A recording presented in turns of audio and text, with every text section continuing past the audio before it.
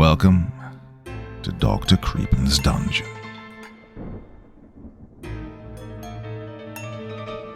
There's something about listening to horror stories with rain sounds in the background that heightens the experience, making it both soothing and suspenseful. The soft patter of rain creates a comforting yet isolating ambience, like you're tucked away safely indoors while something unknown lingers just outside. Rain has this natural way of quieting the world, amplifying the stillness and making each detail of the story feel sharper, more immediate. The rhythm of the rain helps lull us into a receptive, almost meditative state, making it easier to immerse ourselves in the unfolding terror while still feeling a strange sense of peace, a perfect balance between fear and calm, as we shall see in tonight's collection of stories. Now, as ever before we begin, a word of caution.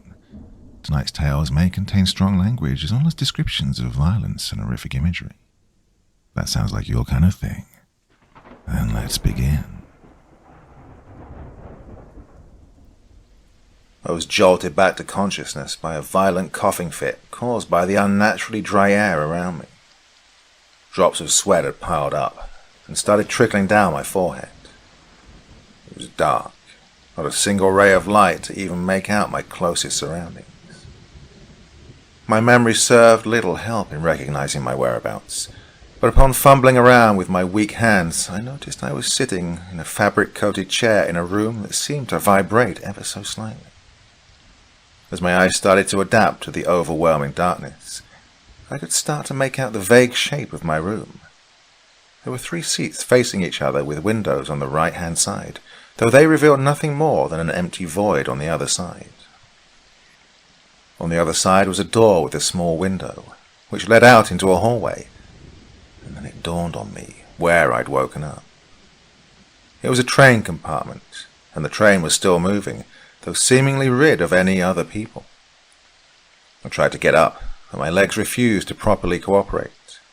They were too weak, as if they hadn't been used for days. Then some memories started to return. I was travelling. I remember getting on the train, though I hadn't the faintest idea what my destination should have been. My memory simply cut short after stepping inside my empty compartment. That had been November the 12th. I checked my pockets to look for clues. Found my phone, which had long since run out of power, and my wallet. Though it contained a ticket, in the dark it just looked like weird scribbles on a piece of paper. With an incredible amount of effort, I finally managed to get my legs working enough to stand up. Though I had to use the wall as a support, it was enough to move around, and I soon stumbled into the hallway of my train car. I took a moment to look through the windows in the hallway, and the world outside was empty. It both looked and felt as if nothing existed outside the boundaries of the train. The darkness made it hard to navigate without falling to the ground. I tried to look for a light switch, or at the very least another person to help me out, but none were in sight. I peeked in through the window into the next compartment. I could see the vague shape of people sitting in their seats, but upon trying to enter, I realized that the door was locked. I tried to knock, but the people on the other side didn't even flinch. When I tried to call out for them, I realized my voice had almost completely vanished, replaced by just a whisper. I made my way from compartment to compartment. While they all seemed to be occupied, none would open, and not a single person responded to my increasingly frantic knocks. As I reached the last compartment of the car, the train turned ever so slightly on its tracks, enough to knock me to the ground. While I lied there, I tried to call out for help with my barely audible voice, but no one could hear me. I got to my feet while the train still turned, and noticed the door to the last compartment slowly glide open from the turn. "Hello? Can anyone hear me?" I called out with a trembling voice as I approached the open door. No response, either because the compartment was empty or because my voice hadn't been used for so long that it barely functioned. I slowly peeked my head around the corner to see the compartment fully occupied by dark figures, all of them sitting perfectly still in their seats. "Hello?" I said again. I took a step inside. My eyes had started to fully adjust to my dark surroundings, and I quickly realized that not only were the people sitting perfectly still, but they weren't even breathing. The horrible thought of them being dead struck me like a hammer, but I had to make sure. I bent down on my knees next to the closest man and shook him gently. Still, he didn't respond. I then checked for a pulse, and though I'm not a doctor, I couldn't find any signs of life. I heard a small beep that shocked me to my feet, and I looked down to see the man wearing a digital watch that alerted him that an hour had passed. I looked at the watch and noticed the date was also written in the center. The 29th of November. It had been 17 days since I had boarded the train. With a trembling hand, I checked the rest of the people for signs of life. All of them were, beyond a shadow of a doubt, dead. Panic arose in my body, both from the presence of dead people and from the realization that I had been asleep on a moving train for more than 2 weeks. I collapsed to the ground in front of one of the dead passengers. She was an elderly woman, dressed elegantly with wide-open, piercing blue eyes. I didn't want to stay in the compartment with them, but I was paralyzed by the lack of a plan. There I sat, surrounded by 6 dead people, trying to contemplate my next step. The train was still moving, which clearly meant that someone had to be in control of it. The conductor, or at least someone with an idea as to what the hell was going on. And so I decided that my best bet would be make my way to the locomotive and pray that not everyone had died on the train. All the while these thoughts ran through my head, I couldn't take my eyes off that elderly lady. Something just felt off by their presence. Firstly, there wasn't any smell, meaning that they hadn't started to decompose, and secondly, all of them had their eyes open wider than I thought possible. Before I could consider the bizarre situation any further, the woman suddenly blinked. I shot to my feet in horror as she blinked again. I double-checked her pulse. Still nothing. Yet her eyes kept blinking without any other signs of life. In shock, I looked around to find that the other 5 dead passengers were also blinking rapidly. Without checking them for life, I jumped out of the compartment and shut the door.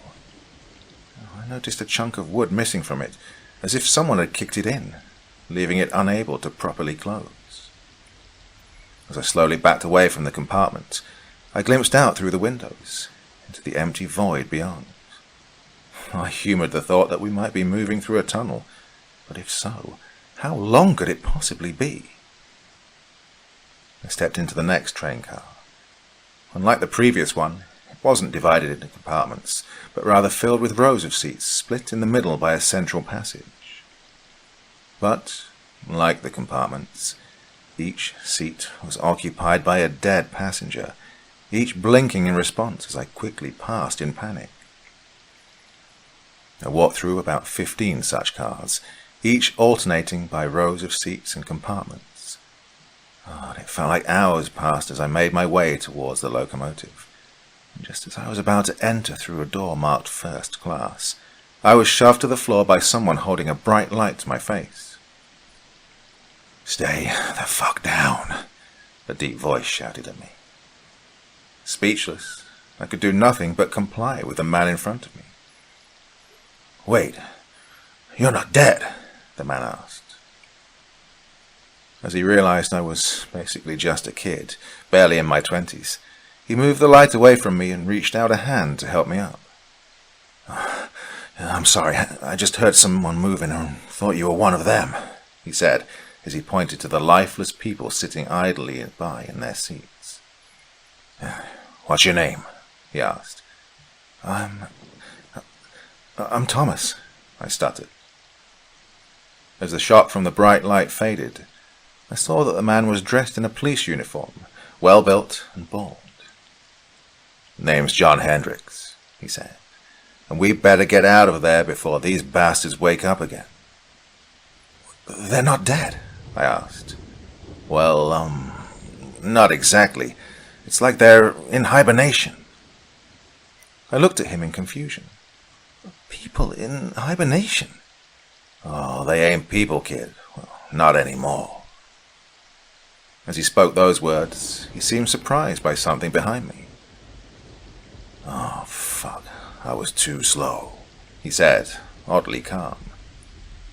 I turned around to see the people moving their heads around, all of them staring directly at us, their eyes now fixed and unblinking.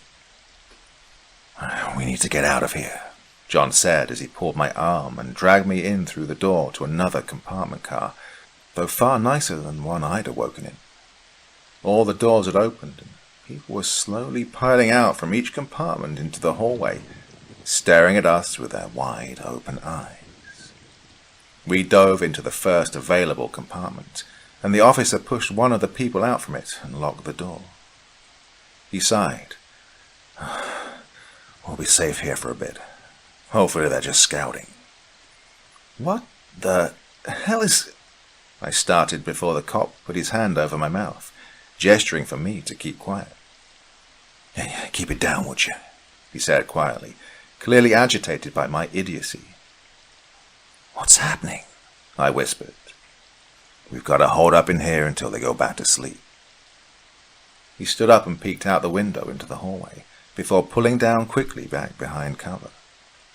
The other passengers, what happened to them? I asked. Dead. Well, most of them anyways. Got a few survivors camped up in the dining car. I just came out to look for batteries, hoping we could get a phone working and get help. Hey, how the hell did you survive here all on your own? I don't know. I just woke up an hour ago, I said. I took out the ticket from my pocket and tried to read it. Officer Hendricks took his flashlight and set it to its lowest setting to help me read. The text on the ticket was a language I didn't recognize, just jumbled symbols and a date. Yeah, it's the same with all our tickets as well. None of this makes any damn sense. Do you remember where the train's going? I asked. He shook his head. People seem fairly docile. Can't we just push our way through? They don't seem to be moving, I asked. He sighed again. Well, I'm not afraid of the things out there. It's what comes next that terrifies me. What is it? Hell, I don't even know what it really looks like. It's massive and dark. It just uses those things to look around for survivors. We call them... As he tried to finish the sentence, a large thud could be heard on the other side of the door. I carefully peeked out through the window to see that all the people had collapsed back to the ground, and that the door leading to the car behind us had opened up. A tall, obsidian black creature pulled its way inside using large, tendril-like appendages. It had thin stumps that resembled legs, and multiple more tendrils that slithered on along the walls, seeming to sense its surroundings. Though it was vaguely humanoid in nature, it didn't have a head, nor any eyes.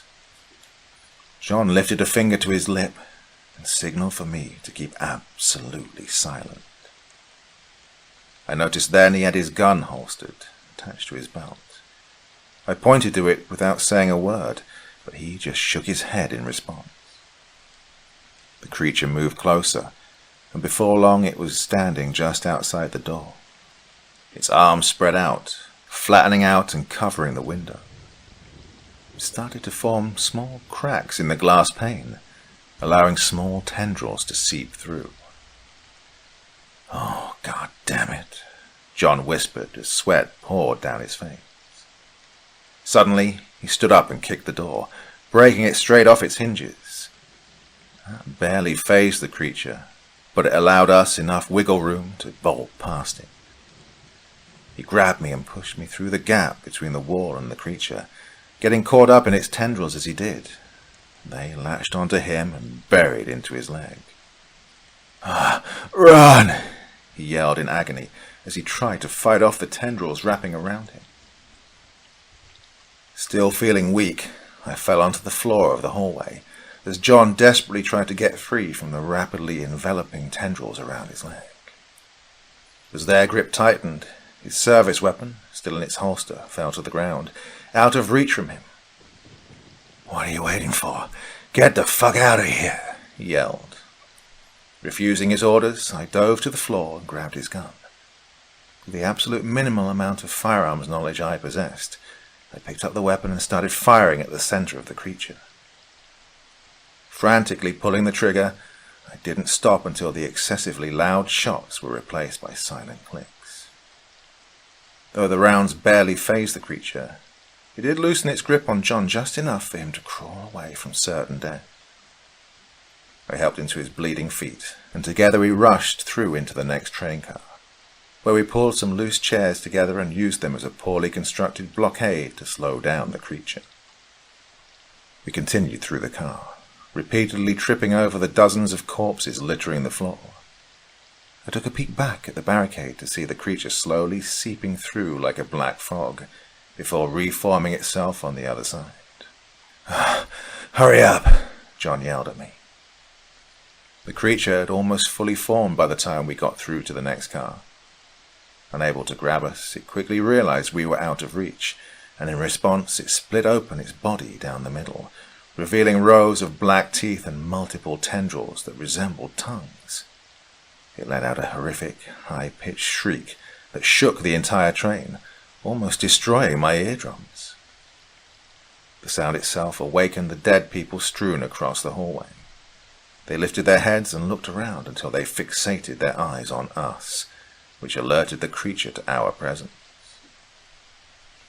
It moved quickly, all the while its tendrils stretched impossibly far towards us in a hungry attempt at catching us.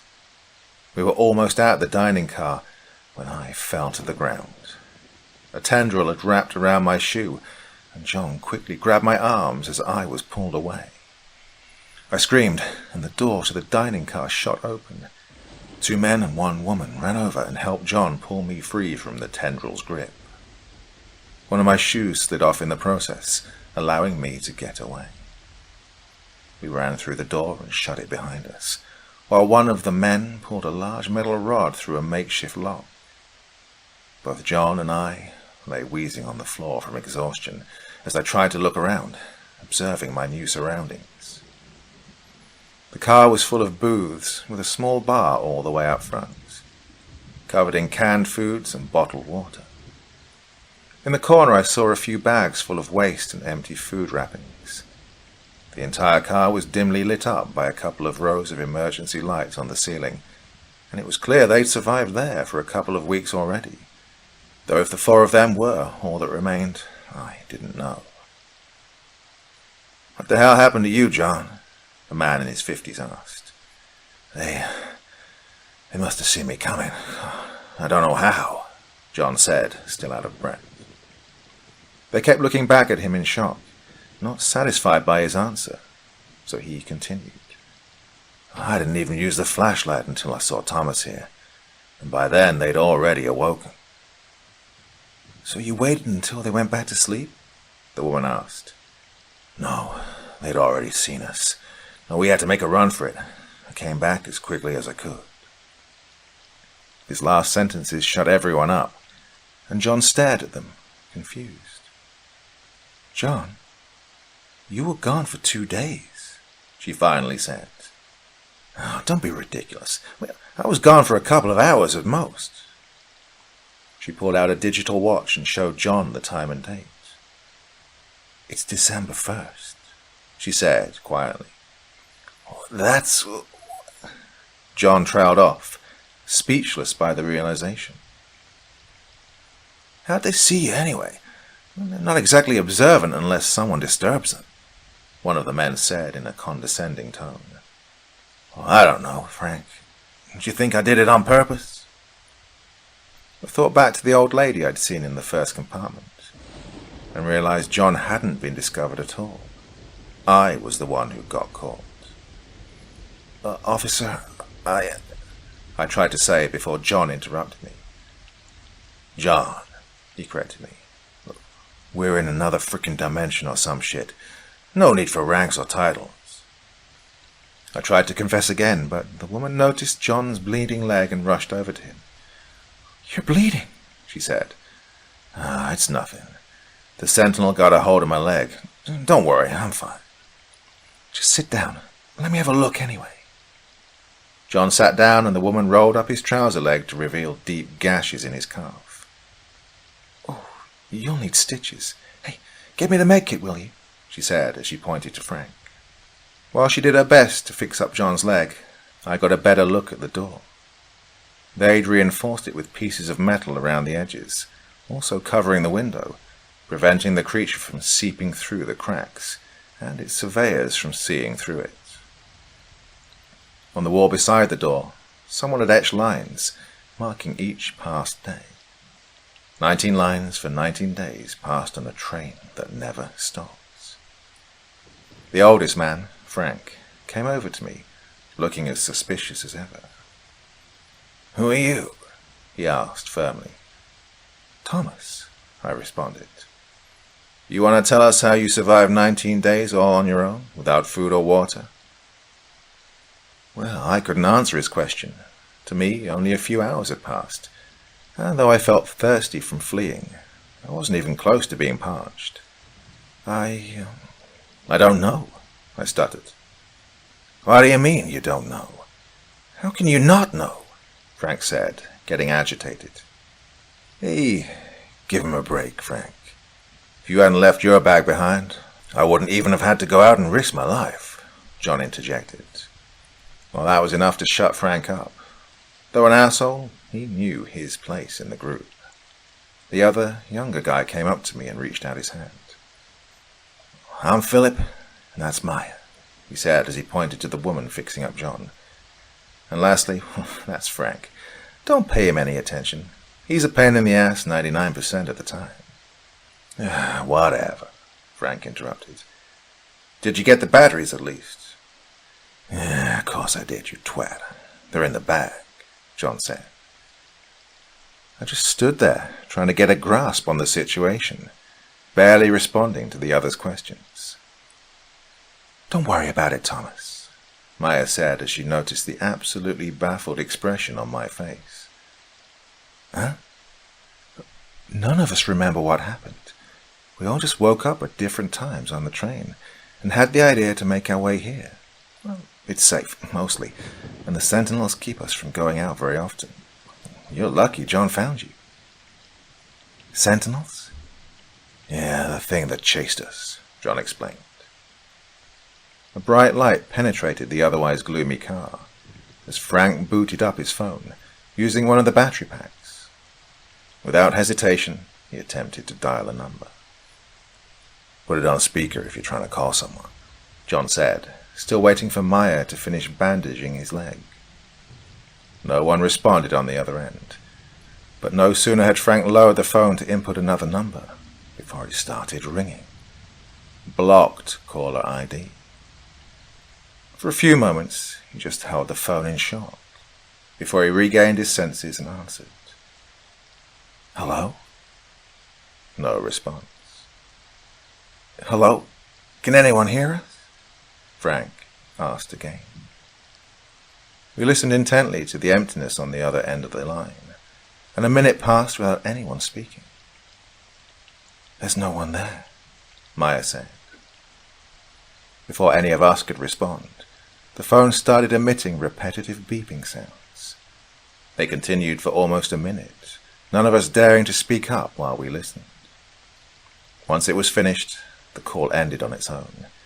Frank looked around at us, wearing a confused expression. "What the hell was that?" John asked. "No clue. It was just a bunch of beeps." "Designation, Gehena. 108 hours. Do not get off the train," I said. "What?" "It was Morse code. Learned it as a kid to secretly communicate in class. Yeah, I know it's dumb, but, well, I was a geek.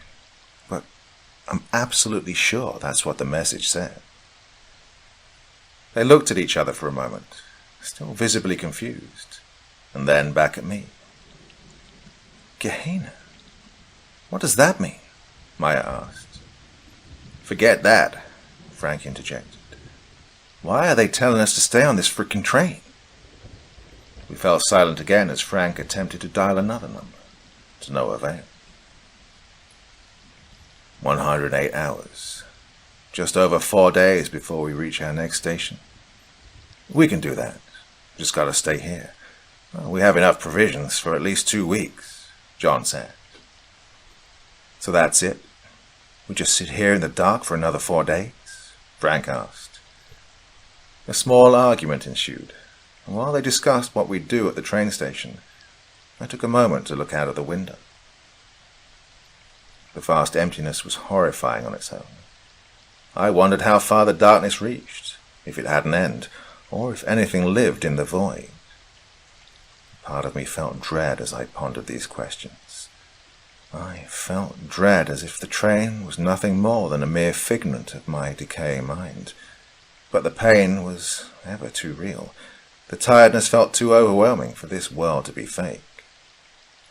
I took my dead phone, grabbed one of the battery packs, and plugged it in. The others were too busy discussing to notice me wasting power, but I just needed to write down some of my thoughts over text, ready to send if we happened to get a signal. I sent it to my dad, hoping he'd share the story should I not make it back. While I patiently waited for the text to go through, I kept staring into the dark. Some parts were blacker than their surroundings, and I then noticed they weren't just patches that contrasted with the rest of the environment, but moving things, almost vanta-black, like a shadow moving through the night. It glided in the air alongside the train, quietly looming by with its eyeless body.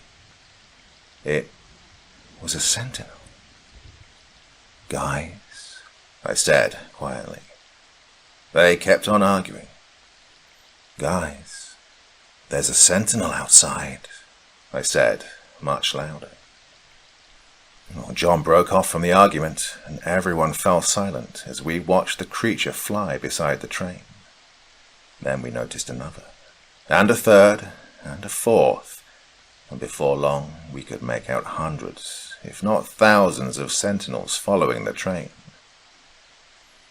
"Don't worry, they shouldn't be able to see us or hear us without their surveyors," Philip said. We all kept staring at the shadowy things in the void, and though Philip was right, they couldn't possibly see us without their aid. There was one undeniable fact about them that just didn't make sense. They were getting closer. John grabbed me and pulled me down to the floor, away from the window. "Stay the fuck down," he whispered. While we lay there, Frank and Philip rushed to cover up the windows with whatever debris and furniture they could get loose from the floor. "Do they know we're here?" Maya asked. "Doesn't matter. We ain't taking any risks. We need to survive for 4 more days until we reach Gehena," John responded. They were quick to block the windows, and within a minute we'd all settled down on the floor, where we tried to discuss our next move as quietly as possible. On the other side of the door, leading to the next car, we could hear the shuffling of surveyors trying to get in. They knew we were here, which meant the sentinels would be alerted very soon. "They're behind the door," Frank said. "Can they hear us?" "Don't know, but stay quiet anyway. They might not know for sure that we're here," John said. "What about your gun? If we just kill the surveyors, they won't be able to alert the sentinels." "I don't have any ammo besides. That idea is freaking stupid." Even with the emergency lights dimly illuminating our car, it was hard to make out our surroundings, and with no idea how to turn them off, we could only pray that the surveyors didn't notice them either. A few hours passed with none of us daring to speak up, all fearing that the sentinels would come bursting in through the windows at any moment. The only one moving was Maya, and she only did that to check on John's leg. "Do we have any antibiotics in the bag?" she asked. Philip opened and rummaged through a large travel bag. In the dark he couldn't see much, and after a minute he decided just to empty the bag of all the random items they gathered on the train, finally pulling out a box of pills. Amoxicillin, he half asked, half said. That's all we have? Maya asked. Philip nodded and tossed Maya the box. She handed them over to John, giving him instructions on when and how many to take. The first 24 hours, each marked by an innocuous beep from Maya's digital watch.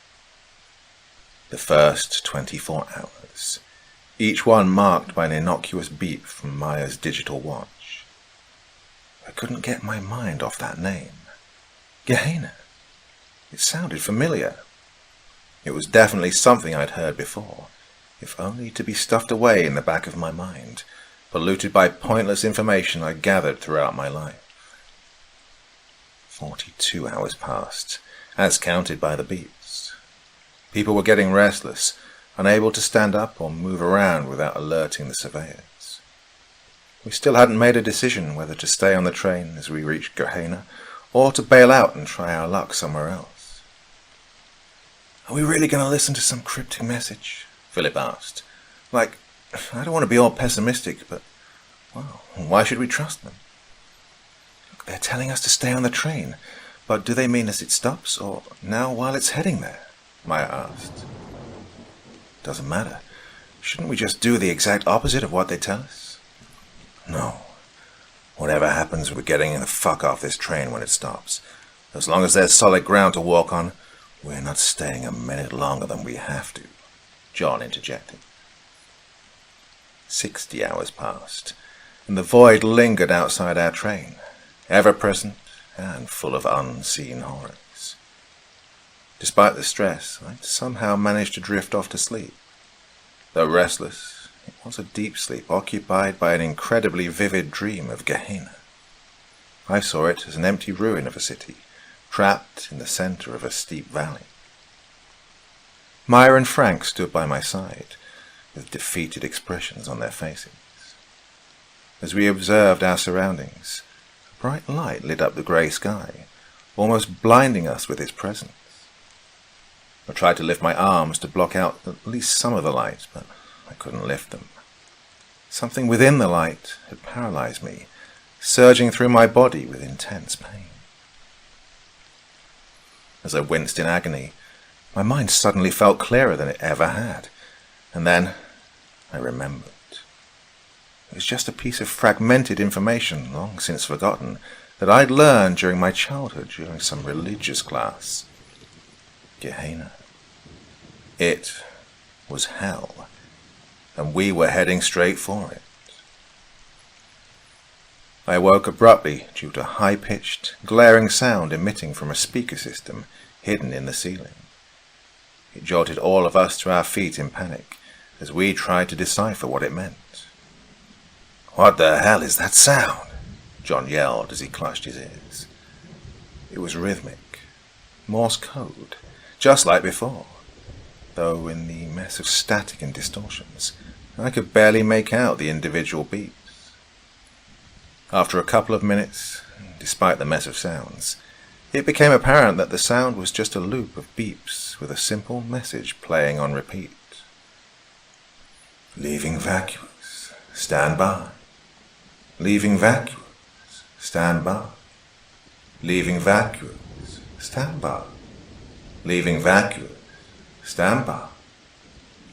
It was incredibly loud, vibrating enough to loosen the already fragile barricade in front of the door and windows. On the other side, the surveyors were trying to break through, and with a final push, the door gave in.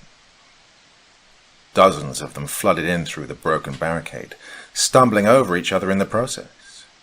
All the while, they kept their eyes fixated on each of us, non-blinking, full of agony. "Push him out!" John yelled, as he rushed at them with a stick, shoving the one furthest behind back through the door, then the next, but they just kept getting back up. The rest of us rushed to aid John in his futile attempt, but before we could even reach him, every single window in the train shattered from the force of hundreds of sentinels throwing their mangled bodies at the car. Covered in shards of broken glass, I fell to the ground alongside Frank, who tried to use me for balance. A piece of glass cut my left eye, temporarily blinding me from pain.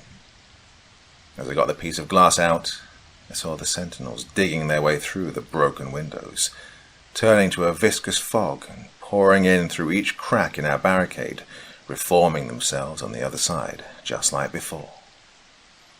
It was hopeless, and all we could do was to stand there in frozen panic, unable to think of any plausible escape. Maya and Philip had sought cover in one of the corners, where they sat embracing each other, while John charged at the sentinels wielding nothing more than a kitchen knife. As the mix of sentinels and surveyors came at us, the alarm kept blaring, and I prepared for my quickly approaching demise. Leaving vacuous, stand by.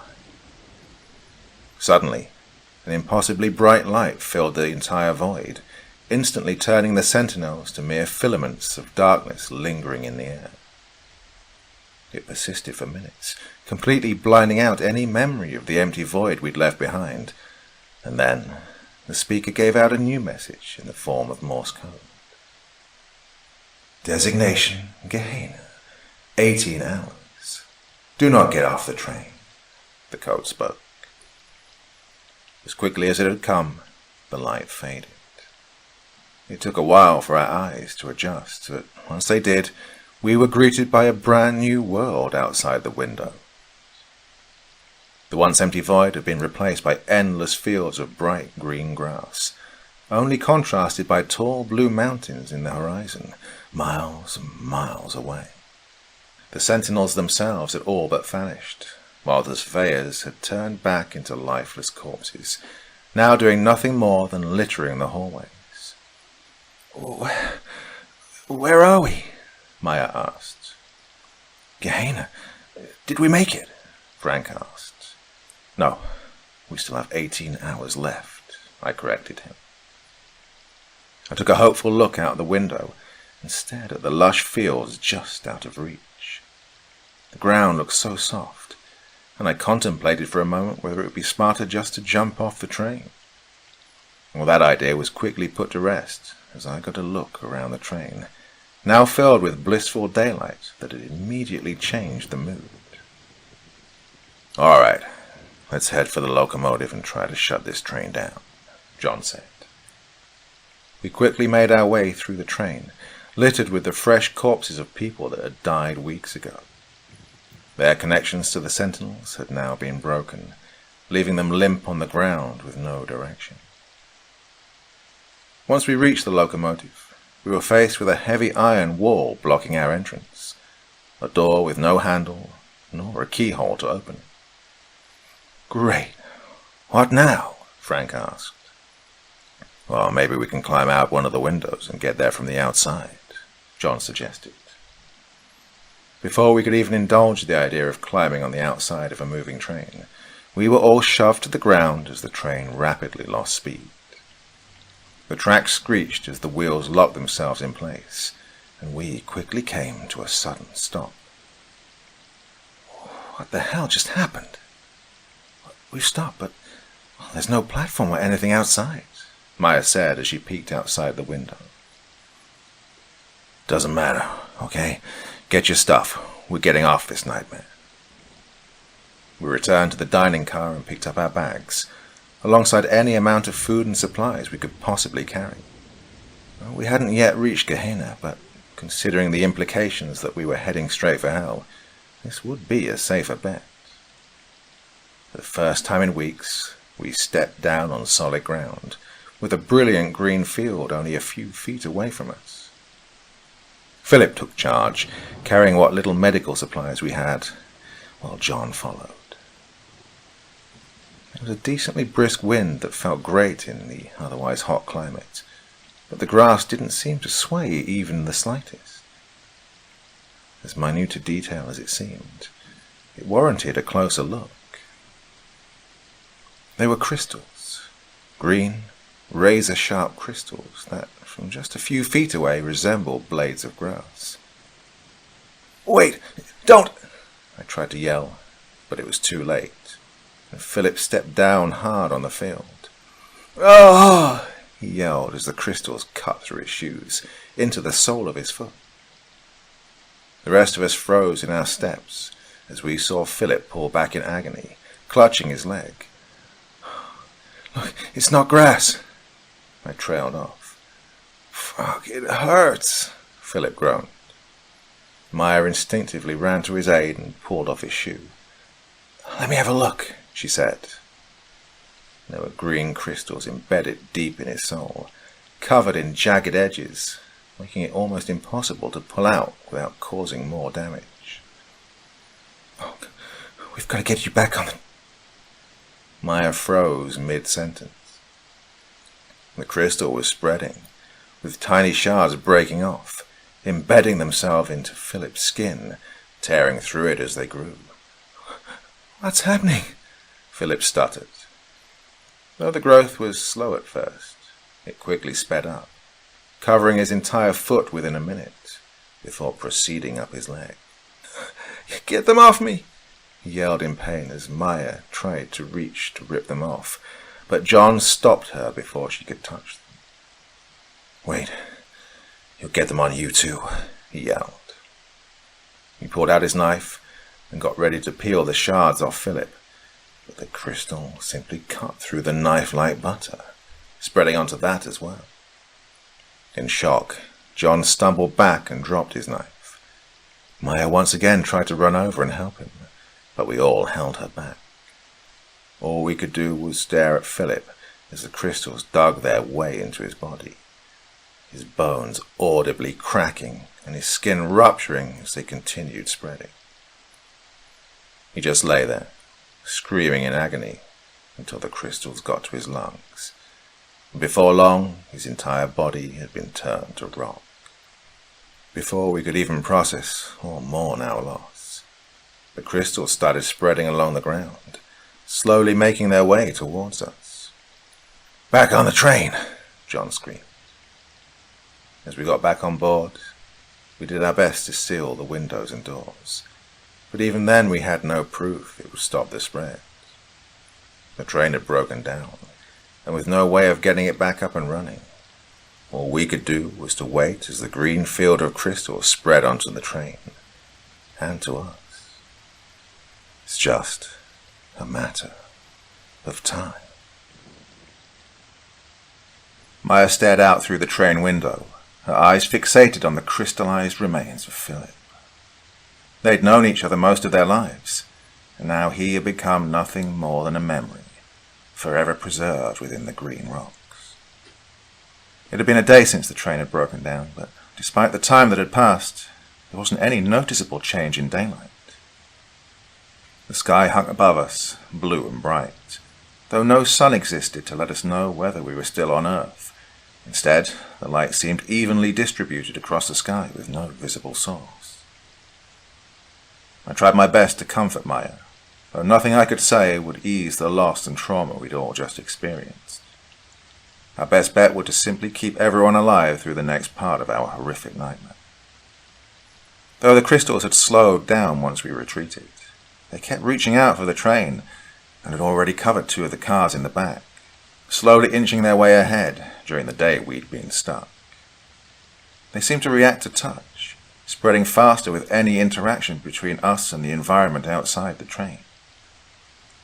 While trapped in the morbidly peaceful landscape, John had taken it upon himself to find a way into the locomotive. The entrance had been sealed by a heavy metal wall, and it seemed that even from the outside there weren't any windows nor feasible way of entering. It was simply a block of iron that had effortlessly dragged us through 2 dimensions, broken down only to cause us pain. John, as fit as he was, had turned into a spitting image of death itself, both from exhaustion and the infection spreading through his wounded leg. Pearls of sweat formed on his forehead as he looked for different tools to smash his way through the wall, a noble but futile effort. "John, you need to get some rest," I demanded carefully, as I noticed him on the brink of collapse. I didn't dare say too much against him, both from fear of pissing him off and because he stood to be our best chance of escape. "No, I'm fine," he shouted back as he popped a couple of pills, a mixture between antibiotics and painkillers. He leaned against the wall, looking out through the window at the ever-growing crystals outside. There's no time to stop. If we don't do anything, we'll be dead in a matter of days. I know, John, but we can work without you for a couple of hours. You have to take care of yourself. Just leave me alone. I need to think. There has to be a way inside. I know it, he said as he shoved his way past me, off to search for more tools. The train had turned quiet, illuminated by bright light from the sunless sky above. The air felt heavy and was filled with the stench of dead surveyors, but it was still preferable to the threat of sentinels, and in addition it was now an easy task to search for both supplies and any equipment we could use to aid us in our escape attempts. Another day passed in the fields of crystals, and Maya still hadn't spoken a word, apart from checking on John's bandaged wound and instructing him to keep taking the antibiotics. Of course, despite the inflamed and painful cut on his leg, he refused any rest. Frank and I eventually decided that we'd force him to take a break, even if it meant physically restraining him. After a short talk with Maya to make sure she agreed, we set out to force John into temporary retirement. He turned oddly quiet, and we had to search every car to finally find him collapsed on the ground with the bandage ripped off and black liquid oozing out from the wound.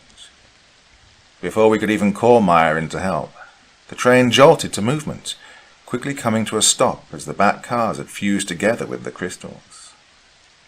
"The train! It's working again!" Frank yelled excitedly, before realizing we weren't actually moving. We looked at each other in sudden realization and shouted simultaneously, "The cars!" "Oh, we have to disconnect them," Frank suggested. "You do that. I'm going to stay with John. Tell Maya we need her quickly," I said as Frank started running to the back of the train. I sat down and shook John in an attempt at waking him, and while he didn't respond, at least he was breathing. I glanced at the black liquid trickling down his leg, forming a puddle on the floor, not daring to touch it. Whatever it was, it didn't look anything like the yellow pus I'd expected from an infection. Maya came running to my aid, quickly checking his pulse and breathing. "Oh, he's burning up," Maya said. Suddenly the train broke loose, and we started moving away from the green fields of infectious crystals. Frank joined us with as many supplies as he could carry from the back cars, trying not to leave food or any medication behind. "I can't believe we're moving again," Frank said gleefully as he returned to us, showing little concern for John's deteriorating state. Near the front of the train there was a sleeping car, which we cleaned out and then put John to rest. Moving this mountain of a man was a tough challenge on its own, but it was nothing next to the challenge of keeping him alive through sepsis as the infection spread into his bloodstream. Maya took on the task of watching John, making sure he drank and feeding him his antibiotics while the train moved closer to Gehena. It would only be a matter of hours until we reached our final destination, and I had yet to tell the others what the place truly was. While Frank was busy trying to contact the outside world, using one of the few battery packs still working, I approached Maya to tell her the pitiful truth about our journey. I sat down and glimpsed out the window, watching the landscape change as we quickly passed by. The infinite green lands that had taken Philip started to give way to solid rock, grey and continuous, with scant cracks breaking its perfect surface. Tall structures extended from some of the cracks, looking like red tree stems covered in veins and arteries, pulsating and twitching in response to our passing. At the top they broke up into bubbles filled with swishing black goo, similar to what had oozed from John's wound. Red forests, reeking of rotten flesh, growing in density as we kept moving closer to a literal hell. Every now and then, creatures would emerge from the densest parts of the structures. Bizarre beings, vaguely resembling horses, with long bodies and impossibly thin legs stretching at least 15 feet away, and eyes that were pitch black, sunken things, far too large for their heads. About a dozen of them had gotten an inkling to our presence, and galloped elegantly along our moving train, keeping up the pace. "Maya, I have to tell you something," I said carefully. She didn't respond. She just kept staring at the creatures that were following us. They never got too close, probably only curious as to what and who we were. "We're not going to make it, are we?" she said, without a hint of emotion in her voice. "What do you mean?" "Gehena. I know the name. It means hell," she continued. The red forest outside kept getting denser, forcing the creatures to break off, and as the trees grew taller, the sky darkened. "I'm sorry. I should have told you earlier. I didn't want us to give up," she said. I kept my mouth shut. She'd been struggling with the same information as me, yet she kept helping us. It wouldn't make sense for me to confess that I already knew as well. "I'm sorry about Philip," I said after a minute of silence. "Thanks. He would have wanted us to keep fighting." I checked the watch, only to notice the seconds tick slower than normal. According to the time, we were only an hour away from Gehena, but with every watch having slowed down, there was no way of telling how far away we actually were. "So, what do we do?" I asked. "When we get there?" I nodded. "Oh, I don't know, but right now we have to..." She was cut off by John starting to shake violently, screaming in agony without fully regaining consciousness. At first, it looked like a seizure, but once we saw his leg, we realized it wasn't anything that could possibly be explained by modern medicine. His leg had torn open completely, and black tendrils stretched out, wriggling around in the air as if searching for something. The obsidian black appendages looked exactly like the flesh of the sentinels, and it immediately dawned on both of us that the sentinel had deliberately let John live after spreading itself within him. We both screamed in shock, unable to decide whether to leave John behind and flee, or to stay and try to help him. Frank came rushing in just in time to see one of the tendrils shoot out from the leg and try to grab me, but I dug beneath it just in time. "What the..." "We have to cut his leg off," Maya yelled in panic. "Frank, get the knife, and something hard." "How are we gonna..." I tried to ask with a trembling voice. "We'll cut through the flesh with a knife and try to break the bone, but..." Before we could even start to plan out the amputation, John shot to his legs, partially waking up from the pain, realizing what was going on. "God, get away from me," he groaned as one of the tendrils shot out at us, ripping flesh away as it extended from his wound. I pulled Maya with me, out from the compartment, and we fled forward into the next car, just as Frank came running back with an axe he'd found. "Where's John?" he asked. We didn't need to answer the question, because John quickly followed us, walking with his mangled, sentinel-infested leg. One of the tendrils had grown out from the wound, forming an amorphous black blob on the floor, still attached to John, feeding off his body. His leg had completely shattered and split open, but the infection had spread even further, reaching his abdomen, covered in tiny holes occupied by more dark appendages. Amputation was no longer a viable option, so we kept backing away as John screamed in agony, visibly trying to fight against the sentinel's movement inside him. As we got to the space between cars, John unwillingly grabbed onto Maya with his arms. She fought back, but even without the tendrils, John was far stronger than all of us. "I can't stop it," he forced out. "Please, use the axe." Frank got ready to hit John, but one of the tendrils swung at it, snatching it away. John kept fighting, turning his head to one of the exits, reaching out for it with all of his remaining willpower. "Don't you frickin' die on me," he said before pulling the handle. The door opened, and John let himself fall off the train into the thick mess of red trees and darkness. I held on to Maya as she collapsed to the floor from exhaustion, carefully checking if she'd been wounded from John's grip. Frank closed the door John had fallen out through, and we all stared at each other in silence. John had died to protect us from himself, and with that, an immense feeling of loneliness overwhelmed me. Our best chance of survival was gone, and our next stop will be hell itself. I kept staring at the slowly ticking clock. Based solely on my biological assessment of time, it felt like days had passed, but according to the clock itself, it had been no more than a measly half hour. It was the same with each clock on the train. They simply didn't work together with reality, measuring each minute as a small eternity. With John dead, we felt more vulnerable than ever, and since his death we hadn't spoken a word.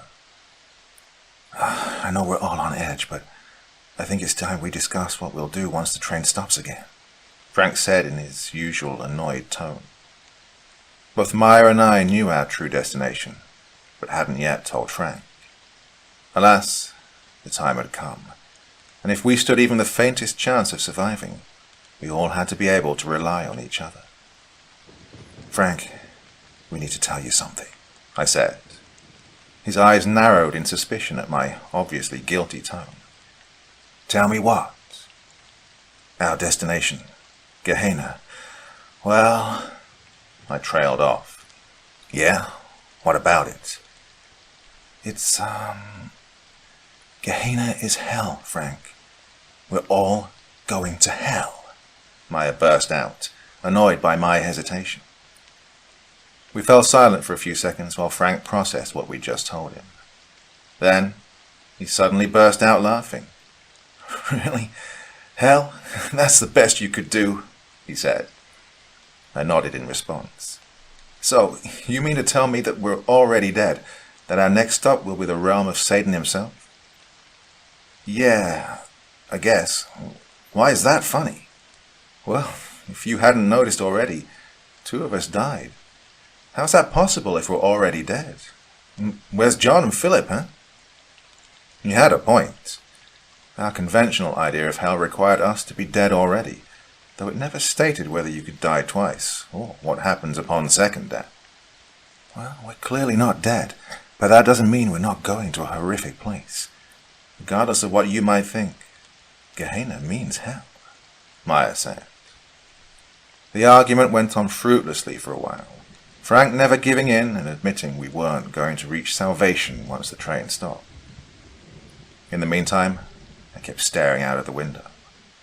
The once green fields of killer crystals had long since vanished, and the forest of red pillars had grown so dense that it finally blocked out each ray of light brave enough to attempt to illuminate our path.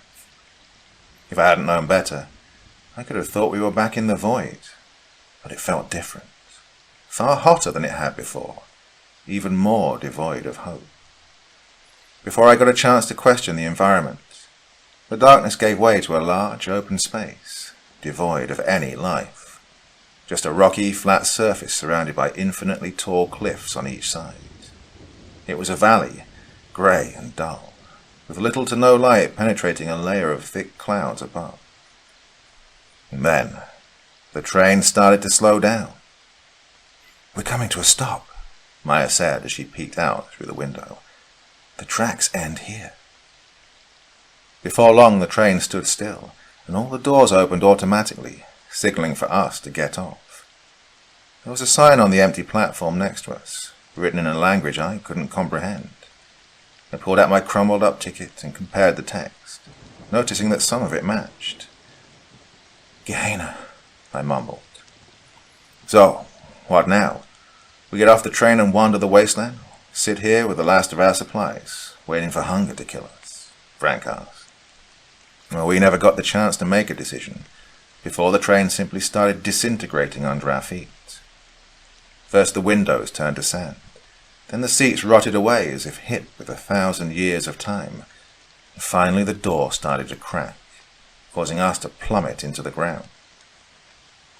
I groaned in pain as I landed, severely twisting my ankle, while the others landed slightly more elegantly.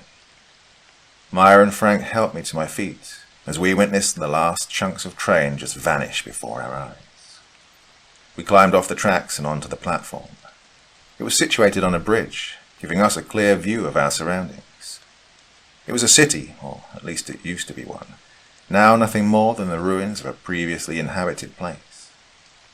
Tall cliffs stood around the city, too steep to be climbed, too massive to allow for much light. We were in the shadows, clueless and lost. I looked around at the worn-down buildings, desperately searching for any kind of life, but there was none to be found. Without any other options, we headed down to the streets and started searching for a way out. The houses were mostly empty, too broken to set foot in without risking total collapse, filled only with crumbled papers written in a language none of us could understand. Where they'd had furniture, it was crudely constructed from debris of metal and what could only be bone fragments, but whoever built any of it was nowhere to be seen. "How much food and water do we have left?" Frank asked. "Enough for maybe a day," Maya responded. He sighed in response, and we kept walking. I limped behind the other two on my twisted ankle, until we eventually reached a large, open square, surrounded with what looked like temples. Unlike the surrounding city, they were beautifully built in stark contrast to their surroundings. In the middle of the square sat an emaciated figure, a man with white, thin hair and protruding, prominent ribs from his starved body. He didn't seem to notice us as we quickly approached him to see if he needed help, but even as we spoke to him, he just sat there, rocking back and forth as he mumbled over and over again in a hoarse, sickly voice. "I just want to die. Why won't you let me die? I just want to die. Why not? Why? Why?" Maya bent down in front of him and tried to catch his attention. His eyes had turned white from cataract, rendering him completely blind, and chunks of flesh were missing from his chest and abdomen, visibly infected and smelling like rot. She reached out and checked his pulse, quickly retracting her hand. "He's dead." "What do you mean dead? He's clearly living, talking, everything," Frank said. "Look at him. No one could have survived these wounds. He doesn't have a freaking pulse," she said. Of course, she was right. The man should have been dead. Yet there he was, crying in agony, begging for a death that never came. Suffering, blind and deaf without anything to connect him to the world he lived in. "What do we do?" I asked. I think maybe we just finish him off," Frank said meekly. "We can't. He's..." Maya stopped mid-sentence, realizing for once Frank was right. "I'm sorry. I think I got to agree with Frank on this. He wants to die. The least we can do is to free him," I said, as kindly as I could. Frank pulled John's knife out from the backpack and looked at us for the go-ahead. I nodded in return. "You guys better look away," Frank said. He bent down behind the suffering man and whispered that he was sorry, before quickly slitting his throat. To all of our surprises, not a drop of blood poured out from the newly formed wound. Instead, the man just fell to the ground and gargled incomprehensibly. A whole minute passed, and then another, yet the man refused to die. The city wouldn't let him, and rather than freeing him, we just put him into a whole other level of misery, taking away his voice and ability to beg for death. I didn't..." Frank stuttered as he realized what he'd done. With that, as if a veil had been lifted from our blind eyes, we finally saw the empty city for what it truly was. Rather than the desolate ruins we'd met as we entered, we saw a fully populated city, filled to the brim with suffering inhabitants, each mutilated in various degrees. Most of them were blind, with their eyes either ripped out or turned to coal. Those unfortunate enough to see had their limbs removed or their organs torn out onto the street, unable to do anything to end their miserable existence.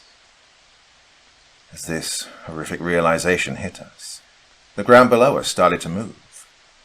The city had finally noticed our unwelcome presence and it reacted violently by pulling itself apart, creating a gaping chasm in the middle of the square that swallowed anyone unlucky enough to be in the way.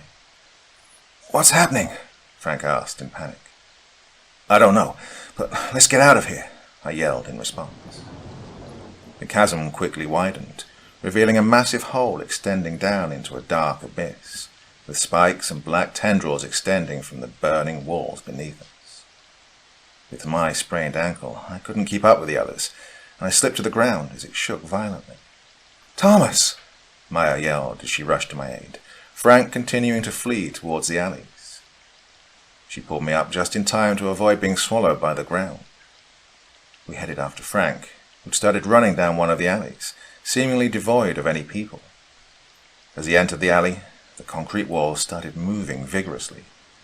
"Frank, wait!" I yelled, but he didn't hear me. By the time he'd noticed the walls, it was already too late, and hundreds of spikes shot out from them, morphing out from the concrete buildings. Frank dodged the first one as he tried to retreat back towards us, and for a moment it seemed he was in the clear, before one final spike emerged and penetrated straight through Frank's abdomen. With the mortal wound, the wall fell silent. Frank collapsed to the ground, holding onto his guts, unable to scream from the intense pain. "Frank!" we yelled simultaneously as we rushed to his mangled body. He lay there in shock, his eyes darting frantically back and forth between us. Too wounded to move, he didn't even realize the severity of his injury. Maya tried her best to stop the bleeding by applying pressure, but it hardly slowed down the incessant flow of crimson blood. I'm okay. I'll be all right," Frank kept repeating in panic, getting quieter with each iteration. He quickly bled out, too fast to accept his ultimate demise, and all we could do was sit over him as he let out a final breath and finally fell silent. The ground started moving again, not to attach us, but to swallow Frank, to fuse his limp body with the concrete beneath him. Within seconds, he'd vanished and become one with the city of Gehena. Before we could get the chance to catch our breaths, the wall started moving once again. With my injured leg, I knew I stood no chance of escape. But Maya didn't have to die with me. "Maya, get out of here!" I yelled as spikes formed around us, reaching out to destroy our vulnerable bodies. And then, out of nowhere, a dark rumble sounded alongside a bright light, and the ground came to a standstill. An old man emerged from up the valley, wearing a worn-out but perfectly tailored suit and a cane in his left hand. The sound shook us, and I grabbed my ear futilely trying to block it out, but it barely helped. "What the hell are you kids doing here?" the man said, as both Maya and I passed out. I slowly opened my eyes, momentarily forgetting that I'd literally spent the last couple of weeks in hell. The old man that had saved us stood by the window, staring out at the empty street, mumbling in a language I couldn't understand. "Good morning," he said without even turning, somehow noticing my awakening. With a throat like sandpaper, I couldn't even respond. I looked around the room with my tired eyes, quickly realizing that Maya was missing. "Maya, where is she?" I forced out, barely a whisper. "Oh, don't worry about her, Thomas. She's resting in the chamber as the infection fades," he said, matter-of-factly. I pushed myself up into a sitting position, noticing a glass filled with a murky brown liquid on the bedside table. "Infection?" I asked as I inspected the glass. "Oh, it's the closest translation I could come up with. Everyone touched by the void slowly starts to drain, their souls wearing out as they merge with this place." He turned and limped towards me, revealing a mangled leg kept up by his cane, made from bone and a bright green crystal, exactly like the ones from the fields we'd passed. "Well, everyone except for you, Thomas," he said. "What does that even mean?" I asked. Before the man could answer, a loud, brief scream could be heard from one of the other rooms, one sealed by a heavy metal door, similar to the one on the locomotive. What was that? Without an answer, he limped over and touched the door with his cane. It morphed into an opening, which he walked through, and then it promptly closed itself off. A few minutes passed, and I got back on my feet, stumbling over to the door, unable to open it. I pushed my ear against it in an attempt to listen to the other side, but as soon as I touched it, the hole returned, and the man walked through it, shortly followed by a drowsy Maya. "Tom!" she exclaimed in joy as she embraced me in a tight hug. The three of us sat down around a table made from concrete and bone. You must have a lot of questions, and though we're short on time, I'll answer as much as I can," he said. Myra and I looked at each other, both wondering where to start. "Who are you?" I asked. That's a tough one," he said as he scratched his head. "I'm what you could call a guardian, and my job is to keep this place locked down, preventing any unfortunate souls from accidentally slipping through the dimensions and ending up for the rest of eternity here. Before my time, I don't know who or what I was. I believe I used to be human, but it's been so long that any memory before this place has long since been wiped out." He paused and looked at the untouched glass on the bedside table. "Drink it," he said as he looked at me. Without questioning him, I drank the liquid out of some strange compulsion. It tasted like piss, but it immediately revitalized me, as if I'd returned back home and recovered from the ordeals in hell. "How did we get here, then?" Maya asked. The man looked at the floor with a shameful expression on his face. "It's my fault.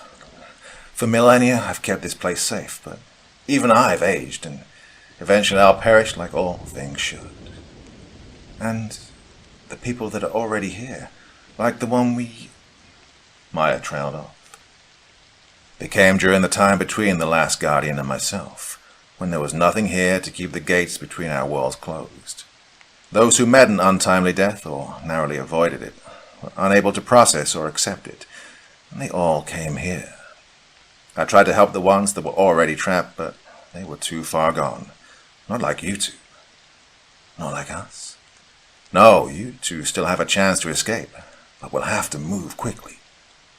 With that, the man shot out of his seat and started gathering a bunch of papers, filled to the brim with drawings and hardly intelligible text in a strange language. "Take these," he said as he put the bag of papers in my hand. We left the house and carefully ventured into the dark streets, with a sky so riddled with thick clouds that even if a sun existed, it couldn't possibly brighten up the ruins of Gehena. The street was mostly empty, just a few suffering, lost souls wandering, curious as to our sudden presence. Though they started to follow us, they kept a safe distance. "Don't pay them any attention. They won't bother us until we get closer to the light," the man said.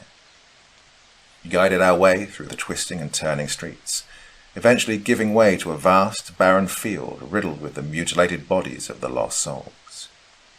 Without hesitating, the man started walking into the piles of dead, faster than both of us, despite his mangled leg. Ahead of us, miles and miles into the distance, lay massive cliffs stretching straight up into the sky, obscured at the top by the storm clouds. Then, as we touched the cold ground with our feet, a dim light appeared by the base of the cliffs, shooting through the air. "What's that?" I asked. "That's your way out. It's a cave that serves as a doorway between our worlds. I've tried to close it, but I'm too weak. Now it will at least serve some purpose." As we passed the dead, some of them awoke, albeit too weak to rise. They stared us down, shrieking unintelligible words of agony. The guardian tapped the ground with his cane, the crystal facing down, and the dead fell silent once more. He fell to his knee as he lifted the cane, unable to support himself without its help. "What happened to your leg?" I finally worked up the courage to ask. "Oh, it's a recent injury, caused by the sentinels, as you call them. They're usually confined to their void, but kept at bay by my mere presence in this world. but recently they've been getting braver. Well, I guess they know my time is up. What will happen without you? Maya asked. The sentinels will take over Gehena, rule it as they used to millennia ago, and the gates will open, allowing any unfortunate soul to fall through the gaps of reality. Well, unless someone takes your place, I asked. He nodded. I looked over at Maya, who had finally realized the same as myself. One of us had to stay behind and become the next guardian. Tom, Maya said as she looked at me with pleading eyes. I turned towards her, but before I could respond, the ground below us started moving. I looked down to see that the barren fields had given way to an infinite pile of corpses, all rapidly waking up due to our presence. Some just starting to scream, while others were aware enough to grab for us. The guardian pointed his cane at them again, and while some fell silent, he wasn't strong enough to keep them all at bay. Something's wrong, he said quietly. There was no way we could reach the cave with the lost souls awakening, and the guardian knew it. Without a word, he slammed the cane to the ground, falling down with it, and an impossibly strong light penetrated the air, instantly silencing the dead. As he saved our lives, his skin started to crack and burn, with the vast amounts of energy surging through him. Run for the cave, the man demanded as he collapsed to the ground, rapidly falling apart. We rushed to help him, but he was surrounded by an invisible barrier, making it impossible for us to reach him. No, leave me, he groaned. We looked at him in despair as the light started to fade, and the dead started to awaken once more. He bought us a few minutes, but time was quickly running out. Do as I say and run. I grabbed Maya and pulled her with me, and we spurted for the cave only a few 100 feet away. The movement of thousands, if not millions of lost souls, moved the ground enough to cause cracks that shot towards the cave, ripping rocks from the wall. The cave started collapsing, and we dove through just in time to avoid being smashed to pieces by the falling rocks, one hitting Maya on her shoulder, tearing through her flesh.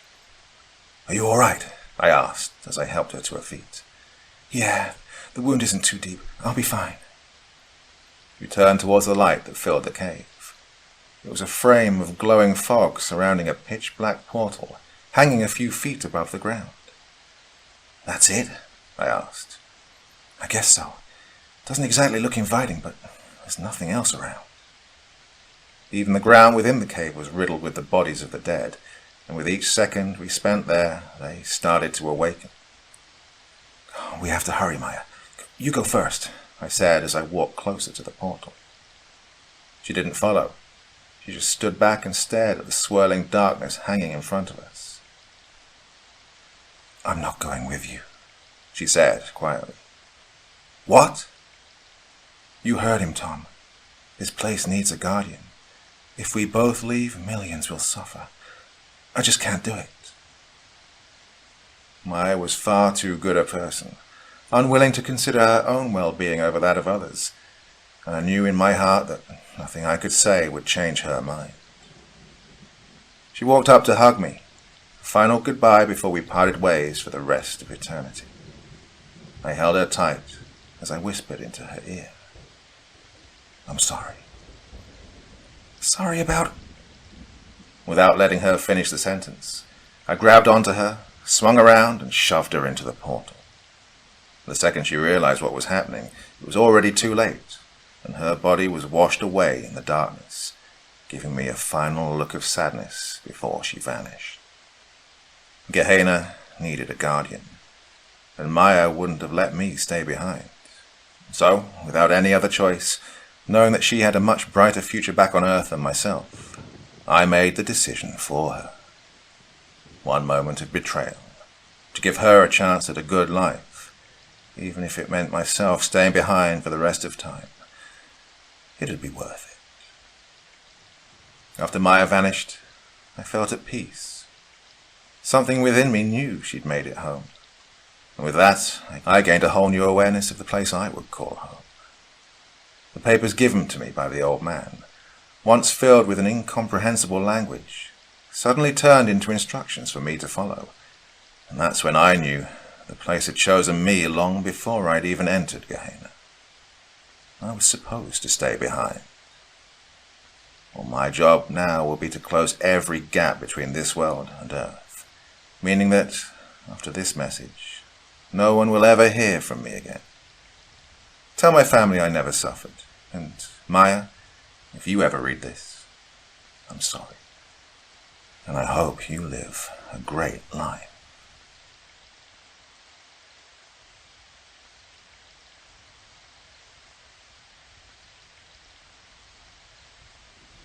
The view from our classroom windows is nothing but a murky white.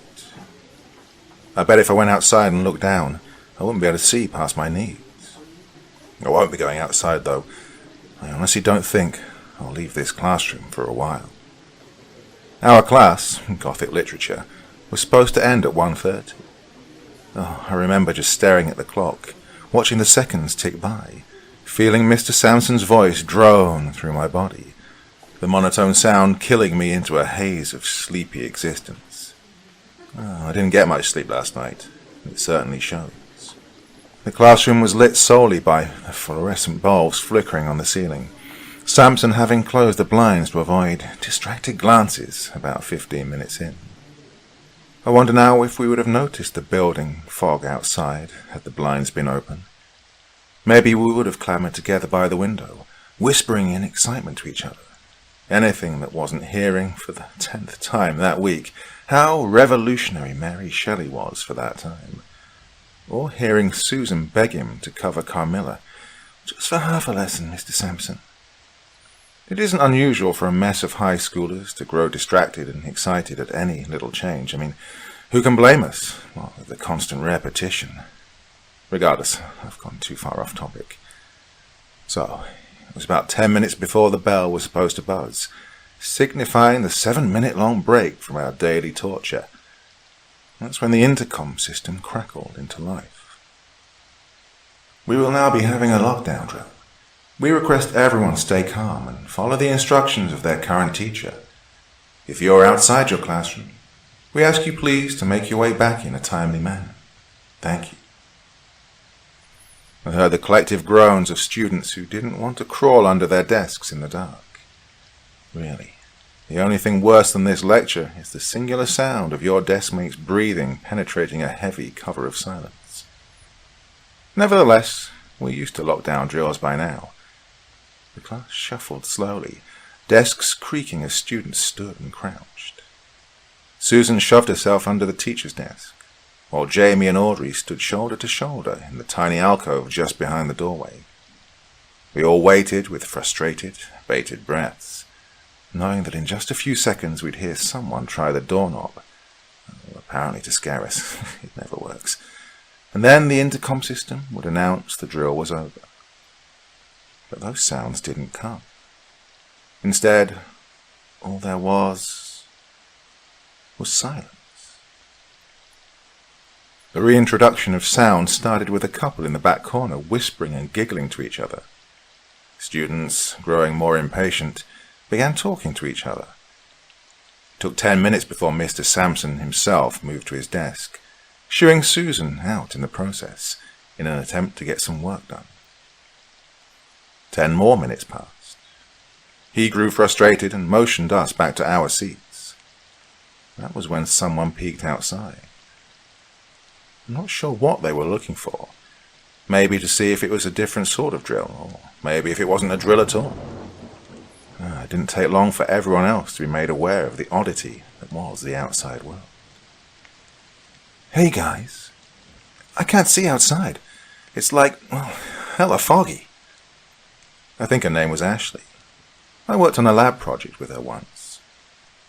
Shit, she's right, the guy chimed in from across the room. Geez, that's a massive blockage. Whoa, imagine driving in that. Can't be foggy. It's not even humid out. Plus, it's already lunchtime. Way too late for fog. Susan snorted. You know, like a smartass. Well, it's clearly something. Do you think it's fucking with the cell phone towers? God, I don't have any reception. Ashley spoke again. Guys, come on. No phones in class. We just touched on this day before yesterday. Well, despite Samson's protests, there was a quiet murmur of agreement. People who'd either checked their phones prior and noticed the same thing, or those who were checking them now and, well, noticing the same thing.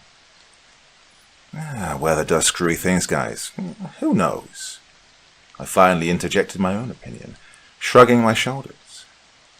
A few more murmurs, slowly growing louder in volume as friends and deskmates began talking to each other to alleviate the boredom. 5 minutes later, whatever the weather is doing to our phones clearly has done something else, because our electric went out. We could still connect to the Wi-Fi. Well, obviously, I'm writing this, aren't I? But nothing else. Lights burnt out. The projector wouldn't turn on. Even the hum of the air conditioner that we hardly notice anymore just went silent. It was around 2 o'clock we heard the first scream. It was horrible and blood-curdling, and it came from outside. You could hear it reverberate from the glass window, cold to the touch. And as I'd find out later, it was the first of many screams to come. Some kid had decided to go outside. We didn't know that yet, though. At this point, Mr. Sampson had clearly had enough. I'm going to check with Miss Young next door. Stay put and lock the door behind me. I'll be back shortly. Standing from his desk, he took brisk steps to the classroom door, exiting with a confidence only an authority figure has. We followed his instructions, for a while at least. Minutes ticked by. Finally, around 2:30, we decided to just leave. What were they going to do? We'd been left with no guidance, just a bunch of kids who totally didn't know better, right? It was cold outside as I passed the threshold. You know when you enter a Walmart at midnight and everything is just weird, like you're on a different plane? That's kind of what this felt like. The halls were dark, silent. The only light strewn in was through the double doors in Hall B, casting large shadows behind doorways. The fog pressed against the door, almost ominously. I'm leaving, the guy from earlier shrugged, heading towards the doorway. Wait, what if they turn the alarms on? The doors will sound, especially if we're on a lockdown, Ashley pointed out. Yeah, power's out. I doubt they are, he called from behind him. I only looked over at him when I heard the doors open. Immediately, he began screaming. He jerked away from the door, as if he'd been burned. The air smelled like chlorine and bleach. Maybe a bit of formaldehyde that the zoology class uses during exams. The doors swung shut the second he'd let go, the fog quickly dissipating. Audrey rushed over to him, trying to help. What's the matter, Josh? She set a hand on his shoulder before jerking her own hand back, letting out a sharp exhale as if she'd been burned. Because she had. She seemed to notice the situation almost instantly, shrinking back from the cowering boy in front of her, now letting out a raspy, crackling moan of pain. It reminded me of someone with pneumonia, the sound of it. Burning. His skin was burning, bright red and blistering, and so was the palm of Audrey's hand. It's a chemical burn. What touched them? Quick, there's a shower in the science lab. We should get them there. How did this happen? 30 voices, all at once. Well, we split up in the end. 5 of them headed to 2B, the lab with the supposed shower, and the rest of us headed into the classroom. Half of us eerily quiet, the other chattering in confusion and alarm. And so, here we are, folks. A couple of hours later, in a classroom surrounded by white. A fog of chemicals. We should find someone who knows what's going on. I mean, we can't just sit here, can we? And yet, that's exactly what we're doing. Well, I'm posting this now. You guys seem to know your way out of some, well, less than ideal situations, and I'm at a loss. I'm scared. Well, we have a lot of good news and a lot of bad news. Everything is jumbled up in my head right now and my hands won't stop shaking, so please bear with me. Well, some minor bad news first. I can't smell. Ever since I could smell the gas, I just can't anymore. Everything burnt for a while and then it just stopped. My nose is constantly congested, and even when it's not, there's just nothing. Well, I'm incredibly frustrated by this. It doesn't help that it feels harder to breathe. Like a big weight is sitting on my chest. I don't know if that's just my grief getting the best of me, or an omen of something worse and unseen. Also, we aren't going to piss on things. I mean, sorry, I know that's probably the smart option, but we've collectively decided that dignity still holds firm. Well, as much as it can right now, anyways. And the good news. A lot of us followed some of your advice. Why we don't have advanced science materials. Funding? No. We did have trash bags and duct tape. We sealed off 2 classrooms and used coats and emergency blankets to make bedding for us last night. Oh, I was right. It was a long night. Ashley eventually cried herself to sleep, I think around 1 a.m. It was late.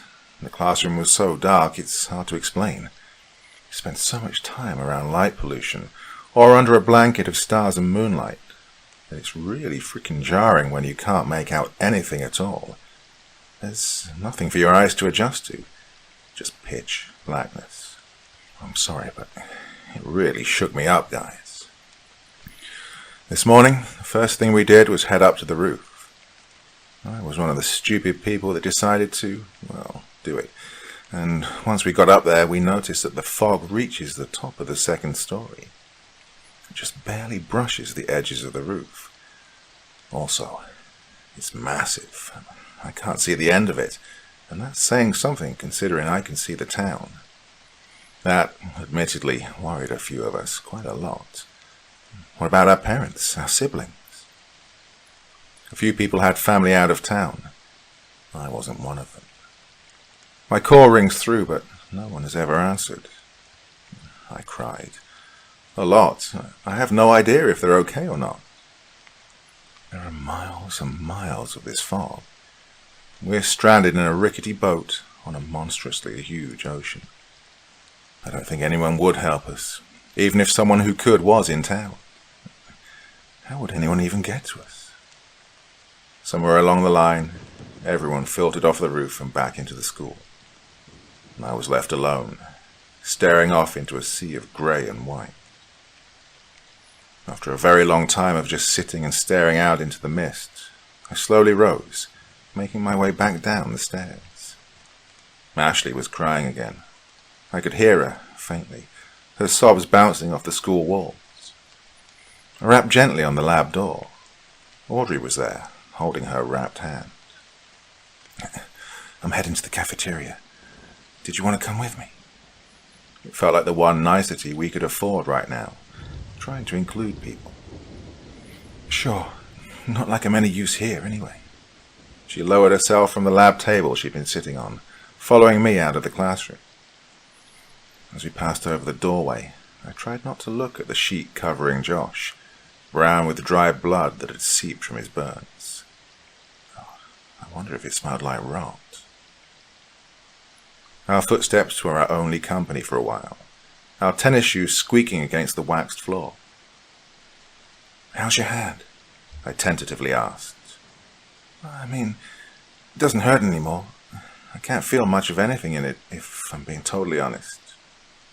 Oh, that didn't seem good. I read something once about how once a burn got bad enough, you couldn't feel it anymore, once it ate through your skin and down through your very nerve endings.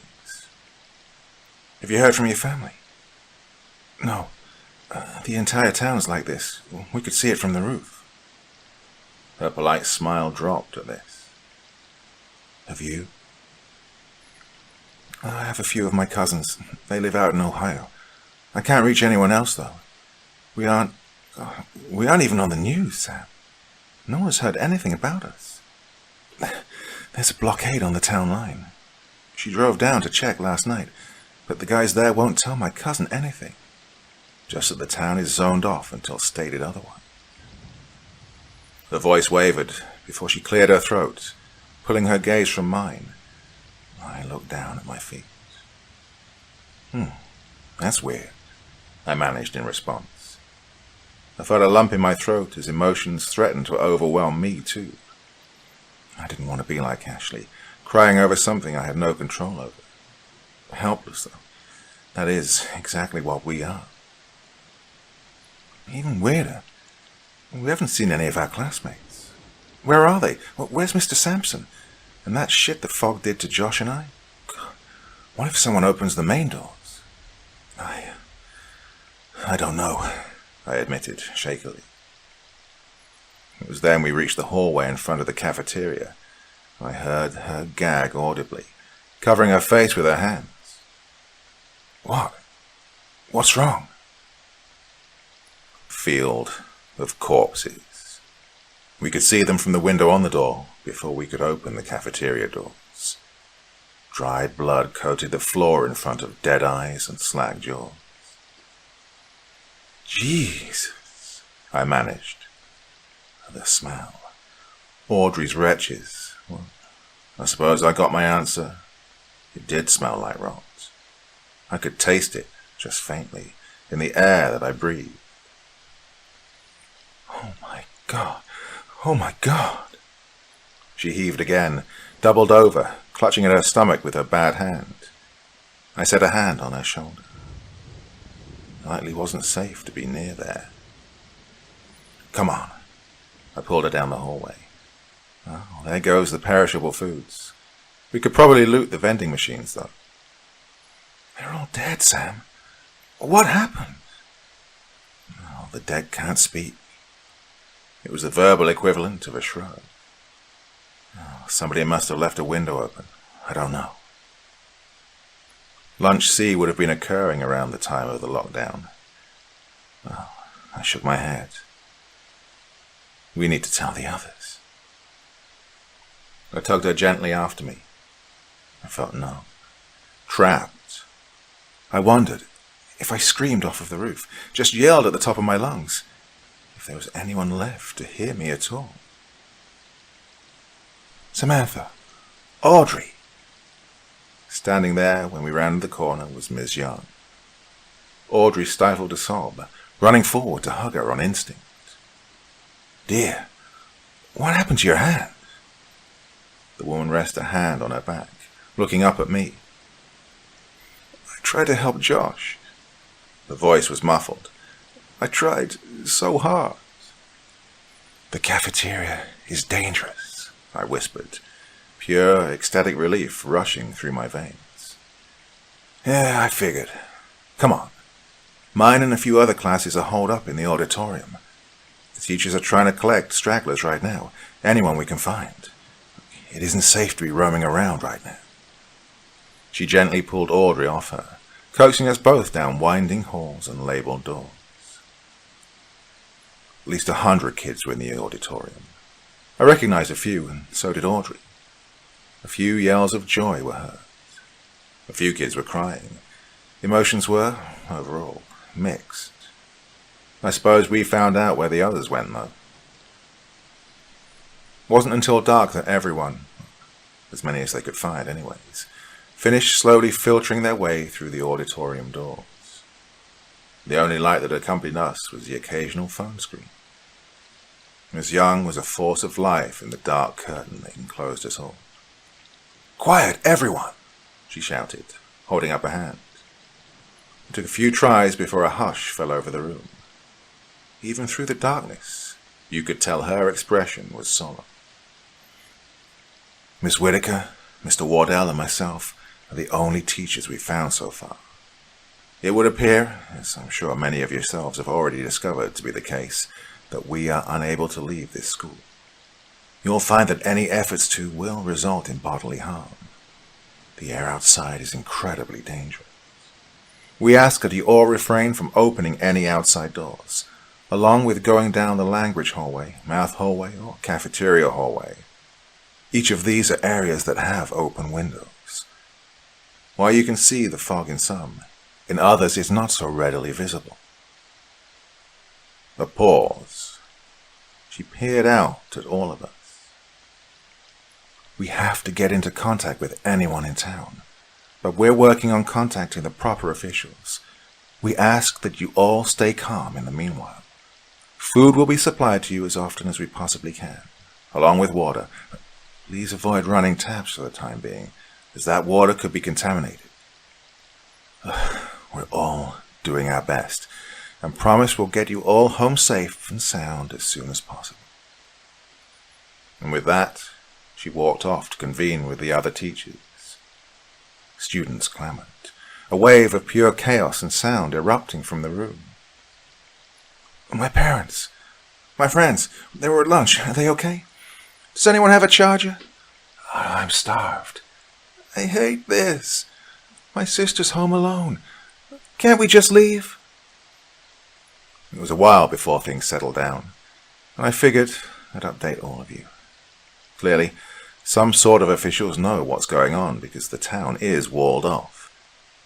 I don't know how the teachers intend on contacting people in town, but I do believe they'll try their best. The worry on Mrs. Whittaker's face told that. I think one or two of them are parents themselves. Audrey, along with a few other students who got exposed, are getting looked at right now. Mr. Wardell teaches chem, so I'm hoping he can help her. This can't last long, right? I mean, the cloud has to dissipate eventually, doesn't it? Doesn't it? I haven't heard any animals since everything started. Usually you can hear the birds from classrooms on a good day, with how thin the walls are, but I can't even hear them from the roof. And trust me, I try. I went up there last night to get some sort of air, away from the mugginess of 100 sweaty teenagers. But the silence was even worse. God, I have a cat at home. I keep thinking about her. I hope she's okay. I don't remember anyone leaving any windows open when I left for school, but it's been a couple of days, so my memory is questionable at best. This morning, 10 of us woke up sick, myself included. Fever, nausea, congestion. I overheard Miss Whittaker talking to Miss Young. She thinks a few of us have pneumonia. As soon as they found out we were sick, a mass effort was made to tape off any vents and doorways to the outside. A sort of makeshift school-wide quarantine. I heard they managed to reclaim the cafeteria somehow, but I honestly don't want to go there. I don't think all the bleach in the school could clean up that much blood, and God knows what they did with the bodies. They did, on a brighter note though, get the generator up and running. It's nice to have light again, especially in the bathrooms. Pissing in the dark is no easy task, let me tell you that. I got some on my hands and pants more than once. Well, we only have about a week's worth of gas, so we shut it off during the daylight to conserve it. Audrey won't talk to me about her hand. I've tried asking her what Mr. Wardell told her, but she won't budge. She just stares off into the distance and gives a small shrug of her shoulders. Whatever it was, I can't imagine it was good news. I would have given her a hug, but it was advised we avoid physical contact with those who are ill for the time being. Which, unfortunately, once again, includes me. I can't count the number of times I've dry heaved on my own snot. I woke up around 3 in the morning, gagging and coughing. I was hesitant to fall back asleep. There isn't enough room to sleep on our side in the auditorium, and aspirating is a very real fear of mine. I doubt it's realistic, but it's a fear nonetheless. Burning up at 102 last we checked is just perfect. A few of the students are rambling about the fog, and this being related, but there was a pretty bad bout of the flu going around my town before we got locked up in here. I have no doubts that some kid's asshole parent made them come to school, and they managed to infect us all. Ashley's finally stopped crying. I think she realized that it won't do her any good, and was actually doing the exact opposite. I noticed a lot of the students avoiding her last night. Emotions can be caught just as easily as a virus. I think most of us have shut down to avoid that at this point. No one wants to be exposed and vulnerable at this point in time. That being said, there are a couple of students who aren't keeping to themselves, bringing water to those of us that are sick, blankets to those shivering, and at one point a couple of kids got some instruments out of the band room and played a couple of songs. It was actually really nice. It makes you forget, at least for a bit, the severity of the situation we're in. The ones helping are trying to do more than survive, something that a lot of us aren't attempting at this point in time. But the situation has reached a pinnacle of severity, though. We only have enough food for a couple of weeks. A few of us are diabetic or have chronic or mental illnesses, medications for which we don't keep at school. I haven't had Ambien in 3 days. The nightmares for me are horrific. I would do anything to make them stop, and I know this is only the beginning for me. I can't imagine what withdrawals some of us are going through, especially the drug dealers. I've seen a couple people pace down the hallways when they thought no one was looking, or slither off into an empty room. Well, we've had a couple of kids have complete breakdowns, be them sobbing or fits of anger. We had a panic attack or two last night. On top of these issues, 2 of the kids had a freaking fist fight in the hallway. I heard the shouting. It kept me up. Well, at some point the teachers broke it up, but it's clear that tensions are building fast. Too many hormonal kids stuffed in a room together without medication. I want to feel bad for my classmates, I really do, but I just find myself stuck on the most mundane things possible. I guess I'm avoiding the situation in a way. On the bright side, we can't exactly take finals at a time like this, so studying isn't really necessary. I've seen a couple of the AP students in the library hunched over stacks of study guides. Weird kids those are. Well, whatever helps you cope though, I guess. Now, a lot of you wanted me to wander off on my own. I'm glad I didn't, both because of my lack of skills and sudden sickness, and also because I spotted a familiar face in the crowd once the lights were on. Seth and I have been friends since freshman year, so it was a happy reunion. He gave me back the book he'd borrowed a couple of days ago. Well, feels like weeks now. And it was one of my favorites, so when I'm able to, I've been reading that. God, I was freaking dying of boredom. Survival is really dull after a while of it. I did find a couple of manuals in the library for water filtration and shared them with Miss Young. She agreed on both this and reaching out to the news outlet, so our day has mostly been focused on those 2 things. Audrey got in contact with her cousins, who finally got one of the guys at the blockade to talk. Somehow. Well, he confirmed that it's a chemical spill, and they're working on resolving the issue. They can't, for their own safety, attempt a rescue operation until everything is cleaned up. There's no way of telling how long that will take, though. I've heard they're still trying to keep it on the down low, but I've been trying to avoid the news lately, so I don't know for sure. I do know that the fog is getting worse somehow. You can hardly see outside the 2nd story anymore, and it's starting to crawl over the edge of the roof, according to some band kid. Some kid named Brady did go missing. They thought he'd managed to get over the wall of the language hall, but no, the stupid fuck went and opened the goddamn doors. Managed to shove the doorstep under it too. We're lucky the teachers walled off the separate hallways. They're hesitant to let anyone wander near the outside doors now, and have set up a few posts of supervision. Mostly kids who've seen some shit and managed to keep their shit together in the past. They haven't said it, but I saw Susan chilling in front of the doors to the math hall, and I know for a fact her family life is fucked. I mean, she's annoying as shit, but I suppose I trust her more than most of the rest of them. I did suggest before Brady went missing that we branch off into several rooms for sleep, so it's at least less crowded and stuffy. But after everything went down, that idea was quickly shot down as well. Oh, there goes getting some peace and quiet. I heard Mr. Wardell's working with a few of the science buffs to figure out how we can stop whatever is outside from hurting us even more, along with possibly the pipeline so that we have more water. But between that and kids who were already injured, his hands are pretty full. I did write down all of your suggestions and share them with him, just so he had some sort of starting point. He seemed grateful, so thank you all. One of the kids mentioned that a few of them were trying out some sort of makeshift suit, so more on that later, I suppose. I'm worried that one of the teachers will want to test if he's telling the truth. They always say women and children first to be saved, but truth be told, the teachers have degrees. They've taken a variety of courses and seen way more shit than we have, not to mention some semblance of mental stability. I mean, they aren't gods, but they're far more helpful than most of us are. We can't afford to lose them. Now, I can't stop coughing.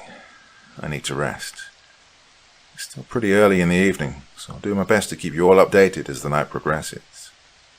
In the meantime, if you guys have any advice about fevers, please let me know. We're too low on ibuprofen and Tylenol to afford using it just yet, but I'm absolutely miserable.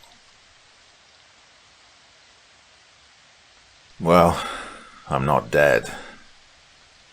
That about sums up the rest of it for you. I'm alive, and so are some of the kids that were there with me at the school. It's been about 2 weeks since we got home, and things have been unsettlingly normal. And everyone just expects us to go back to our day-to-day lives as if nothing happened. The world continues turning despite our efforts to ground it. A lot of us lost family. I was one of the lucky few that didn't. Needless to say, this will be my last update. I don't feel as though anything particularly horrifying is occurring anymore, and I'm just trying to cope, I guess.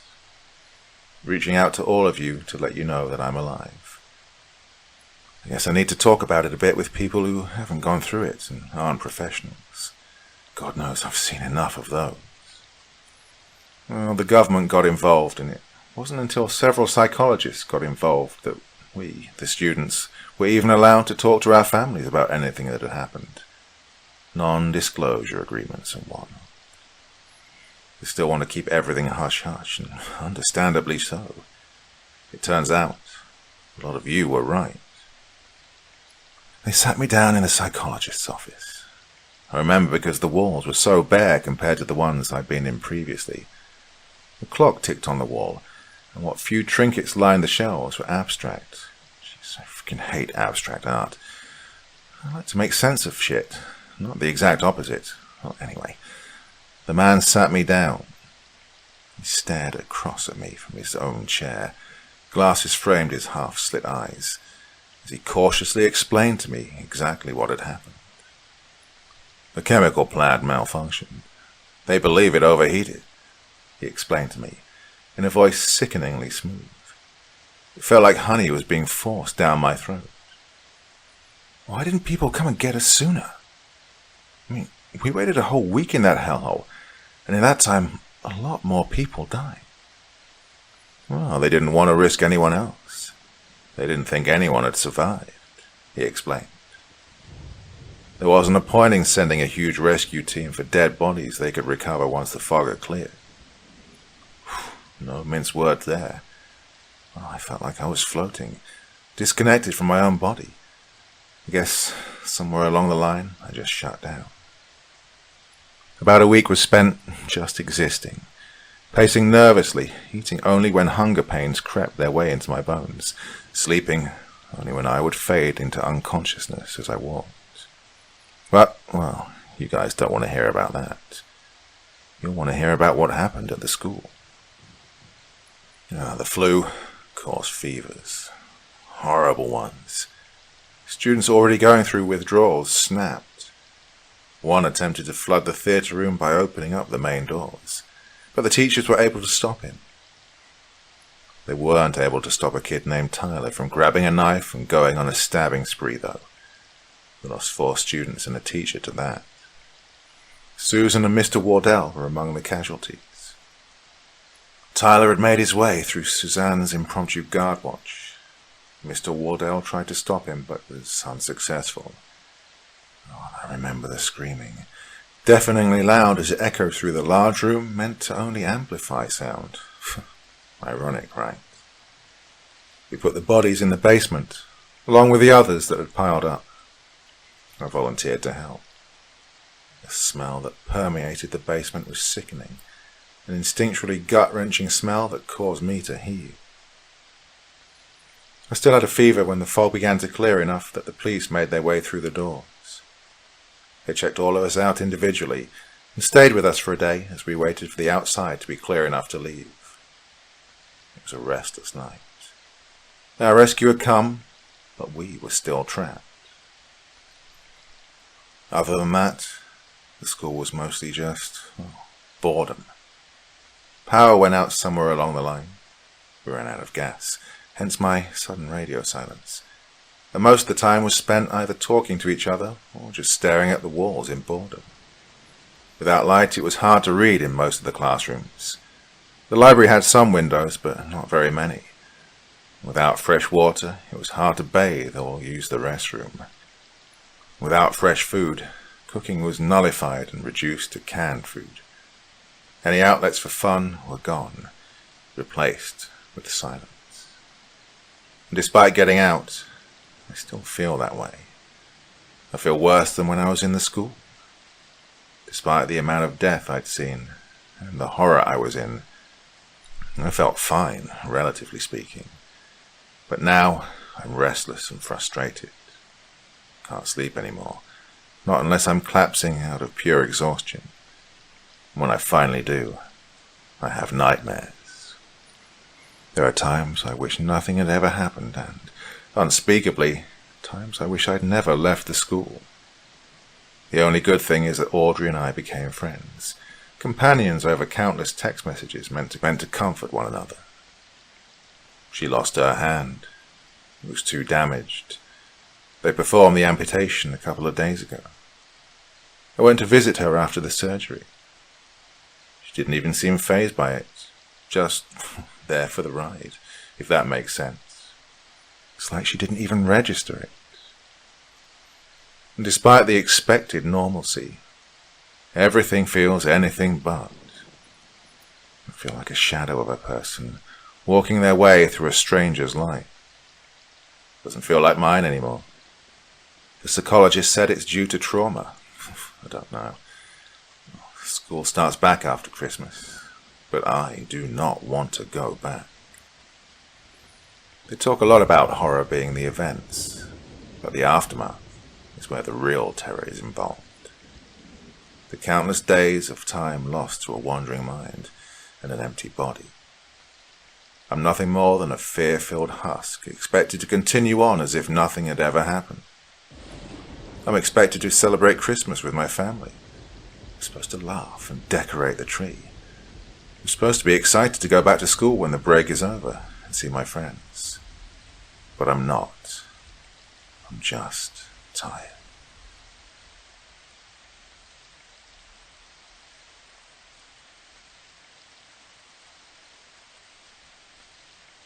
A stream of warm, stinking air flows over the now arid farmland. The grip of the fire axe is dripping with sweat. It's so hard to hold on to, the weight of it becoming more and more pronounced as the stress of the situation starts to set in. The clear night sky is starting to fill with noxious smoke. The silvering moonlight begins fading into brief glimpses behind ashen clouds. A mixture of despair and hopelessness stings into my body with a debilitating effect. A massive crash of metal and flame brings my addled mind back to the violence of the moment. Suddenly, a growing fear is fed fresh fuel as the screams of a family explode out for only mere moments. They are silenced with uncaring, monstrous efficiency. The air flowing around now carries a heavy scent of iron. And that's it. Every single night. That's how the dream goes every night since that day. It's been tortuous trying to live with myself every single minute past that point. I find myself in that horrible, bloody dream at every possible moment of sleep. I know that what I did was wrong, inhuman even, but what else could I have done? I'm just a man, nothing more than human. I know there is so much more out there than that now. Dr. Ryan says that my dreams are my way of dealing with what happened. The only way I could. My dark fantasy dreams, he calls them. He says that if I write down what I feel, what I see, then maybe it can help me understand why I dream that the way I do. A tool to deal with my guilt, he says. It never worked. I just felt worse after every session with the journal. Now they say I should try talking to the tape recorder, as if it would be better than anything else. He wants me to talk out my guilt, to somehow accept it internally, as he says. He has a degree, so he must know something about what he's talking about. Except, of course, he didn't see them that day. He can't know. Otherwise he would have just let me have the gun I asked for. Instead, I got the restraints and the meds. So here I am, sitting in this soft, dark room, trying to piece together my dreams and memories of that night into something that can help the good doctor understand me. Something that can maybe help me. God, can anything help me now? Now you're here, wanting to know about that horrible day. The doc said it was okay to talk to you. I don't rightly understand why you want to know about this, but from the look in your eyes, you've seen some dark days of your own.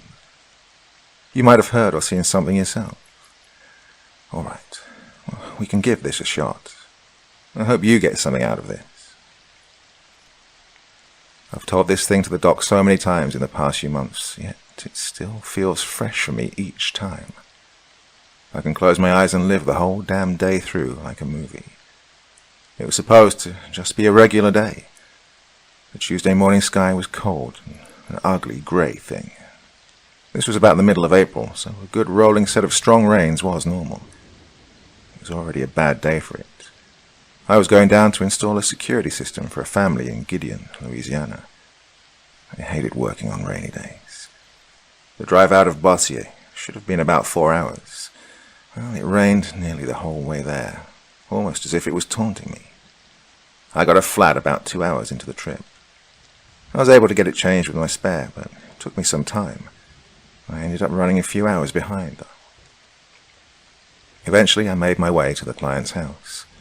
I was more than thankful to be at the destination, but wished the rain would die out. Well, at the least, it was only down to a small, light trickle. Looking for the house was, thankfully, not difficult. The client ran a small, quiet farm, quite apart from anything else nearby. I could make out what appeared to be the main house as I cleared a section of rather winding road. There were 2 barns to each side of the house, with signs clearly leading the way in.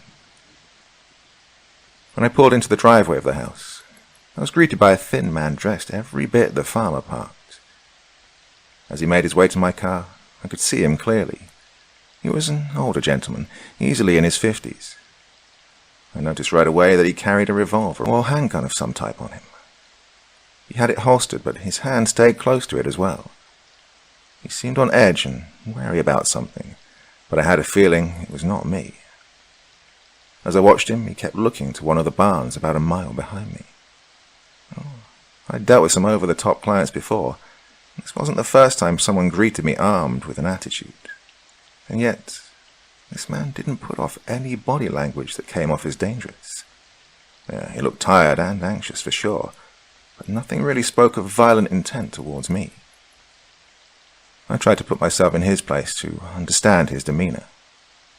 People that ask for a security system to be installed generally have had something bad happen, or they're expecting something bad coming their way. I'd read some of the notes that were sent to me by the company a few days prior to the job. It helped paint a sort of state of things. You see, the Ross family ran their small isolated farm in quite a ways out from the main city. It was a generation place and had been there for well over 50 years. There were no real security issues from the long run of it, but, well, recently something had changed. They had concerns about someone trying to break into their home for a few nights, as they'd find odd marks and breaks on their barn doors. For a while, they put it down to some kind of animal clawing at the doors at night. They didn't exactly live in a crime-ridden area, after all, so the animal story could have been the more plausible issue. That went on for something of about 4 months or so. Yet that theory died out starkly when they woke up early in the morning hours to find someone running across the farmland. The document said they saw someone running off into the woods nearby. That was their limit, it seemed. Soon after, they contacted the company to have a security system installed on both barns and the main house. As I looked at the man, I could tell he was uneasy, like he was expecting something to happen at any moment. The gentleman approached me and firmly asked if I was the man from the security company. I nodded and greeted him with my hand outstretched for a handshake. He quickly took my arm instead and asked me to look him in the eye. I was taken aback by this for sure, but I'd run into some eccentric folks in my work before, as I said.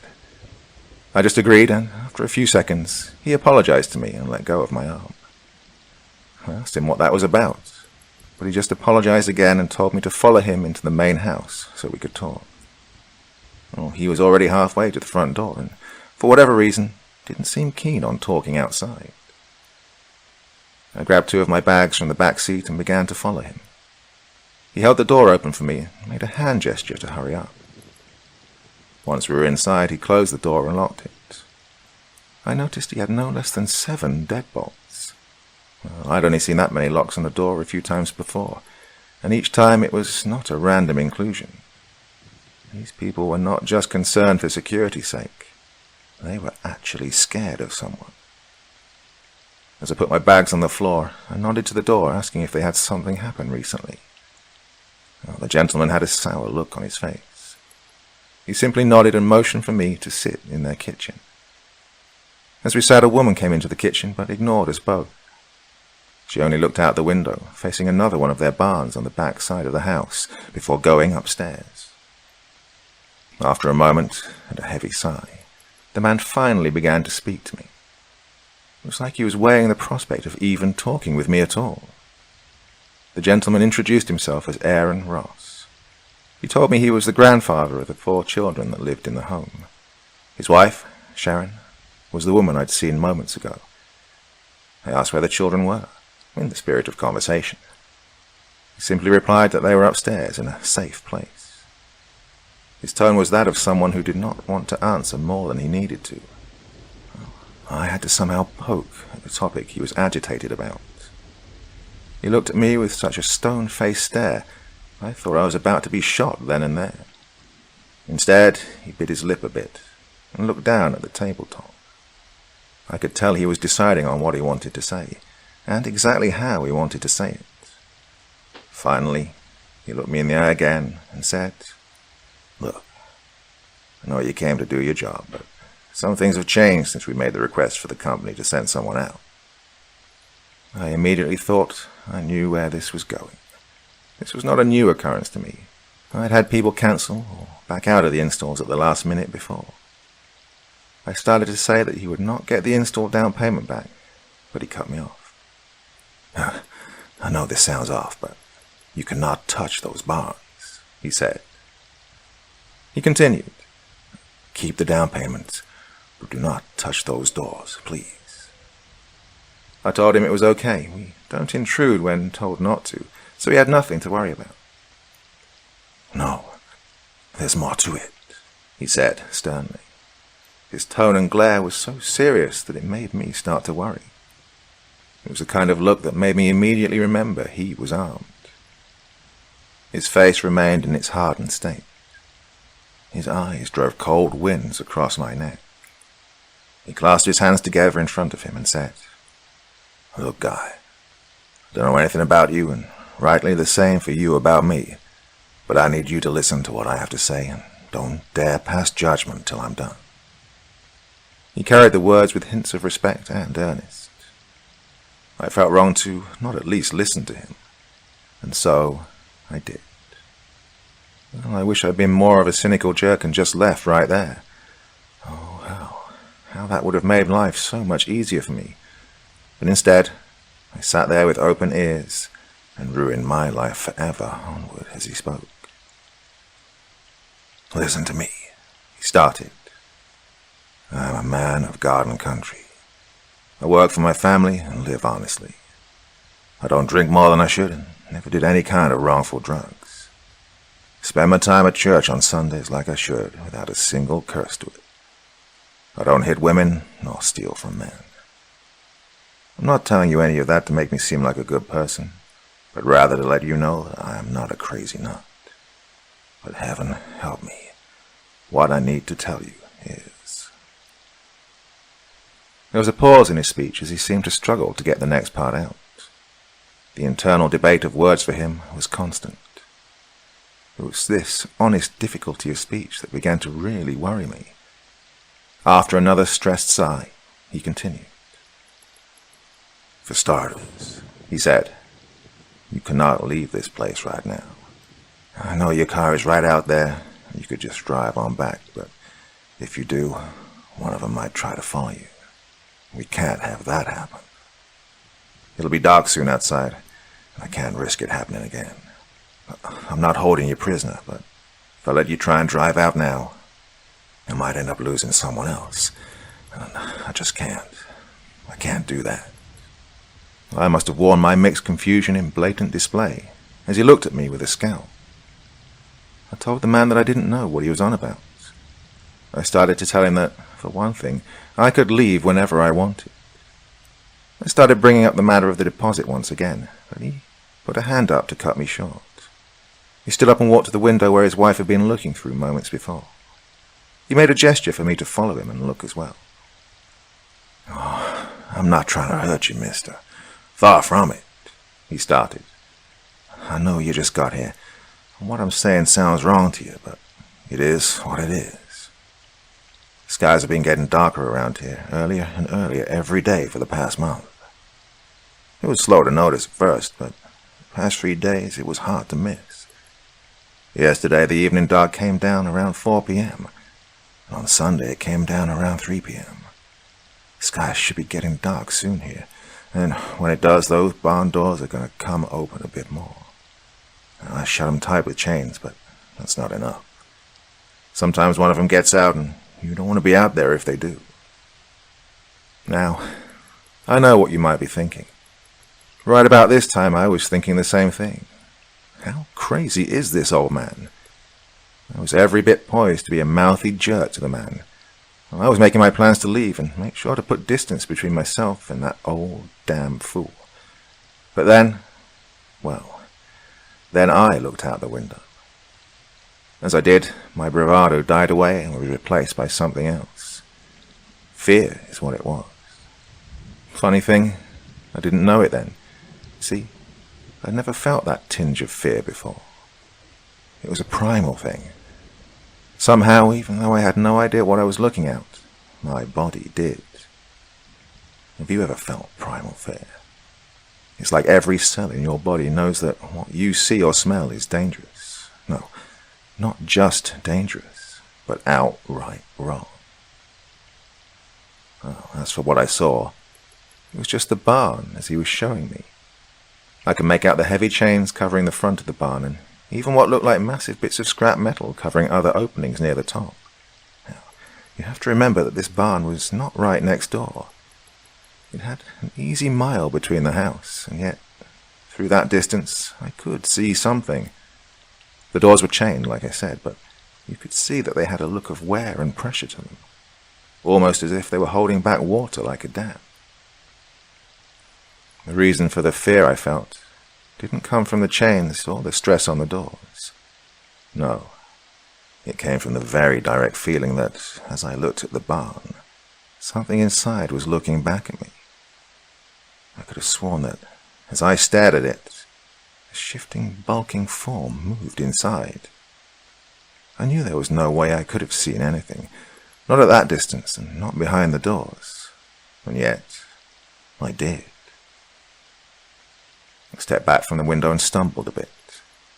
The older gentleman caught me and balanced me. The look in his eyes spoke to me. He saw that I had seen something. He looked like he was sorry for it, for the experience as a whole. He sat me back down at the table and began to speak again.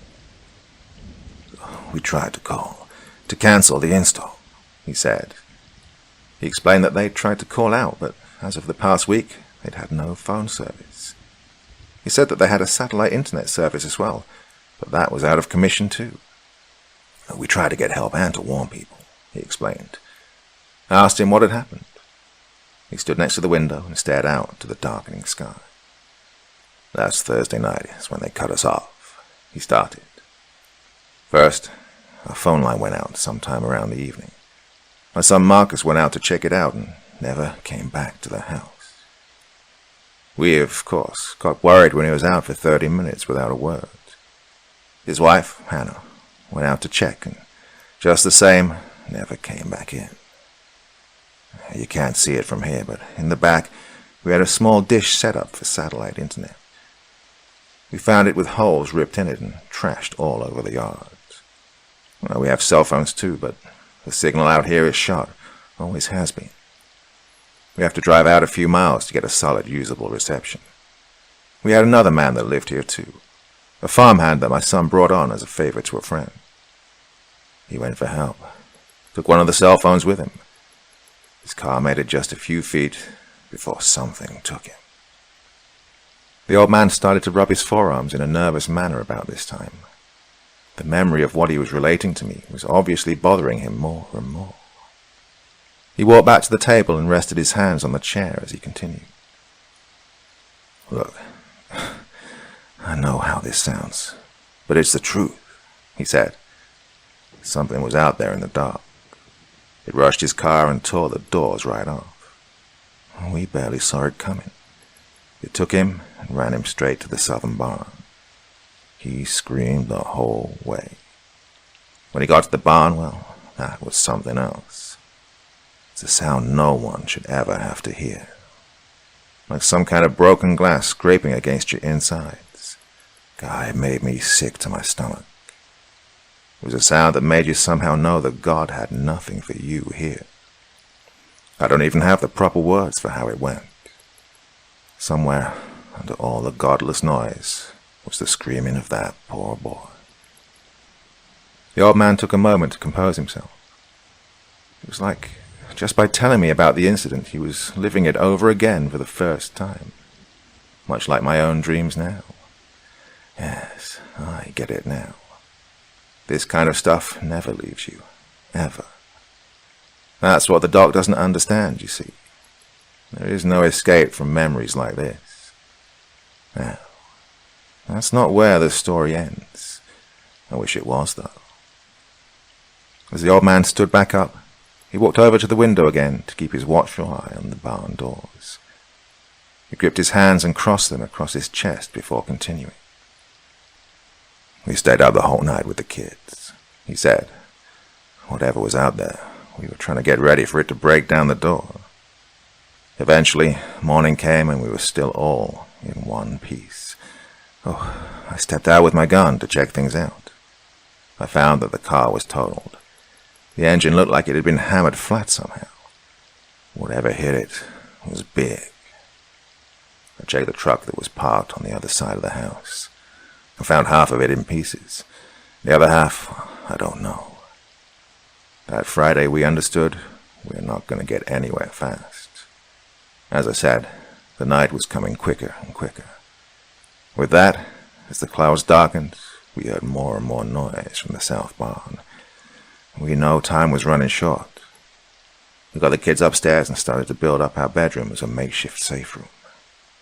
Well, we could hear something crashing around as it moved about in the dark of the barn to the south side.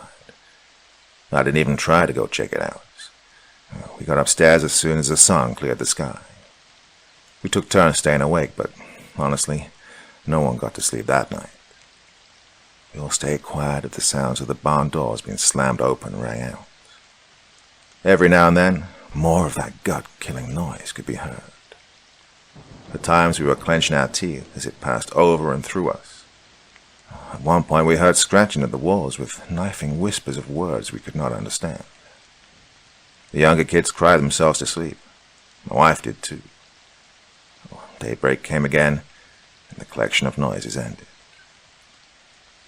That following Saturday, I made another round of checks outside. This time I found random spots of land dug up by the southern barn. Odd symbols and a collection of toxic smells peppered the way to the barn.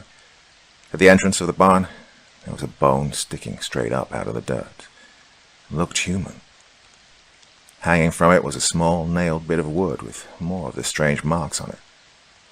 Well, it looked like some kind of weird signpost.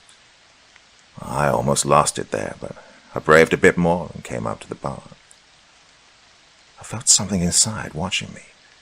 And damn if I can say, I think it even smiled at me. At this point, what the old man was saying to me made a lot of sense. Crazy sense. I remember looking at the barn even from outside the house.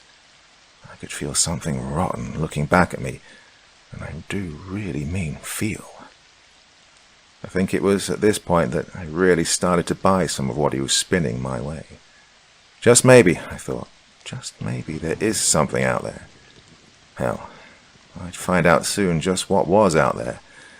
Lord, I wish I hadn't. The old farmer looked at me and told me how he ran back to his house to gather materials. He took anything he could from the house and then went over to the other barn to check it out. Seemingly, that barn was for the most part empty. Unfortunately, it was not entirely so. The man sat down with me at the table and went on with his story. I gathered all the nails, tape and tools I could carry in the backpack. He said, I was determined to bar those doors from opening again. I had welder's gear in the other barn. I was hoping it was clear there. When I went to the eastern barn, it was wide open. The left door was smashed in while the right one hung loose on its railing. Something had broken its way inside of this one. I looked over the barn with an encroaching fear. I felt that at any moment the darkness would reach out and shred me. I was nearly done gathering more materials from the barn when I found him, or part of him. My son. His arm was a tattered mess of gore, yet I knew it was his. He went and got a dumb tattoo of a cartoon whale when he was 15.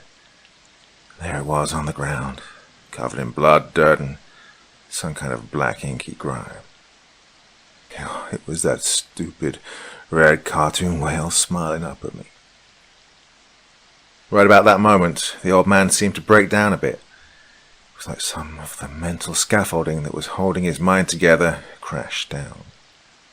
To his merit, he seemed to shake back quickly as he continued with his tale. I wanted to do more for my boy, but I pushed on and gathered what I could. He went on. I took everything and made my way to the southern barn.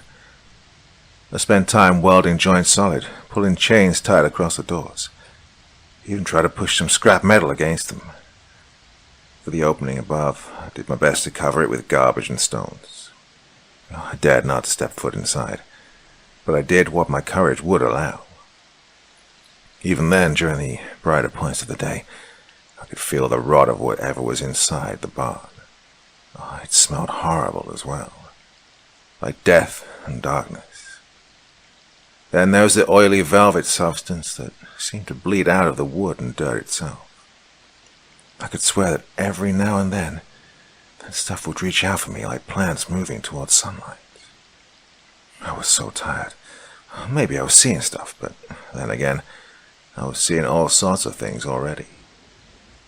After that was done, I went back to the house and we waited for nightfall. It came quick.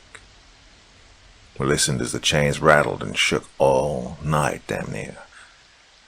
More of that awful noise crashed over us, and for longer than before. We were sure that something broke through the doors at some point, as we heard wood shatter. We only hoped that whatever it was not on the way to the house. Somehow we made it another night. Sure enough, as I went out to check things the next morning, I saw a small hole blown through the barn door. The chains held, but something still punched through. I knew it wouldn't hold much longer for us. Now there was even more of that inky black substance on the barn. The base was damn near covered in it. I think it's growing more and more each day. On Sunday morning, one of the older kids came down with me to help. Nate, a good boy, just turned 15 a few months ago. He wanted to do something to calm himself. Thought it was a good idea at the time. I was so tired. It was a mistake. Nate helped me with the checks around the house, and all things considered, it went well for the day. We reinforced the house as best we could with the tools that I gathered. As night came rolling in early, we started our trek back upstairs, like we did the days before, to get ready for the darkness. As we did, Nate shouted something about his mom. I don't know what he saw, but he took off into the yard. He was yelling something, but I could not rightly hear him. Tried to stop him. Almost had him for a moment, but he wrestled out of my grip before I could pin him down. In a few moments he was running on down the road that you drove up on. My body felt ice cold all over as I watched something dart out from the direction of the southern barn. It wasn't quite dark yet, but it was gliding along the shadowed edges. I turned back to the road, to Nate. He was a ways down, and I heard him scream. He was calling out for his mama. I wanted to run down after him, but the sun was setting and I couldn't leave the other alone. Hell, I was scared. So scared. Got up a bit of hope, though, as I saw him running back down the road. I thought he might make it. He was close. Damn, hope is such a cruel thing to have in the dark. As he got about 10 feet from the door, the thing from the barn that had been waiting shook out like a thunderbolt. Couldn't rightly make it out. Looked like it was made from the same oily muck that was crawling up the side of the barn. Well, it had shape, but not really. It's hard to describe rightly. Like I was not really seeing something even though it was there. It was there, though. I know because it got him. It sprayed some kind of blackness all over Nate. Like squid tentacles all over him. Oh, the boy screamed and cried as that thing dragged him back into the barn through the hole. A hole that was definitely not as big as the boy was to fit through. Oh, the sounds of that ordeal were monstrous. The screams went out after that. Didn't hear any noise that night save for some light scratches at the door downstairs. That was one of the worst nights yet. The other kids hadn't said a word. Not even cried that night. We all just missed Nate. The old man moved back to the table and looked right at me again. He asked, "You want to know why I checked your eyes when you got here?" I gave him a simple nod. I was still trying to process everything he was telling me. Words were not doing my mind state any justice at the time. He sat down and told me about the man that came on Monday. "There was a fella came round here yesterday," he said. Saw him walk up to the house as I was checking for damage to the outside. No idea where he came from, just walked up out of the blue. He said he was looking for his lost dog. I'd never seen him around, and I know I'd not heard or seen a dog recently either. I immediately asked him if he drove here, as I was looking for a clear way out of the area. I knew we would never make it on foot before dark. He just ignored the question and stared at me. Now the man was dressed nice. Not church nice, just nice. He looked for all intents like a normal man. I kept trying to ask him about how he got out here to us, and if he'd seen anyone else, and yet he just kept asking me the same damn question over and over. Had we seen his dog? I eventually asked him if he was all right, and he started to bark at me. I mean, he literally started barking like a dog at me. As he did, the shape of his eyes began to change into this muddy black ink. much like the barn had on it.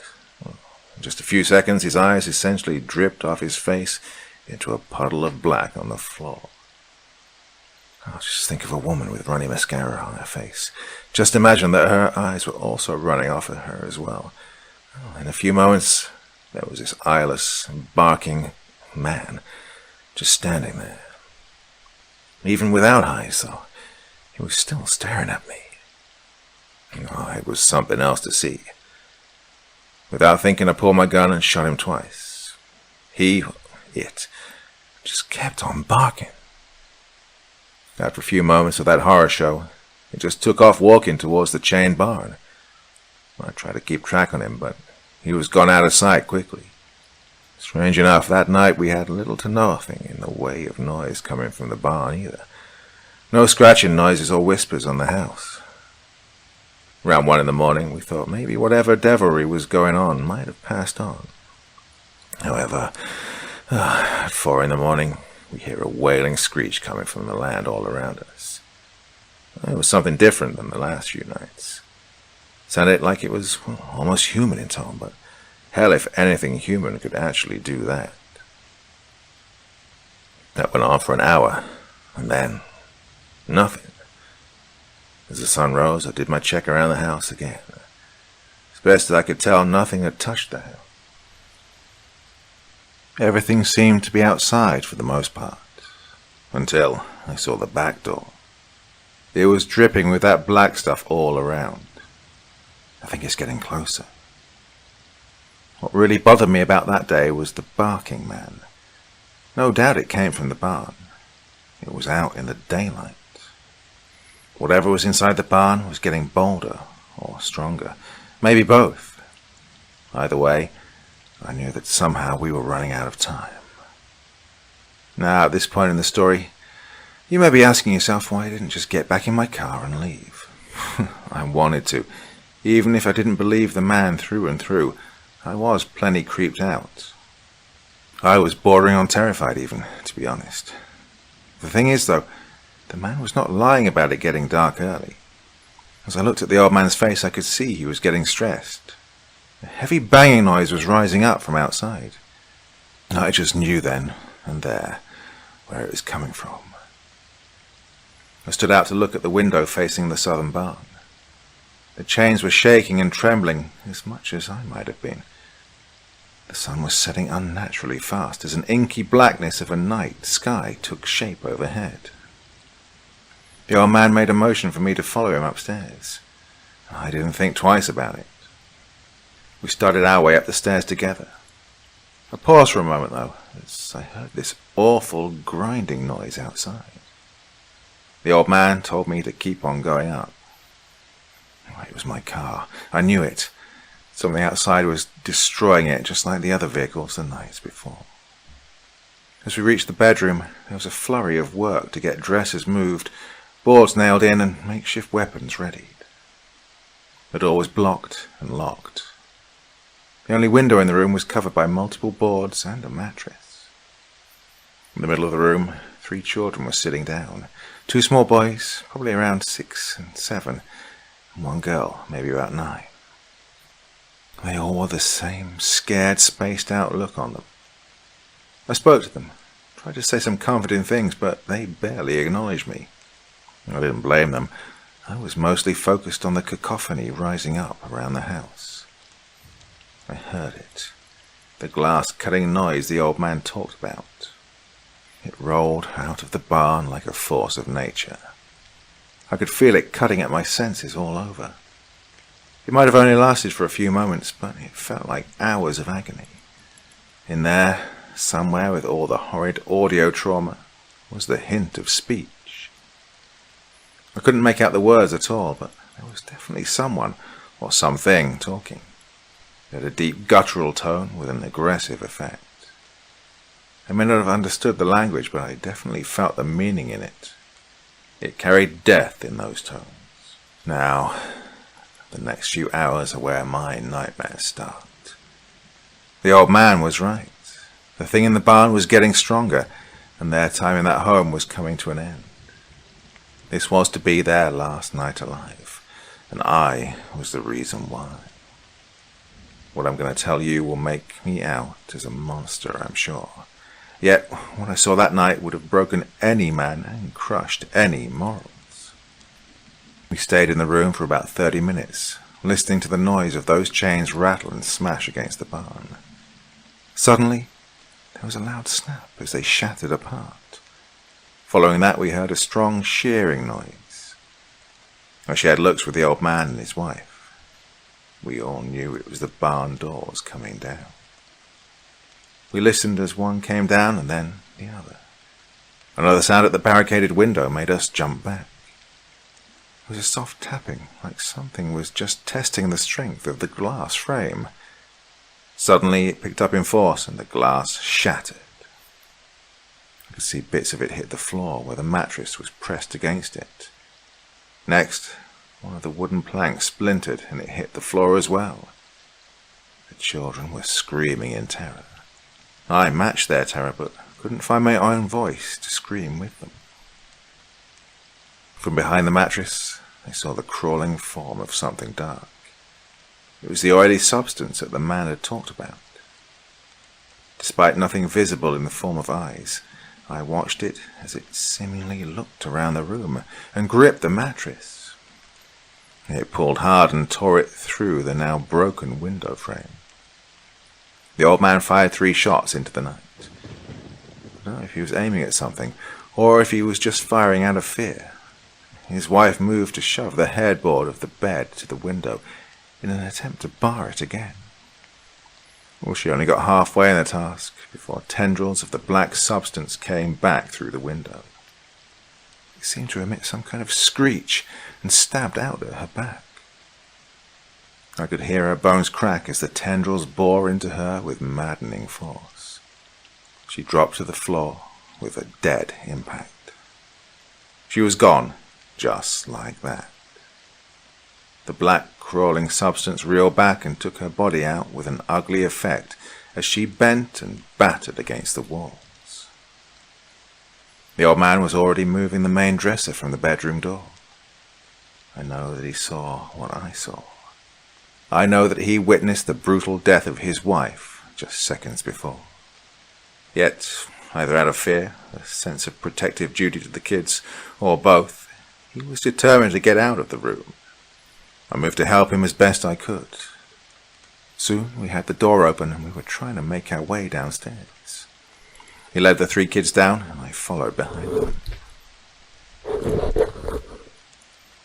As I left the room, I could see more of those black probing tendrils making their way into the room. I shut the door in an effort to stall their advance. They never seemed to make an attempt to go further, but even more terror-inducing than their possible advance was the sound behind the door. I swore there were voices in the room, like the inked tentacles were talking amongst themselves in that same harsh language we'd heard before. And something else, you see. To have to acknowledge that intelligence exists in these things. Imagine being hunted by a lion, but it's not just doing it for hunger. Imagine it has more in its action than base primal instinct. Just picture that the lion has a plan for you. That it had been planning your death for some purpose altogether alien to you. That feeling you get. It makes you feel small somehow. Like you couldn't grasp at the horrible entirety of it all. The why of it. I would have stood there being swallowed by that feeling, if not for one of the kids. I looked back at one of the older girls who was tugging at my feet. She was practically pulling me down the stairs. I came back to my senses and ran down with the rest of them.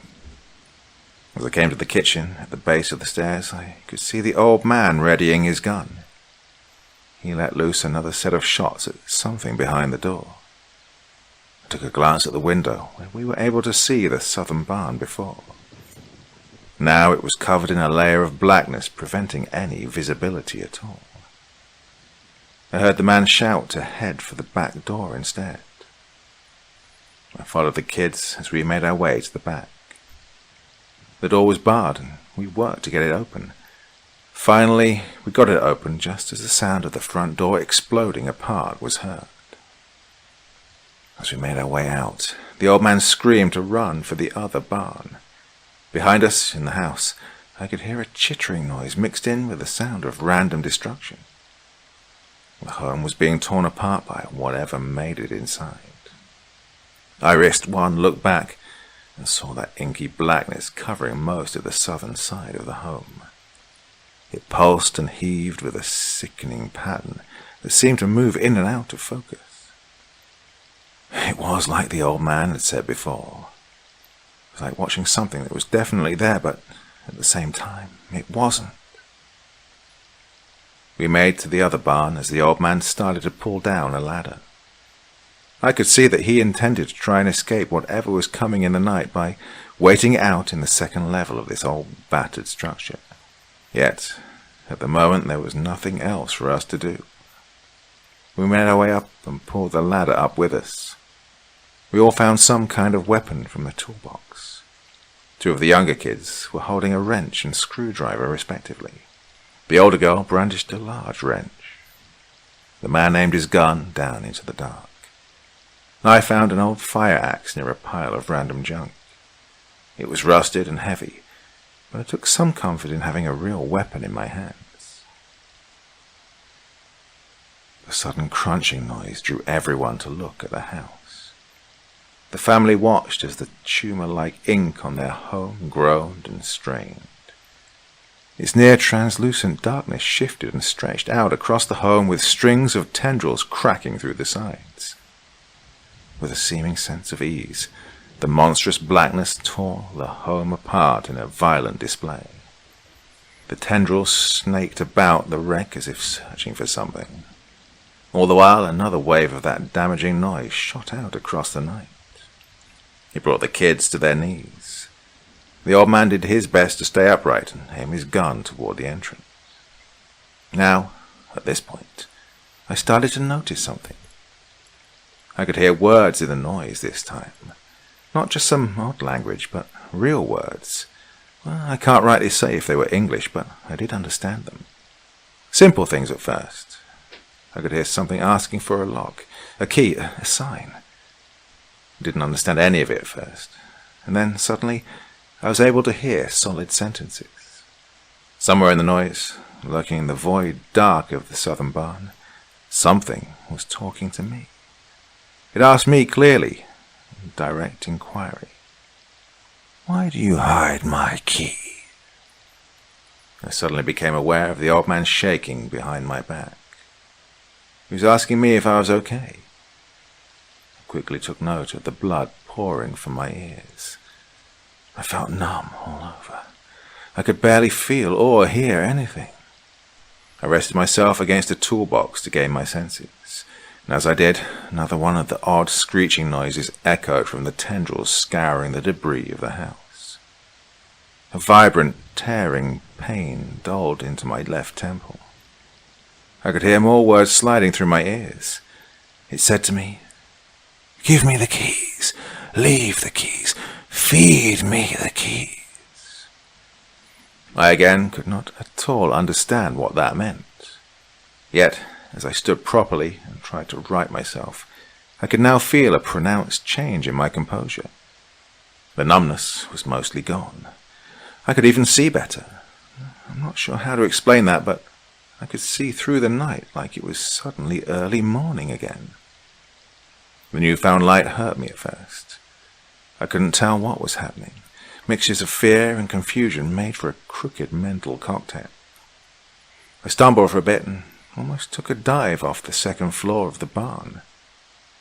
The elder of the children grabbed my arm and righted me again. I went to thank her, but as I looked at her, something was off. In her cheeks I could see odd symbols peeking through, lightly glowing with a pale, thin light. As I looked, the symbols ran down her neck and replicated on her hands. I was transfixed on these small etchings glowing out of her body. Behind her, the other two children stood at the ready with their tools. It was faint at first, but soon I could see some of the same symbols shining out of their faces as well. Nowhere near as much as the eldest daughter, but they still had them as well. I think I was even starting to see something in the symbols, too. Maybe not. I was brought out of my focus by another series of shots from the old man. He was shooting at something that entered the barn below. I moved over to see whatever his target was, but a massive force of heat threw me back. A white-hot flash ran across my body. I could feel my balance separating itself from gravity. Rushing pain flooded my face and back, with random bursts in other limbs. I think I might have passed out for a moment. If I did, I don't know how long. When I came to my senses again, I was laying by a ruined portion of the barn. It hurt to stand. A lot. Something was broken. Maybe a lot of somethings. My eyes tried their best to adjust again to the light. However, I soon realized that the light was coming from a new source. Fire. I was surrounded by the land ablaze. The farmland was lit up around me in a roaring inferno of greenish-white flames. The heat singed across my arms and neck with an almost chilling touch. Whatever brought about the flames so suddenly took them back almost as abruptly. I was surrounded by ruined land. Ash and smoke had replaced the fertile land that once made up the farm. I pulled my thoughts into a working motion and risked a glance from behind the now charred wall of the barn. Nearly instantly, that choice was met with a rolling disgust in my stomach. I watched as these two hulking nightmares took form from the absolute darkness of the land. Odd shapes and twists of the inky blackness called together, creating something horrid. One of the brutes walked forward through the black, shapelessness void. I focused in on it and really took in the grandness of the monstrosity before me. The damn thing was nearly 9 feet tall with a thick frame. It glistened in the light of the fire. It wore a visceral coat of yellowing fur upon its upper chest and arms. I couldn't discern where skin began or ended on its body. Its head was seemingly as solid as bone cylinder. It stood up on an odd set of legs, bent seemingly to the side with unnaturally twisted bones protruding outward. As it moved forward a bit more, I could see that it had a third leg as well. I had a brief image of the tripods from War of the Worlds play into my head. This thing, Martian or not, was quite definitely nothing in the realm of anything human. Its arms ended in brutal-looking claws, or something approaching a claw. The entire makeup of the abomination was nearly too much for me to take in. The entire form of the thing seemed just to be made to offend reality itself. Suddenly, the other one moved closer to the first and allowed me to get a look at it as well. The second beast was nothing if not entirely alien to the first. It bore no resemblance at all. This monster, while nearly as tall, was nothing in terms of brutality that first maintained. It carried a look of emaciation, with loose skin hanging from its somewhat skeletal body frame. It only had one arm that seemed to be damaged or broken as it hung limp. It walked, or rather shambled in a sense, on a pair of ugly, bony legs. One was as thin as the rest of the body, but the other was only so until near what I suspect its ankle would be. There the thing seemed to have massive swelling of what appeared to be pustules and muscle. I watched as the more skeletal thing raised what he considered to be its head. It looked like it was partially melted or smashed into its torso. It was more a lump of greyish flesh than any form of a head, but nested near the bottom left was what I imagined to be an eye. I felt any sense of courage drain from me. The fire axe was there, not far from me, and I made a move to grab it. However, once I had it, the fire axe seemed like a comical accessory instead of something of real defense. I dropped back to one knee behind the farmhouse wall.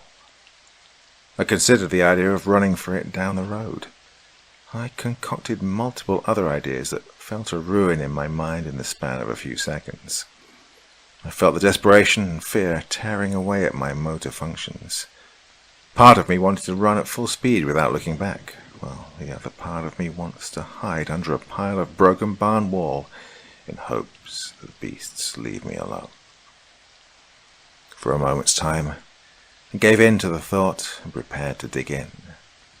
The idea of just waiting out the walking nightmares seeming more and more plausible to me. I pulled myself tight against the wall that I was hiding behind, and just then, one of those things jumped and landed near me. It was the bony thing I was moving right past. I thought it'd seen me for sure, and my life was over. But it kept moving on. It hadn't seen me, or if it had no interest in me.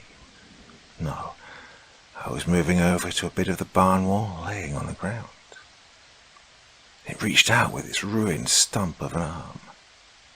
Some of that black substance shot out and tore the debris away. Underneath it was the old man. I thought he was dead. He looked the part with obvious burn wounds on his face. But the thing moved to pick him up. As it did, the old man aimed his gun once more at the monster. I was amazed he still had it within him. I wondered if it would have mattered. He never got the chance to fire. His hand, and soon after his entire arm, was shorn from his body with horrible ease. The thing flung the man like a plaything into the night sky. Where he landed I could only guess at. He would be dead for sure. I was frozen with fear, even more so at this point. I strained to keep myself conscious. I wanted to give up entirely and just leave the world of nightmares I had entered. Looking outward, I could see something glowing in the ashen dirt not far from me. It was a pale light, faint but definitely there. It was one of the kids. I could feel my eyes trying to focus in on them. Really, it was not my doing, though. That rolling echo sound flew out across the night again. And with it came the voice. "My keys! I see my keys! Feed me the keys!" it screamed. The larger, monstrous creature moved with a newfound bizarre grace towards the growing spot I was seeing. It used one of its massive, grotesque appendages to pull out the younger children. Oh, it took off in a gallop of sorts, back to the southern bar. I couldn't tell if the child was even awake or alive. I noticed suddenly that the other lankier beast was slowly making its way to me. With its long legs, the distance was covered in mere seconds. I can't tell you just how absolutely apart from this world it was. Up close, inches from it, I couldn't even stand its presence. Every fiber of my body, every single cell was trying to deny it in any way possible. This thing was not meant for our world, not even our space. It reached out and picked me up. Oh, the touch of this monster. It's just more than unnerving. I can still feel the damn thing across my back and sides. Even now, a year later, I can still feel it. I can damn well feel it like it's here in the room with us. It made me look. It made me look around the ruins for something. Once I realized what it was doing, I tried to close my eyes. It wanted me to find the other kids. Oh, something about their glow. That pale shine of symbols across them. Well, I tried to be brave and shut my eyes for a moment. Yet, as I did, the voice came thundering across my mind once again. This time it was nothing I could understand directly, but I got the meaning as before. It was a threat. I could see the images of the beast holding me, tearing my body apart muscle by muscle. Bones being cracked and removed in sections. All of it in an instant. I could have chosen to close my eyes. I really could have. But somehow it needed me, or someone at least. I knew it then. Yet I broke under the threats. I looked and found 2 other glowing pale lights in the distance, moving away from the farm. Not long after, the brute took off, running with a guttural bellow. Something like a demented bull of sorts. The lights. Oh, they went out as soon as it caught up to them. It was a set of screams. They went out quick. I felt a rushing past me for a moment, and then there was pure black. Next thing I know, I'm waking up in the dirt. My body was caked with ash and dried blood. Somehow I managed to get up and walk. Don't know how long I was down again, but I knew it was at least daylight. I walked for a short while, or a long while. I really don't know. Eventually I was picked up close to town and brought back to Bossier. Not long after that, I was placed in Brentwood for closer observation, and I've been here ever since. Turns out that screaming night after night in your sleep makes the doctors nervous. The drugs they give me don't do a thing. I wish they would. I really do, but every night I still see them. That family, those kids. I can still feel that thing on my body. They won't let me kill myself. I know, I've tried. They want me to get better. Oh, talk it out. I'm telling you that nothing will ever cure this. Nothing will make it go away. I've tried to ask for answers. They don't really try. Or, they lie to me. I don't know which. I was told the farmhouse was a victim of a possible arson attack. Arson. What a load of crap that is. Listen. Yes, you never said why you wanted to hear this story, but I said I know that look in your eyes. You're chasing something dark, or maybe something dark is chasing you. Either way, if you want to know more, really know more, try looking up more about that farm. There has to be something there. Something they won't investigate, or maybe can't investigate. Just remember, if you do go poking around, don't do it at night. If you do, the night is likely to do more than poke back at you.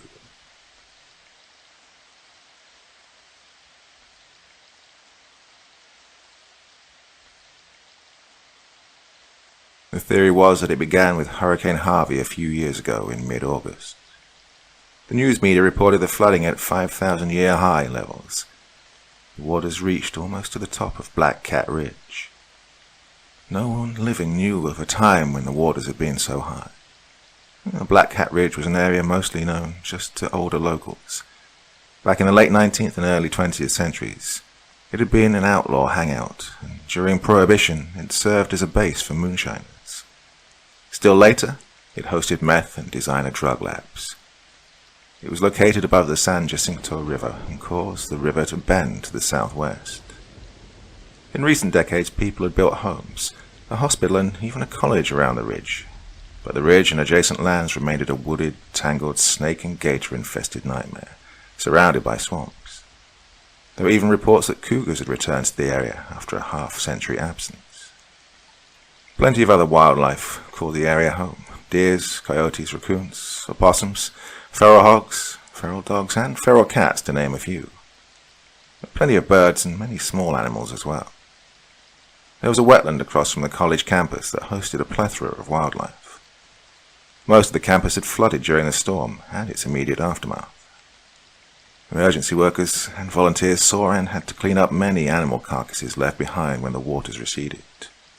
It was nasty work, and the water was contaminated not only from businesses and mills along the river, but with crud from the illicit manufactories on the lower parts of Black Cat Ridge. Still, over the next 2 years, things got better, and the police officers who patrolled the college and the officers and deputies who patrolled around it at night noted that the wildlife had rebounded soundly, especially the feral hog population. They'd started to become a road hazard and tore up every landscaped area they could reach. Feral hogs had been tearing up property for years, yet they seemed to have gotten bolder about their predations since Harvey. One hot summer morning in 2018, The campus officer saw a large truck that cut through the main road adjacent to the campus at about 5 in the morning. It smacked into a feral sow and kept going, speeding of course. By the time she arrived, she saw that the sow was twitching its last. Her carcass rested there for a couple of days until animal control could remove it. It reeked immediately, since the intestines had burst, and it was July. No one would go near the thing on foot. But from a car, one could see that the sow had been particularly large, and more hair-covered her than was normal. She had tusks the size of a large male. Everyone agreed that it was just a freak and hoped that she'd had no piglets since the storm. Time marched forward. The campus and area businesses and homes were repaired. The swamp was deeper and more tangled than ever, and the gigantic mosquitoes that emerged from its waters were particularly aggressive. A rumor went around the campus that the mosquitoes had attacked and drained all the blood from a student in the far parking lot after night classes. It was salacious and false, of course. The student had suffered only a temporary anemia. One morning a larger-than-average gator blocked the road that ran between the college and the wetland, and the school abandoned the wetlands observation platforms rather than repair them. They'd use the indoor labs. The raccoons had gotten bigger and bolder too. One actually snatched a lunch bag from a campus officer as he arrived for work and walked toward the office. He didn't dare challenge the creature when it stood on its hind legs and chittered threateningly at him. Everyone laughed it off, of course, and the officer simply had lunch in the cafeteria. No one noticed that, after the incident, he avoided the area around the trash cans where the raccoon had been waiting in ambush. Students became less friendly toward the various stray and semi-wild animals that populated the public areas, especially around the building with the cafeteria, where they'd once come to beg for scraps. The animals had become large and aggressive. Even the normally elusive feral cats started to issue hissing challenges over territory and food. The wildest party of the wildlife, though, was a small sounder of feral hogs. They had definitely grown in stature. They looked different, too. All porcine relatives had hair, but these looked like woolly mammoth hogs from the Pleistocene era. Their tusks had grown, and when one could catch a glimpse, they'd see a knob of flesh and bone had grown between the eyes of the pigs. This was more than just a different strain of boar introduced into the local feral population. It was a significant evolution. By fall of 2020, night officers around the campus and hospital noted that the hogs had grown fearless. No amount of honking, siren whoops, or flashing lights would get them to move. Eventually, the officer would either have to take another route or get out of the vehicle and try to shoo them away from the area. That could be dangerous with any pigs when they were new piglets. The sows were very protective. Yet until recently, that tactic had worked well enough. Officer G. Halleck, a city officer, got out of his unit to try to chase away the notorious sounder of monster hogs. They'd stopped while crossing a larger roadway by the hospital and had blocked the ambulance entrance. He had to get them to move, and they hadn't responded to his measures with noise and light. He removed the cartridge from his electronic control weapon and activated the charge to make a loud, sputtering crackle of electricity. Sometimes the frequency of that noise would convince critters to skedaddle. He saw that the largest hog in the sounder of 5 stood at least 4 feet tall at the shoulder and had to weigh near 500 pounds. It had abnormally long tusks. They looked to be about 1 foot long, jutting and gleaming in the headlights. The enormous porker stared him down and started to stalk menacingly toward him. He fled back to the car and decided to go another way. As he reversed, he felt an impact on his driver's side door, and the car slewed to one side with the combined momentum. He corrected course and got the vehicle back so that he could turn and drive forward. However, as he shifted into drive, he saw that the big boar hog stood in front of his car and glared balefully at him through the windshield. The mane of bristled hair from its head, shoulders, and back stood erect in a display of aggression. He swore that the monster hog locked eyes with him. Definitely some kind of mutant, he thought, and mentally dubbed it the saber-toothed hog. The beast allowed him enough room to drive past and get to a lot near one of the buildings over 100 yards from the sounder. He watched him hatefully the entire time. His door was jammed shut, and he had to clamber over his in-car computer and radio setup to crawl out of the passenger side. His driver door was crushed, and the steel was punctured and peeled open. Well, he had to write a lengthy report, and caught flack from both his supervisors and his co-workers. Later that week, he met up with the campus officer on the same shift over free coffee at a nearby convenience store. She didn't laugh at his account, but simply grew quiet as he told his tale. Then, finally, spoke up. "I've noticed the changes. I've been on graveyards for a few years since the storm. The animals have changed, especially the swine. That big male you mentioned looks like a mammoth without a trunk." They spent some time lamenting that they'd told their supervisors, but no one had done anything. Sami, the night clerk, overheard as he stocked the coffee counter. "Yes, I have seen these monster pigs. Very frightening. Sometimes I'm afraid to take the trash to the dumpster. I can see them through the trees. They're too big. It's not normal." They discussed the hogs for a while, then attempted to resolve the rest of the world's problems before each returned to his or her respective duties. At around 4 in the morning, Sami had to take the trash to the dumpster on the dark side of the building. The trash truck would arrive around 4:30, and early morning customers shortly thereafter. He'd have help for the morning rush. His cousin Hamid would arrive at 5. Hamid was the eldest of his uncle Mohammed's sons, and was the day manager since Mohammed owned the franchise. "At least I have work and family," he fumed as he dragged the heavy bags through the back door. His mind on other worries, he failed to note the glowing yellow eyes emanating from hulking silhouettes standing just inside the wood line behind the store. As he toppled the last bag over the side of the dumpster, Sami heard a loud grunt from the other side of the steel box. It was quickly followed by several more grunts and snuffles. The dumpster boomed as something struck it from the other side. It could have been anything from wild animals to feral people who lived in camps around the woods. Yet Sami had a sinking feeling that it was something else. He started to walk rapidly back toward the rear doorway of the building as sweat sprung out on his forehead and his eyes rolled in sudden fear. He was too afraid to look over his shoulder. He just wanted to focus on getting back inside. Sami didn't know he could fly, but he was suddenly airborne, turning ass over head. He felt tremendous pain in his legs, and then he struck the asphalt, and the agonizing sensation in his left shoulder supplemented the pain from the back of his legs. At least until a large, dark object bit into his right leg, and all other pains were forgotten as the bone shattered. He screamed in fear and agony. An enormous boar hog had clamped its maw around his leg at the knee joint. He tried to raise his torso, but his left forearm was seized by another set of jowls and savagely pointed teeth.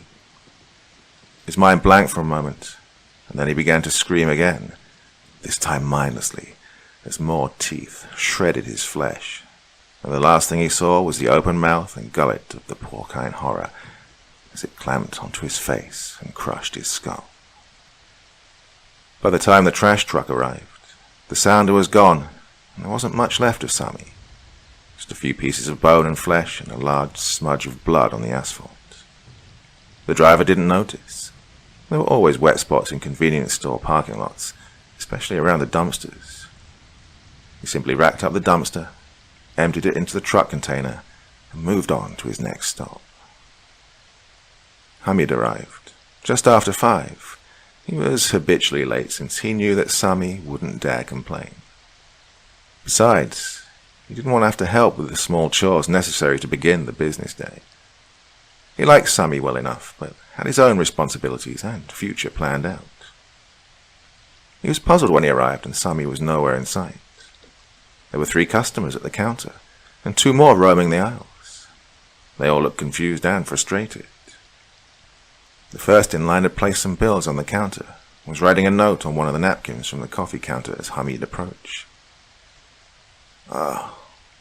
We haven't seen Sammy this morning. We've got to get to work. He didn't want to leave without paying or get him in trouble. He must be in the back somewhere. One of the other men in line spoke up. Yeah, maybe he ate one of those ancient burritos on the roller. That'd keep anyone on the job. The other two laughed along with him. Hamid scowled and quickly set about ringing up the purchases. He took care of the stream of customers that didn't give him a break for the next few hours, all the time wondering what had happened to Sami.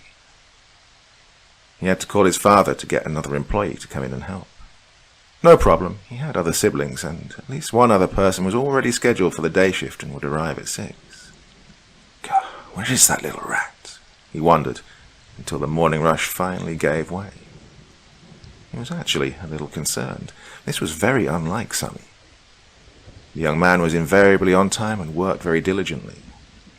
The one time he had been out sick, he had the flu, and he still made it in after only a couple of days off and before he was well. He'd even made up the hours he'd missed. As soon as he had a break, Hamid took a look around the premises. Sami was not in the back, and there was no one in the bathroom with its perpetual out-of-order sign. No one in the office. He'd even looked behind the desk. He finally decided to look around outside. Nothing but a large brown smear in the area near the dumpster. Sami should have hosed off whatever that was. Looks like old roadkill. He went back inside and pulled up the surveillance recordings. He fast-forwarded it until just before 4 a.m. He saw Sami speaking with 2 cops who'd come in to mooch free stale coffee. As soon as they left, Sami set up the coffee machine for a fresh batch. Then he gathered the trash and hefted it through the back door. There was no camera for the dark area by the dumpsters. No need. Who'd steal from a dumpster? Hamid kept watching. The cameras were motion activated, and the recording was empty until customers started to arrive. Well, Hamid spoke with his father, who was annoyed at Sami, but not too worried. Well, maybe he was angry at something. Maybe he's taken up smoking and knew better than to come back inside. Who knows? If he doesn't show up for his shift tonight, we can call the police. He, of course, didn't show. At around 10 o'clock that evening, they finally called in that Sami was missing. It had been raining since the afternoon. Most of Sami was gone by the time Officer Halek arrived to take a report. He looked at the video recordings and looked around inside and outside the store. He questioned Hamid's younger brother, Adil, and set up a time for a day shift officer to interview Hamid and Mohammed. Sami was an adult, and there was no evidence of foul play. He took the bus to work, so no one had any idea where he would have gone, and the call was marked as low priority, no safety concerns. 2 days later, Josh McClintock was out in the woods near the campus for the first day of squirrel season. He hoped to shoot a mess of the rodents for a dish of squirrel and dumplings. His wife Martha could still cook at 73, and he could still bring home hunted meat at 75. Life was good, so long as no one complained about him shooting so close to the campus. Things had changed so much in his lifetime. Human expansion had encroached on the wild areas he'd known in his youth. He settled in near a large hardwood tree and waited for the animals to stir again after he disturbed them with his presence. Eventually birds began to once again flitter through the branches and sing their morning songs. A large raccoon waddled by on its way home before the sun was too high. He looked over its shoulder at him with a glare, then gave him a sinister grin. It gave out a sharp little bark, then stood on its hind legs and waddled on into the trees. Josh was dumbfounded. He rubbed his eyes. Shit, the old-timer's disease has me, and I've gone crazy. Maybe I just dozed off it. I haven't been up this early in a while. And then he saw a big red fox squirrel scuttle into sight on the trunk of a large oak to his left. Biggest he'd seen in years. The breed had gotten scarce even before Harvey. He unlimbered his 20-gauge shotgun and slowly put it in position to fire on the hapless arboreal resident. Then he heard a loud rustle of brush from over his right shoulder. Something big had decided to move. The squirrel darted around to the other side of the tree, and the other birds and animals fell instantly silent. Josh shifted around thinking, oh shit, I'm caught. Private land, probably the owner. He decided to remain still.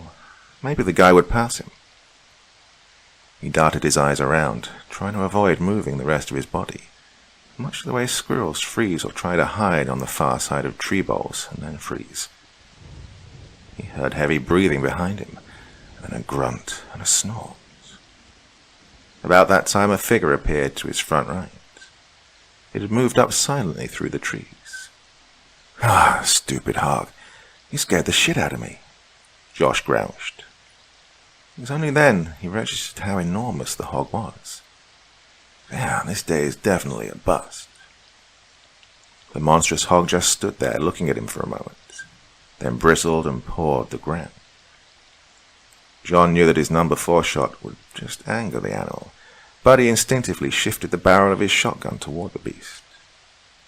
That was when he felt the agony of a large tusk enter his lower abdomen and rip upward into his chest cavity. While he'd been watching the sow, the boar had spiked him. Martha was a widow before Josh's corpse even hit the leaves on the ground, and the sounder had another solid meal.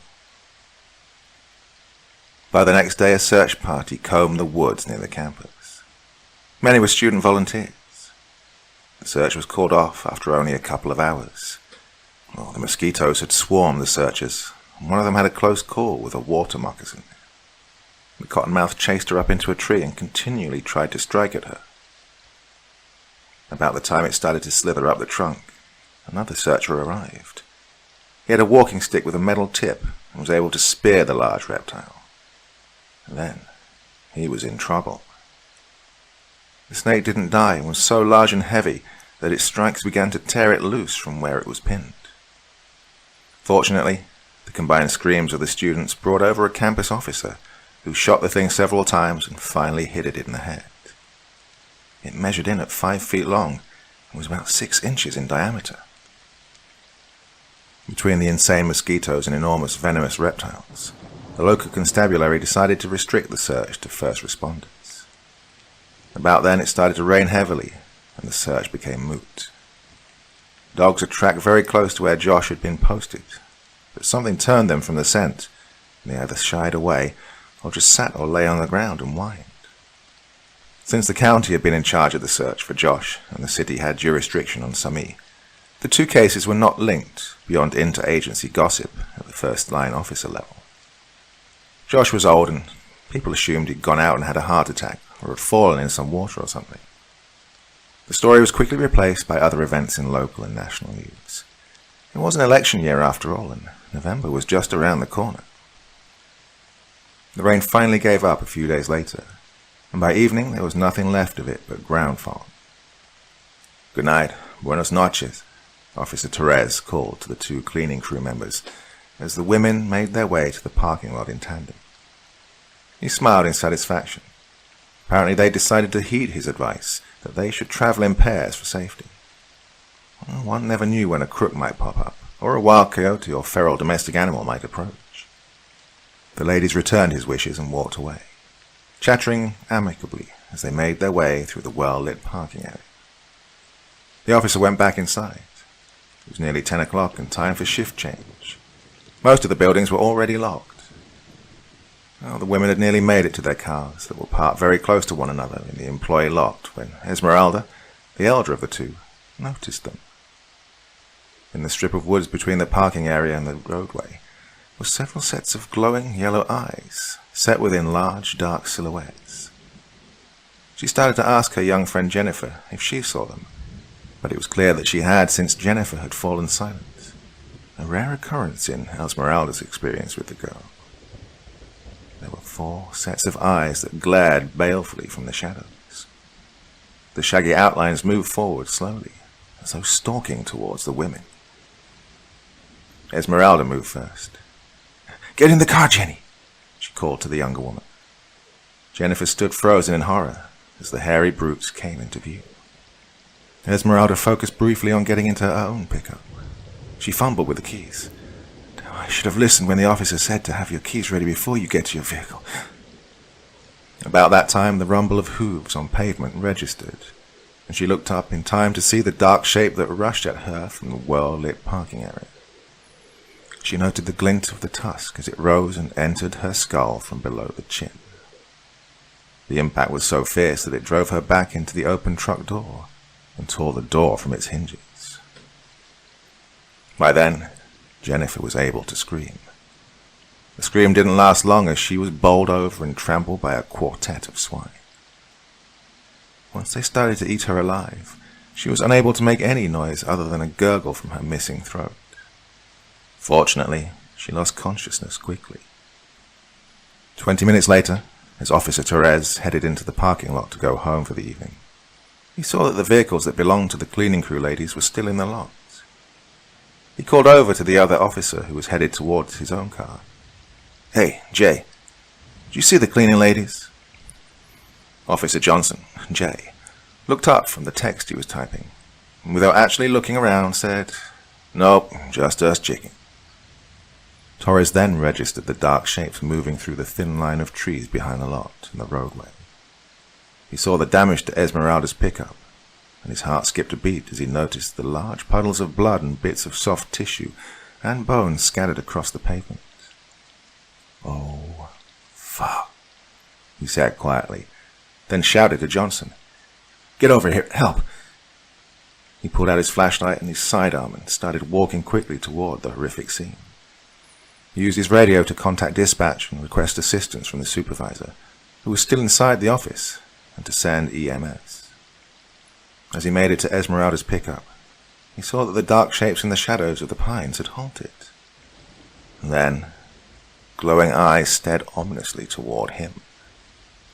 Johnson approached quickly and panted out, "On your left!" Torres spared him a glance. The younger officer was winded from fear stress rather than physical exertion. Jay was in good shape and was on target with his sidearm. The officers used their flashlights to illuminate the faces that contained those terror-inducing eyes. What they saw was 5 sets of enormous porcine features smeared with fresh gore. There were scraps of bone and flesh on the ground near their feet. But most noticeably, the monsters looked angry at having had their repast so rudely interrupted. The big boar snorted loudly and pawed at the ground in front of him. His mane bristled. It was a warning. The officers had been hesitant to fire. They had clear policies on when to shoot at animals, but as the boar lowered its big ugly head, Torres came to the conclusion that, policy or not, this was an appropriate situation to shoot. He fired all the rounds in his 16-round magazine before the enormous pig struck him and bowled him over like he wasn't even an obstacle. As soon as Torres fired, Johnson joined in a reflexive reaction. He sprayed and prayed and emptied his magazine into the 4 other porkers. Jay shakily reloaded as the boar hog tore into his partner on the ground. Despite his sorry shooting, his targets had remained in place, so he'd gotten in a lucky shot and taken out one of the larger sows. She wasn't dead, but dying. Maybe Torres had hit her too. Jay had hit one of the other 3 in the right hip, and it was spinning around its own body with incredible speed, trying to locate the creature that had so viciously stung it. Eventually that one collapsed into the injured leg and had difficulty standing again. Officer Johnson didn't see all of that. The remaining 2 blasted into him before he could seat the second magazine. Well, they made short work of the 2 officers. Then, after they checked on the now dead sow, they quickly moved into the thicker woods across the road and headed back to their den to grieve, but with full bellies. The supervisor and night officer came out quickly in response to the radio call, but arrived only in time to watch as the sounder disappeared into the shadows. EMS arrived shortly, and then Life Flight arrived and transported Officer Johnson, who clung on to life by a thread. His left arm had been torn from his torso. Officer Torres only lasted a moment. His intestines were spilled onto the front of his pants. His vest had been made for bullet impacts rather than stabbing objects. The rest of his body was trampled, and it was clear that his ribs had been crushed. The supervisor held his hand as he breathed out the last part of a Hail Mary and expired. He'd managed to press record on his body camera just before he drew his sidearm. The video wasn't the greatest, and it mostly showed dark figures rushing and flailing, and the audio was mostly screams, grunts, and unpleasant sounds. Yet the frame-by-frame review finally produced at least one clear photo, and thus was born the legend of the saber-toothed hogs. It was an overnight hit on social media and in the press. There was evidence, at least from the meager remains of the cleaning crew, that the hogs had become human-eating predators. Investigators found porcine DNA in the mess that was Jennifer and on the uniforms of the responding officers. There were definite abnormalities that led to further testing. Someone puzzled out one of the abnormalities, and they drug tested the samples. They found trace amounts of methamphetamine and ketamine. The assumption was that one or more of the victims had been using the substances. Officer Johnson somehow managed to survive, though he would require a lifetime of both physical and psychological therapy. Well, he wasn't much help with his recollection of that night. Oh, so much blood. Oh, those poor ladies. It was so big. He ranted in short, staccato sentences. He made a great media figure, though. Young, a military veteran, gym rat, handsome. At least as long as one viewed the before photos. He was set up for an experimental prosthesis, which made for an ongoing series in the local media, but that was a long while later. Once the various law enforcement agencies had enough information, the dots connected, and several missing persons cases were attributed to suspected feral pig predation. The hunt was on for the sounder of mutant, saber-toothed hogs. Professional hunters volunteered by the hundreds.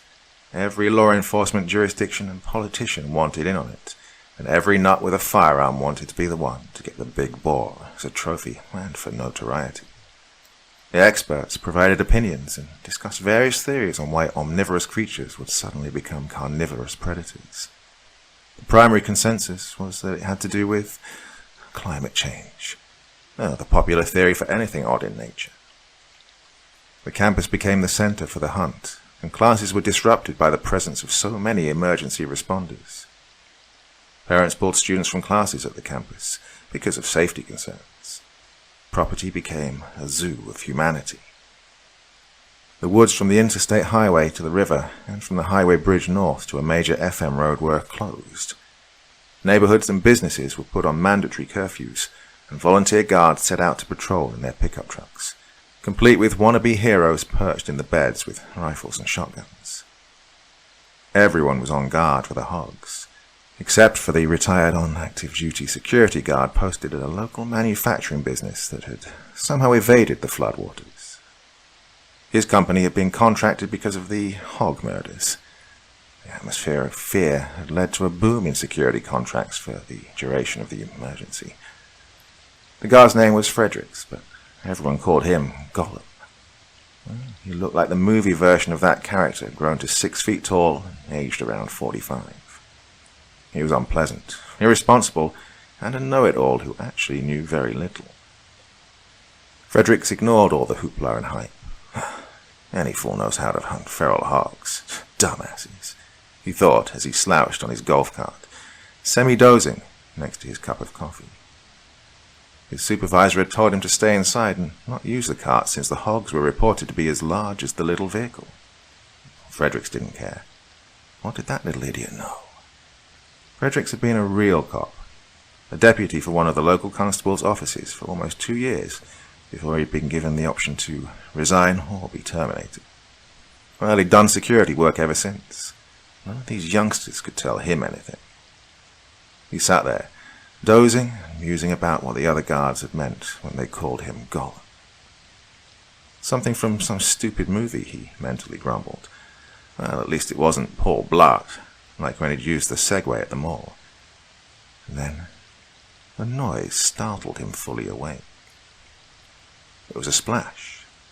Then he heard a few more splashes and squelches of mud as he turned his ears to the sounds. There was a drainage ditch along the front of the property, part of the reason the waters had failed to inundate the main building of DMT Solutions Incorporated. Well, something or someone was approaching through the waters of the ditch. Maybe several somethings or somebodies, he thought. Probably some idiot kids. When the head appeared above the ditch, Fredericks could not believe his eyes. It was gargantuan, bigger than any hog he'd ever seen. It was almost as big as the head of the rhino he'd seen at the zoo many years ago. Only this one had tusks like an elephant, rather than a horn on its nose, and a big bulging knob of a forehead. The head turned toward him, and he saw the yellow eyes focus on him in his little cart. His bladder released, and without thinking or steering, he floored the drive pedal. The front of the cart faced the exit driveway, but the front wheels had been turned to the side away from the one with the rhino hog. Gollum was headed in the right direction, completely by accident. He rolled the golf cart directly off the driveway and into the deepest part of the ditch on the other side.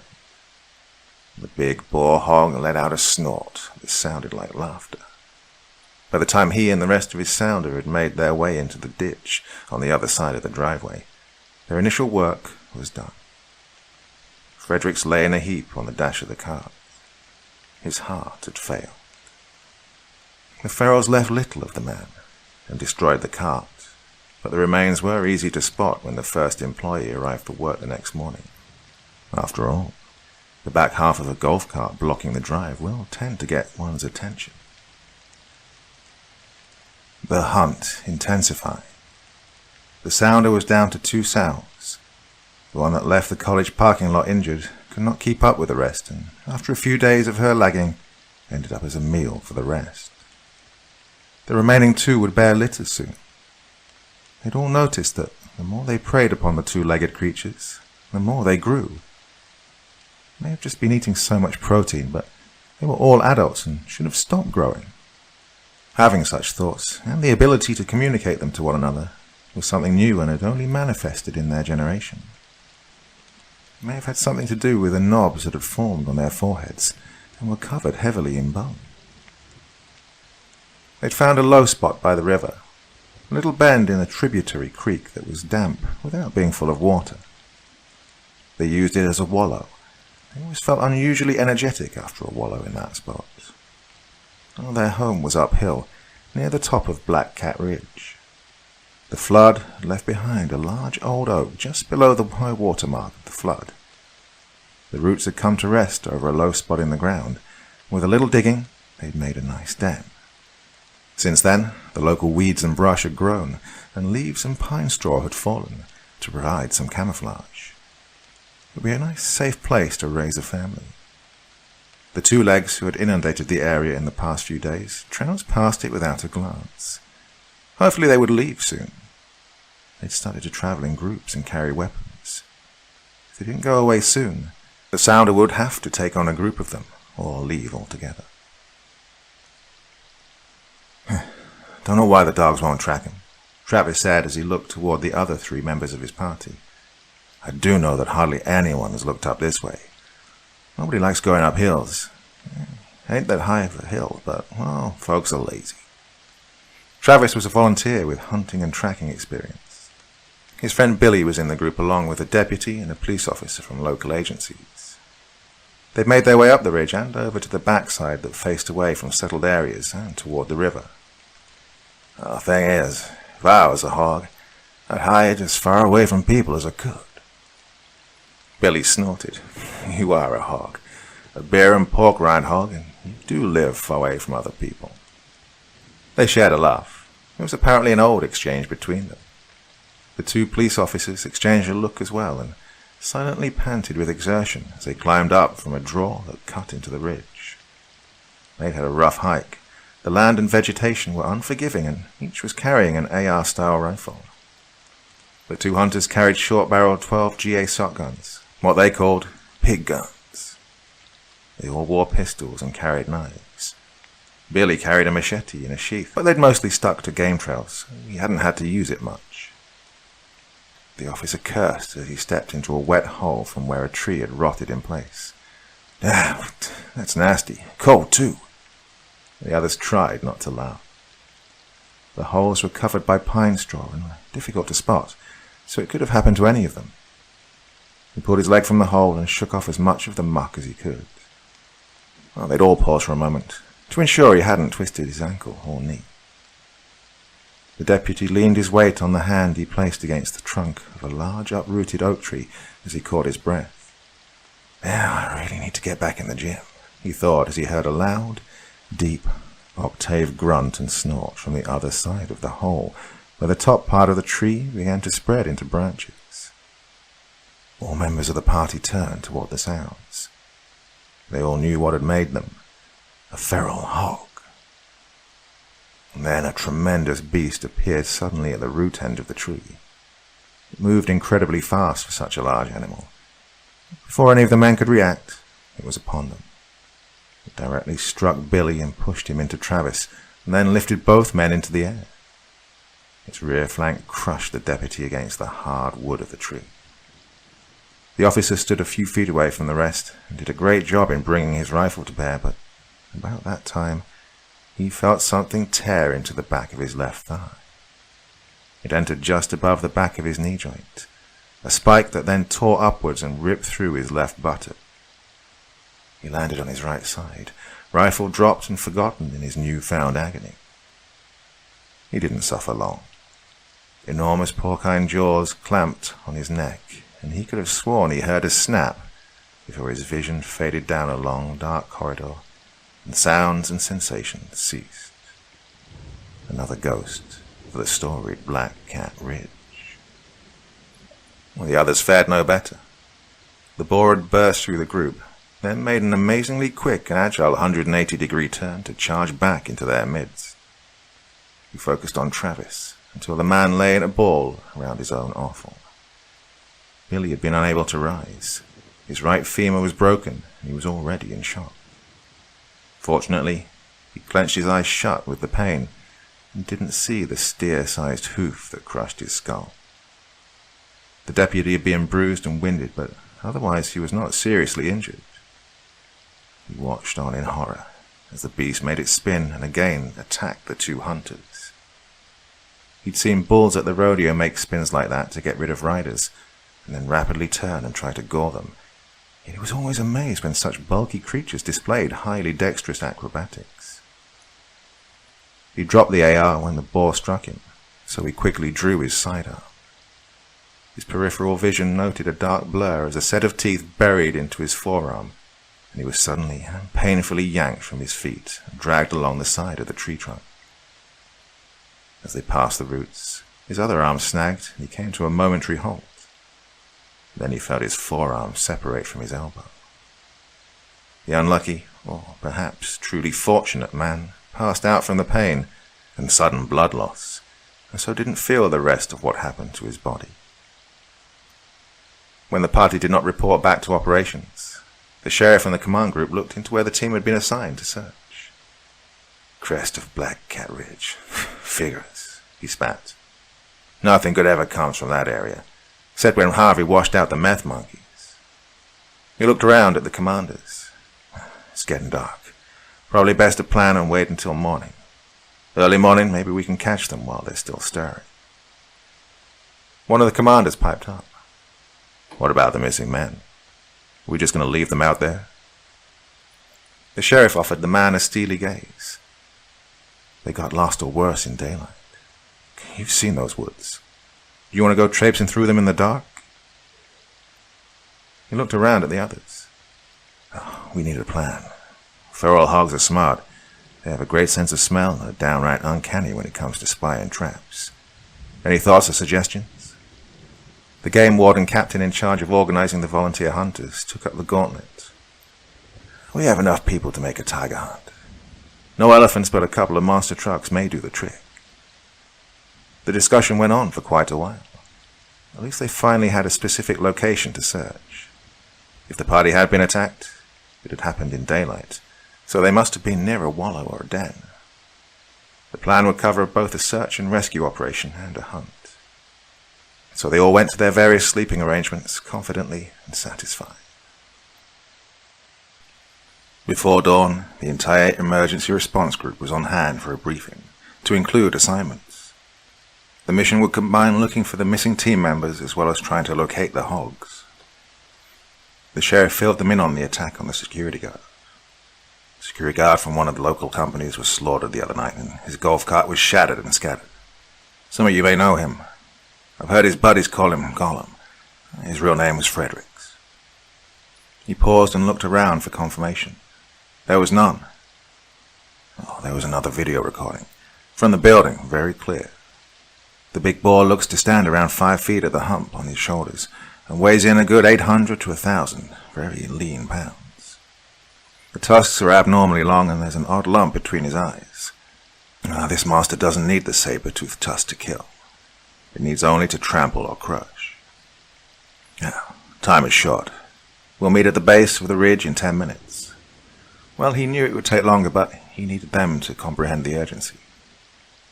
Everyone will shake out in a line. As we proceed, you will stay inside of the team members to your left and right. While time is a factor, safety is the greater consideration. Stay on line with the others. I cannot stress that enough. We've set up 2 all-wheel drive vehicles with shooting platforms on the other side of the ridge and at the bottom. They're already in place on the other side of the ridge, ready to ambush the killers once we flush them. If we fail to locate and neutralize the hogs, we may be able to drive them into range of our shooters. Once we've crested the ridge, we'll descend only a short way down the other side. We do not want anyone in the line of fire of the shooters on the trucks. Oh, by the way, don't worry about making noise. The more the better. Might as well drive the monsters ahead. Just a reminder, they are aggressive and may turn back on us, so be ready. He answered a few questions, and then they were off on the hunt for the saber-toothed hogs. It took longer than anyone hoped to get everyone lined up and moving, but once they started, it went mostly to plan. About 15 minutes in, a shot rang out near the north end of the line, followed by the staccato sound of several more rounds from different calibers. That stopped everyone in their tracks, as per the plan. It was hard for the team members to restrain themselves from sprinting to the aid of those who had fired. However, the firing stopped abruptly after the initial bursts. Then, the waiting began. Shortly, the sheriff sent over the radio that all was well, but that one sector had encountered an extra-large nutria that had attacked a team member. He requested that the team leader from the game wardens respond. He gave the order to move forward again, and everyone did so, on much higher doses of adrenaline. Just over the ridge, a team a little south of the crest came across a large tree that blocked their progress. They found weapons and a few other inedible items, and large pools of dry blood and offal. The area stank, and flies that had grown to the size of horseflies buzzed around the sticky mess. This caused another brief pause, and evidence techs were deployed to the scene. Once they arrived, the line completed its push. No one had spotted the pigs. SWAT Officer Jenkins, who was an assigned sniper, lay prone on his mobile shooting platform. His spotter, Officer Tran, stood to shake off fatigue and to maintain a better view. There was a secondary spotter, a local hog hunter on the platform, and the driver sat stoically in his seat, looking around in every direction he could. Their vehicle was positioned closest to the river. It sat on oversized wheels and tires, so everyone was reasonably high off the ground. They were all pretty tired since they'd left late the night before to get into position in time for the early hunt. Well, it was a waking shock when they heard the radio traffic about the fate of the missing party. Crap, Jenkins thought. How many more? Soon he could hear the noise of the beaters as they came to a stop a safe distance out of the line of fire from either truck. The sheriff came over the radio and told the beaters to make some noise. Well, the first responders yelled and clapped their hands and whistled along with most of the volunteers, but sure enough, a few of those yahoos fired rounds. Apparently, they didn't understand the concept of gravity. The rounds had to come down somewhere, and there were far too many people in the area. There was a quick and angry broadcast of "Cease fire," repeated until well after the last shot. This was followed by a tense reminder that firearms were to be used only when they faced a life-threatening situation. Well, at least the wait isn't boring, he thought as he looked up and winked at Officer Tran, who smirked, shook his head and mouthed, "Dumbasses." And that was when a rumble of hooves and a loud boom erupted from the passenger side of the truck, and the entire vehicle tipped a little toward the driver's side. There was another rumble of hooves, and before the vehicle could tip back, an even greater impact. This time it tipped most of the way. Grunting squeals, deepened and increased in volume to a surrealistic level, roared as another impact finished the job and rolled the truck onto its side, and then onto its top. The boar and the larger, older sow stood looking on in satisfaction. Their long hair was matted with mud from their early morning wallow. They'd spotted the ambush on the way back to the den and had decided to conduct one of their own. They'd left the younger sow down by the river. She was slow and gravid, getting ready to have her little ones. In the truck, the driver dangled upside down, caught in his seatbelt. Officer Tran and the civilian hunter had fallen when the truck rolled. The hunter had jumped free, but lost his life. Tran and Jenkins managed to end up on the ground with the bed of the truck and the roll bar keeping the mass above them. Tran was curled around a broken arm. Jenkins, while stunned by the suddenness of the attack, still had hold of his rifle. He turned dizzily toward the two brutish swine. The big male eyed the truck and pawed at the ground. The sow had started a loping run that would build up momentum for another strike. As she came around face forward, Jenkins had time to get his muzzle in line and fire. He fired 2 more rounds in quick succession, and the sow screamed as the .50 caliber round struck her in the chest and penetrated her vital organs. Her carcass skidded to a stop about a foot from the side of the truck, and Jenkins' view was entirely blocked. He rolled toward the driver's side and scrambled to his feet. "Tran!" He reached under the truck and grabbed hold of Officer Tran's collar. He pulled backwards as hard as he could to get clear of the truck. Had the boar flipped the truck over again, they would have made it. Instead, there was a loud crash from the front of the truck, and the front end, engine and all, spun towards them at tremendous speed. The impact sent both men sprawling into the underbrush, both of them stunned and helpless.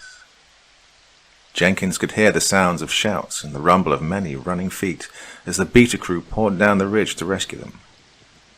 He managed to open his eyes and look toward the ruined truck, just as the boar rounded the front and glared at him with furious eyes.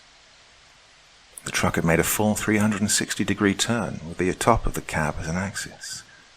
The boar pawed at the ground, bristled its mane, and then, just as it squatted to begin a trampling charge, a shot rang out, followed rapidly by 11 more. The boar stumbled away from the cab area of the truck and fell onto its side. Everyone had forgotten about the driver, who carried a .45 caliber pistol with high-powered ammunition. He emptied the entire magazine into the neck of the monster hog from no more than 3 feet, and he was a good shot, despite being shaken and dizzy and dangling upside down.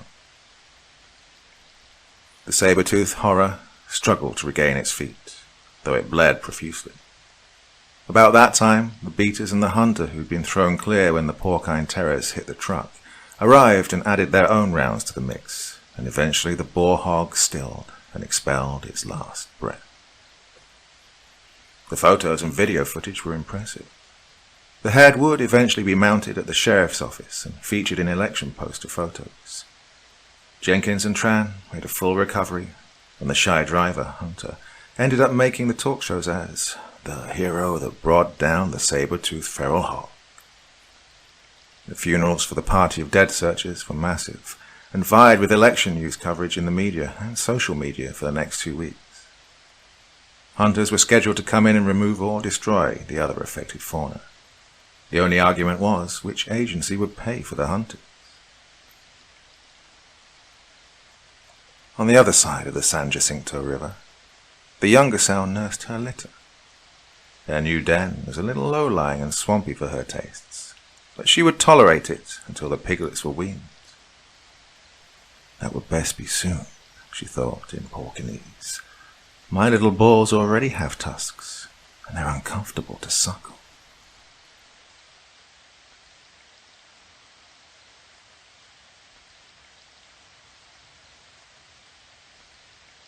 I hereby declare that I have been clearly informed about the nature and method of the study, as described above. I voluntarily agree to participate in this study. I retain the right to withdraw with this consent without having to give a reason. I realize that I can stop the study at any time. My personal data will not be viewed by third parties without my permission. Sign here. The same old blah blah as always. As a psychology student, I participated in dozens of these studies already. I even conducted 2 myself, one more boring than the other. Decades ago, some insane findings were found through psychological studies. Just think of the Stanford prison experiment or Milgram's study on conformity. But nowadays, nothing remotely interesting is possible because of all the ethical regulations you have to follow. A woman, maybe 30, with short black hair and a lab coat, welcomed me at the entrance of the social studies lab and walked me to the waiting room. "Hi, I'm Judy, and thank you so much for participating in this study. Are you a student?" she asked with a friendly smile on her face. "I am, but I'm already in my 3rd year, so I'm not participating for credit," I responded. "Well, I'm about to finish my degree. The only thing left is my thesis, and I'll finally be free. However, this means that I have hardly any time to work, so I could certainly use some extra cash." "Watch a documentary at the lab. €50 or 5 credit points." Well, that's what the flyer had said. No, that's great. Then you probably already know how these things go. The process today will be as follows. You will watch a documentary for 1.5 hours together with a different participant. After that, you will each be guided to your own cubicle, where you will do a few computer tasks and fill in a short survey. Your participant number today is 10. Please remember this number to ensure anonymity. Use these numbers with the other participant as well. Please don't exchange real names. Do you have any questions so far? Well, I had no idea I'd be watching a documentary with a different person, but figured that it was probably a part of the study. To see how people interact in a setting like this, or who knows what. You always have some hidden intention with these studies. "No, sounds easy enough," I said. After I signed the informed consent form, we walked to one of the rooms of the lab. Lab makes it sound somehow cool and fancy, but it's just a few boring rooms in the ugliest brick building on campus. The other participant was already sitting on the sofa inside one of the lab rooms, which reminded me of an old classroom without windows. Judy pointed me towards the sofa. I said hello and sat down next to him. For some reason he seemed really familiar, but I don't remember meeting him before. Maybe he just reminded me of someone else, I figured. He looked like an average college student. Young, brown hair, Guns N' Roses t-shirt. The only thing that stood out to me was his extremely pale skin, which reminded me a little of myself. I never get a tan due to some weird blood issue that I was born with. The movie will start automatically in a moment. Please pay attention, as you will have to answer questions on it in the next part. Judy turned the light down and left the room, closing the door behind her. "What do you think this is all about?" the guy whispered. "Probably nothing. Maybe she's just observing us from next door," I joked. "Oh, hey, that's my number," he said and pointed to my hand. The number 9 was written on my hand with a Sharpie. This is weird. I don't remember writing anything on my hand.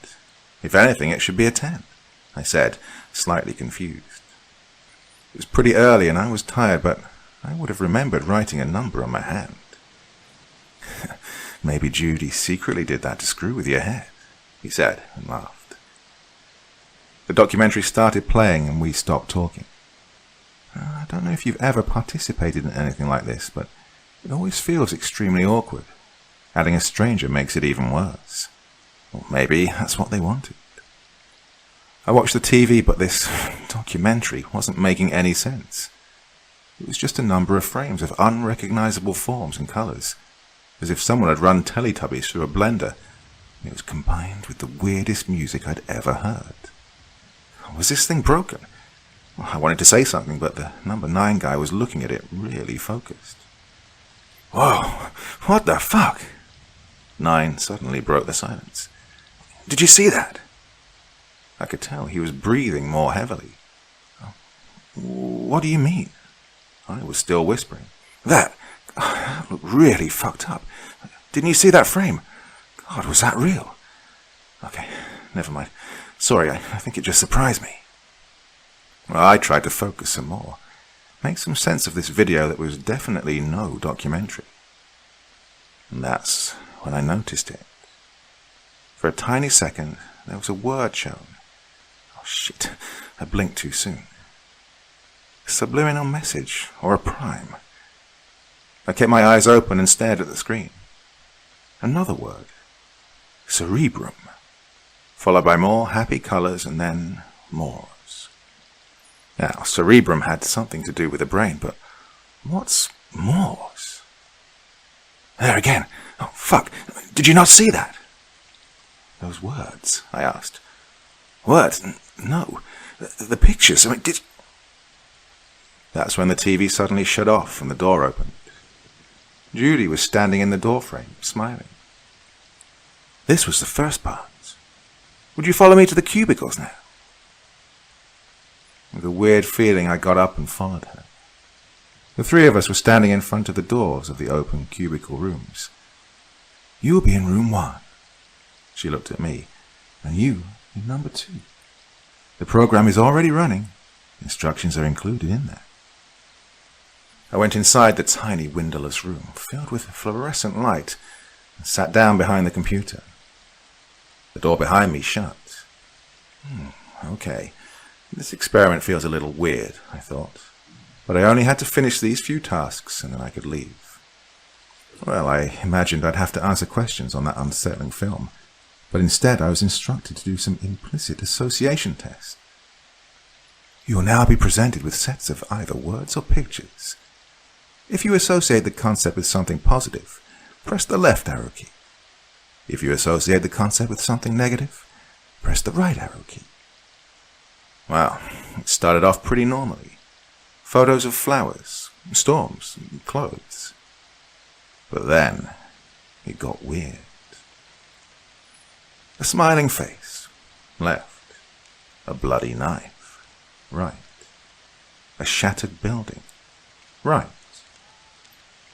Free will, right off, left. God, left. Sacrifice, left. Murder, left. Shit, this was going fast. Someone wearing a Venetian mask with bloodstains, right. The same person stabbing someone, right. Again, the same person looking straight into the camera. Right. God, what was this? The masked person holding the knife to his own throat. Fuck. I pressed left. I was starting to sweat. This didn't feel normal. It changed back to text. You enjoyed that? I didn't press anything.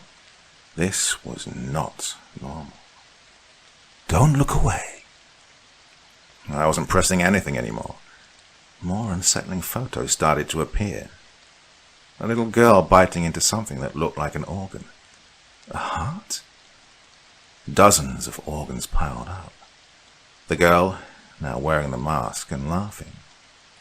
From that point on, it only got worse. I saw things that I will never forget. Pictures so disturbing I can't even describe them. Words I didn't recognize, but something inside me knew they were wrong. I felt like I was about to throw up. I got up, my legs shaking. I'd had enough. This study was sick. I stumbled back to the door and tried to open it, but it was locked. Suddenly, the computer made a loud, shrill noise. The screen changed to another photo. It was me, wearing that mask and smiling. And then a photo of the other participant, number 9. Looking into the camera with blood all over his face. Another photo of me, holding a knife to my throat. What was going on here? I slowly walked towards the screen. I was feeling dizzy. Thank you for finishing part 1. We'll see you again when you wake up for part 2. Yes, I realize that I can stop the study at any time. I had a hunch this wasn't true when I stood behind the locked door of the cubicle. I knew it wasn't true when I woke up in a strange hospital bed. Oh, you're awake. Oh my God. I've been waiting to talk to you for so long. You're like a celebrity. I slowly came to my senses. In front of me I saw a girl sitting on my bed, with a big smile on her face, but this smile didn't feel warm. It was the same weird smile that Judy had, like the Cheshire Cat. She was wearing a clean purple shirt and purple pants, which looked somehow familiar. And then I remembered. That's what I was wearing in the photo where I held a knife to my throat. I looked down and noticed that I was wearing the same clothes, but mine were white. White as everything else in this room. Clean. Sterile. Except for the blood crust on my inner elbow. There was a syringe stuck to my arm. Bandage wrapped around it. I started panicking. I pushed the covers away and tried to get up, but I felt too weak. Where am I? I mumbled. Well, you're in the psycho lab, silly. Welcome back. Her blonde hair looked thin, her face pale, but her smile only got bigger. She must have been in her mid-20s, but the way she talked made her sound like a teenager. 10? That is so impressive. There's only one other person that got so close and... 10? I interrupted her. That's the participant number they gave me. Did they talk to you about this? Did they do the same experiment to you? My heartbeat was racing. It's on your arm. It looks permanent. I guess this is your final one. Congrats. She was right. On the spot that had said 9 yesterday, there was now a 10. But this one looked like a tattoo. Permanent. That happened yesterday. Oh, I felt extremely confused. My head was heavy. I felt like throwing up. And I was at the end of the study. I did the task and... that's the last thing I remembered. They must have drugged me and brought me here. There are some studies that they conduct in the hospital where they test new medications or do sleep experiments, but this isn't possible. I did not give consent to be drugged and brought to a creepy hospital. There's no way the university would allow this. This wouldn't get past any ethical committee. These people, they had something awful in mind. I had to get out of here. A thought hit me. 9. Maybe they brought him here as well. What does the number mean? I asked carefully. I didn't feel like I could trust her. She seemed too okay with the situation, but I had to find out as much as I could. Jeez, did she forget everything? Well, that's your trials. I have 2, look. She held her arm in my face, which had the number 2 tattooed on it. Most people are 2s or even 1s, some 3s. I'm actually happy I'm a 2. It means I'll get my treatment soon. And after that, she jumped up and walked back to her own bed. 10 trials. Had I been here before? You said there's one other person that got close. Yes, it's to 9. Look, can you please stop asking stuff now? The creepy smile finally disappeared from her face. Instead, she looked dead serious. They're in a different wing. They can't have high numbers talk to each other.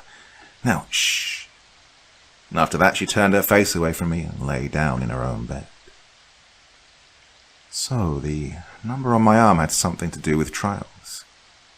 Was this the 10th time I'd been here? I collected all my strength and got up.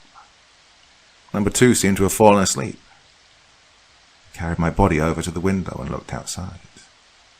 Everything looked awfully normal. The sun was shining bright. There was a big green lawn with a small pond in the middle. On the other side, there were big houses that looked like family homes.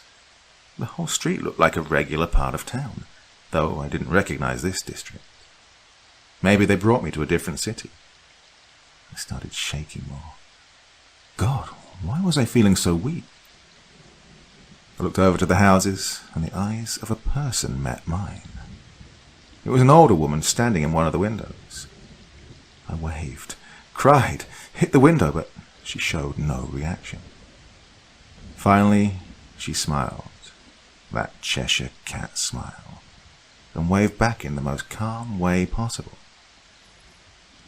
I broke down in tears. I felt like I was sent to a different universe where everyone was bizarrely happy. I had to get out of here. I couldn't wait for part 2 of this experiment, or for some treatment, especially not after those photos. So I made my way to the door. "Oh, please, please, please, don't be locked," I muttered to myself. It opened. A feeling of relief rushed through my entire body. Well, that changed quickly when I heard 2 shouting, "Help! Come back!" followed by a hysterical laugh. Fuck. An alarm went off. Red light filled up the surroundings, but I couldn't stop now. I was standing in a hallway with more closed doors. Probably more hospital rooms. From the end of the hallway, I heard some commotion. Someone was on their way. Afraid to run into them, I opened the next best door. I found myself in another room that looked just like mine. I closed the door behind me and held my breath. "She ran out. She has to come back." I heard 2's muffled voice behind the door. "What do you mean she walked out?" "Increase her dosage and then..." The rest I couldn't understand, but I knew who it had come from. Judy. Then, silence. They'd moved on. I walked over to the hospital bed in the middle of the room. There was only one person in here. Well, that's if you could still call it a person. This man looked completely drained out, as if there were only skin and bones left of him. He was wearing the same purple pants, but his exposed chest was full of cuts. Some stitched up, some with bloody crusts. On his arm there was the same, too, tattooed, and next to it this sign. Oh, but the most frightening part was his face. He was wearing the Venetian mask. Tears of desperation filled my eyes. I was certain he was dead, until his chest suddenly moved up, his ribs sticking out even more. He was breathing. I jumped back when, all of a sudden, his eyes opened and his mouth formed a smile. That same sick smile. "Follow us." And with that, his eyes closed again. I couldn't shake off the feeling that I had something to do with this. I'm sure it was him I'd seen on the photos, and I had pressed left. I had to get out, get help. I stumbled back to the door. There was no noise coming from outside, so I carefully opened the door and walked out. "Oh, there you are. Hope you're ready for part 2 now." Judy. She was standing right in front of me, looking joyful as always. There was no way for me to escape, I realized, and 2 male nurses moved towards me. I thought about fighting them, finding a way to trick them, but I realized there was no hope. But I was too weak, and there were 3 of them, so I followed them down the hallway silently, crossing more rooms which I could only imagine were containing more participants.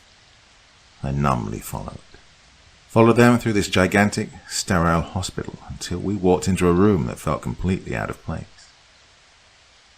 It was beautiful. Old-fashioned movie theatre, with red satin chairs and a screen as big as a wall at the end. The whole theatre was empty, except for one person sitting in the front row. The men led me towards him. From the back I couldn't recognize anything, but then I saw his face. Bloody, beaten up. In his arm, the same syringe. Number 9. Our eyes met, but his looked empty, absent, as if something had drained the life out of him. I tried to speak, but didn't know where to start. Then I saw Judy standing right in front of us. Behind her, the big screen. "What did you do to him?" I shouted. Now, let's all stay calm here, all right? He did this to himself.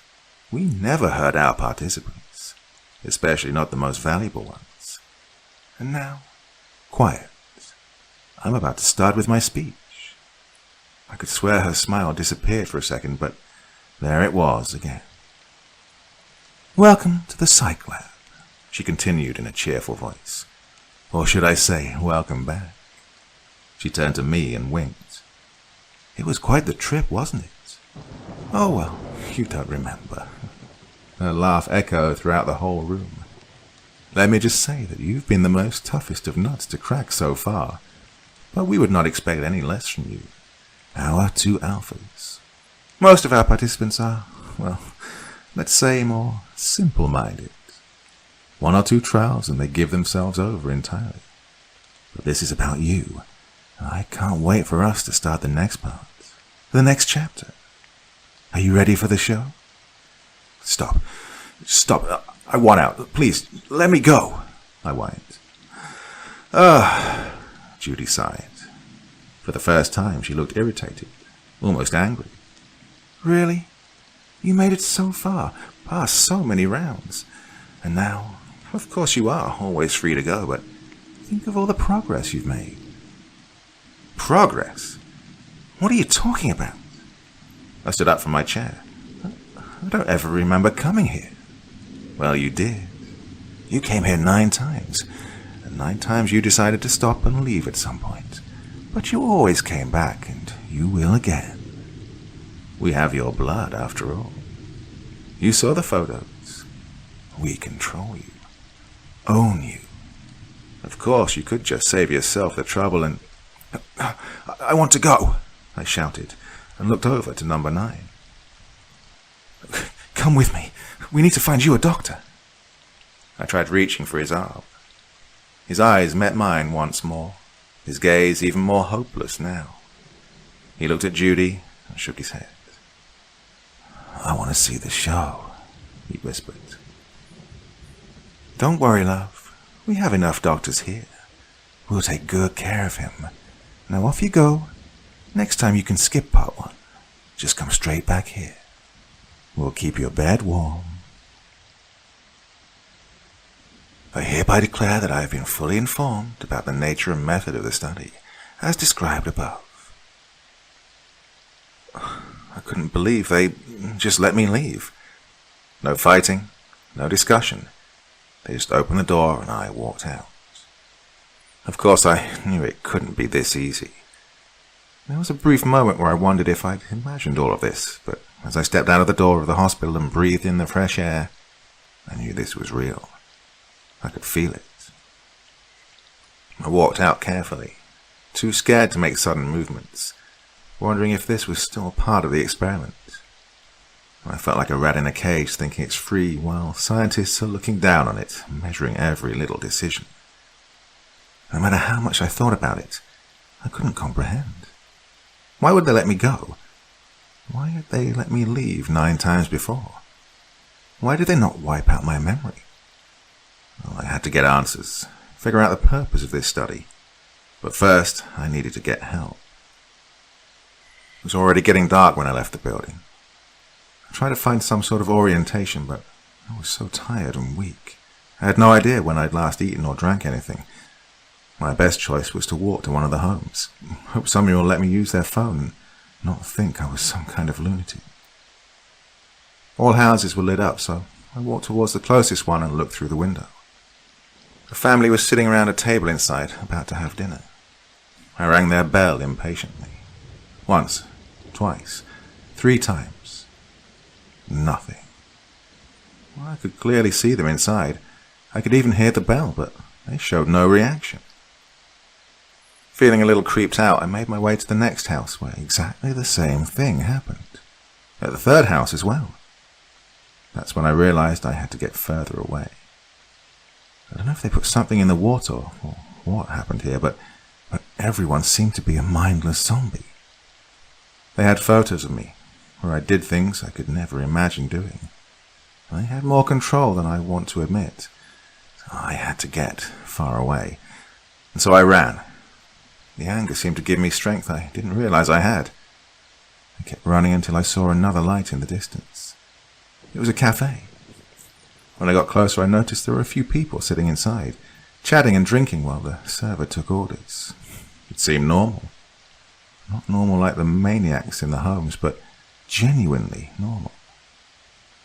I stopped myself from running inside, First, I had to calm down and think. They seemed normal, but I didn't.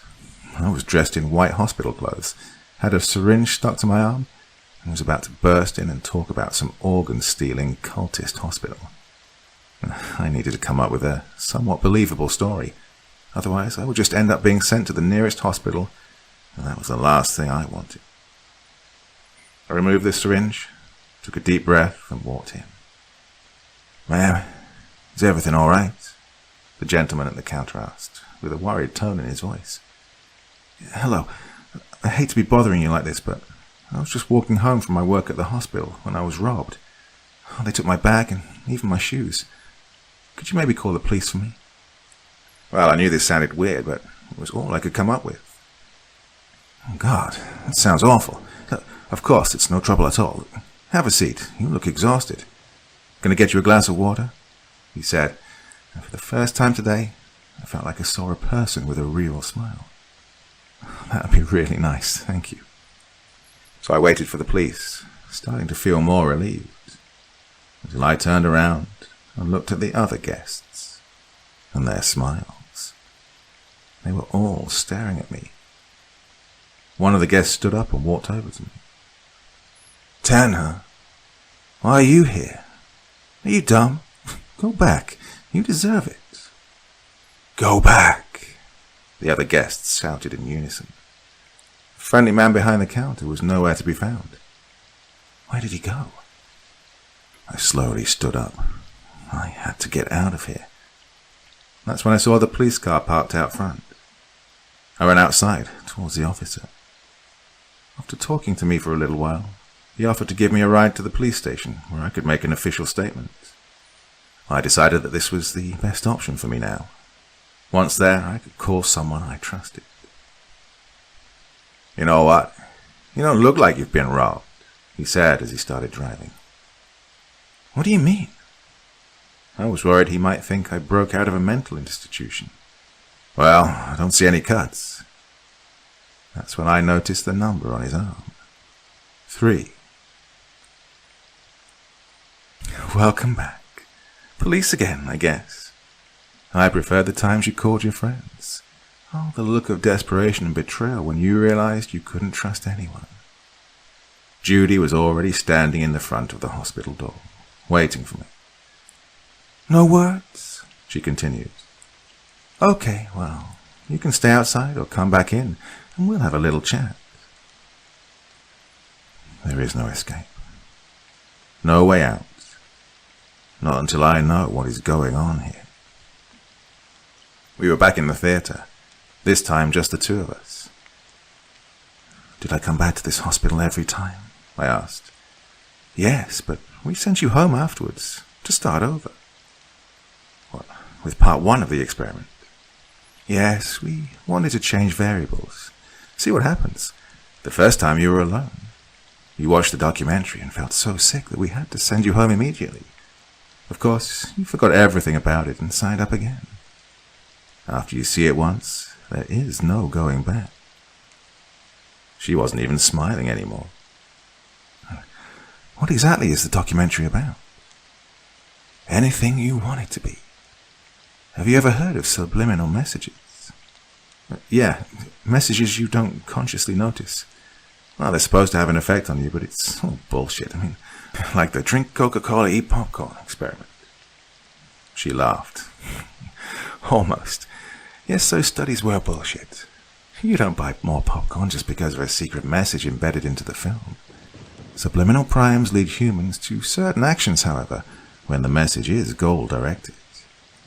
Imagine you are extremely thirsty, and you see the Coca-Cola message.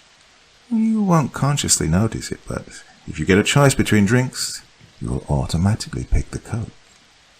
Is this supposed to be a freaking school lesson now?" She laughed out again. "This is why you're my favorite. So cynical. You don't get the point, though. The messages work when they're in line with your urges, your needs. We planted ideas in their head with the documentary. Ideas that were matched with their deepest wishes. Then we showed them how to fulfill them." I was getting angrier by the second. "So, You're telling me that the people here want to kill themselves and give you their organs?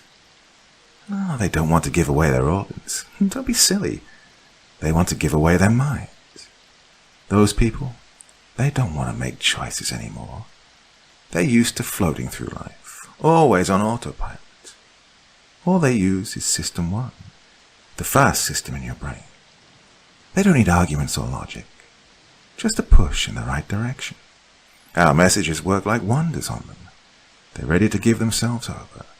So what if some give us complete control of their bodies? It's still their choice. You fucking bitch. It's not a choice. Well, where's the difference in falling for some advertisement on TV? The choices are there. All we do is give them some guidance. How can you compare murdering people with falling for some shitty ads? We're not murdering anyone. As I told you before, everyone is free to leave whenever they want. But they're happy here. And the mask?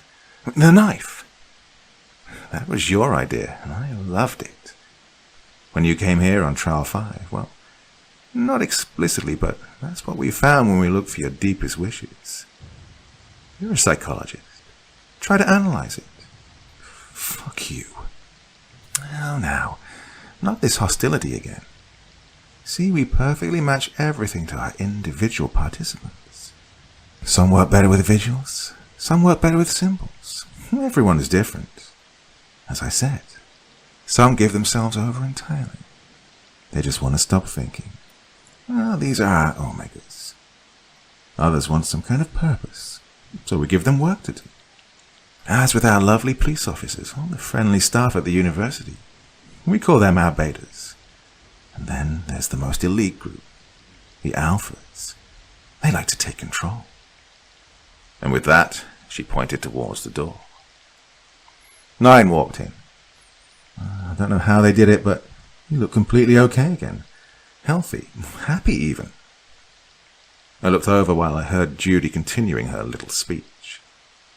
The messages are only the first step. We can show you everything else if you decide to stay. There's only a very small group that won't give their mind over. Do you know how long it took me to get the 2 of you? Oh, I need you. Together we can change everything. I know you don't completely understand yet, but we're making this world better. This is sick. Why would all these people just comply? Finally, 9 spoke. There is no option out. All you can do at this point is to enjoy the show. At least we get the better view. I voluntarily agreed to participate in this study. That was it, and she knew it. The number was tattooed on my arm. My last trial was over, and I was a part of the psych lab now. Now it was time to take the control that I deserved. I was an alpha, after all. But first, I had to get through this show. You know, it's not that difficult to deceive people. You just need to understand them, get inside their heads, and you can nudge them towards changing into anything you like. If you make them feel like they're part of an elite group, they'll start depending on it. If there is an authority, they'll follow without asking questions. Next, you give them a role, a purpose, and you make this a part of their identity. What if you had something to distinguish them from others, like put numbers on their arms? Have you ever taken part in an initiation ceremony, like hazing for a fraternity? You wouldn't go through the humiliation if you didn't really want it deep down, right? After breaking your will, they will get your eternal loyalty. They make you do horrible things, but tell you to remember that they're always voluntarily. It's an illusion. The choice is an illusion. They tell you there's nothing wrong with your blood being taken from you. Oh, try this medicine. It'll make you feel amazing. We'll give you some of this every time you help. Doesn't it feel nice to help? But it's not helping you, only them. Of course, not every person will fall for persuasion or deception. We're at our most vulnerable when we start spacing out. Do you sometimes go to the kitchen and forget why? Say, But then you realize you actually heard what the other person said. Or sit in your car and reach your destination even though you weren't focused on driving at all. If you make sure you're conscious, make your own decision, then you can shield yourself from the manipulation. Do you remember why you came here? Why you're doing this? Why you're looking at this? When was the last time you made your decision? You are different. You're not numb yet. Be conscious. Wake up. Wake up. Wake up. You don't want to be here. You never wanted to. You are intelligent. You understand how this works. You can break out. Well, I tried as much as I could to talk over the music coming from the speakers of the theatre, to get into his head, but he wasn't even looking at me. His eyes were glued to the screen, hypnotized. This is probably the reason Judy had left the theatre. Whatever's happening on that screen, it changes people.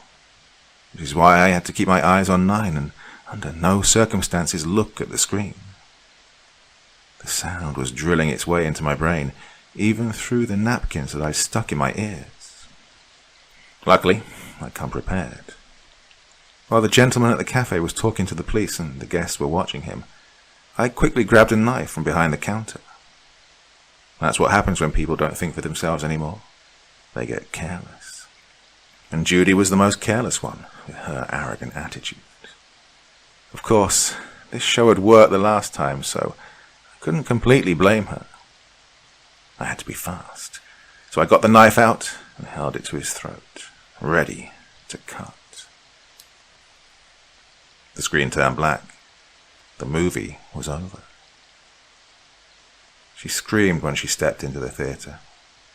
Seeing 9, one of her beautiful alphas, lying there on the ground in a puddle of his own blood, must have surprised even a cold-ass bitch like her.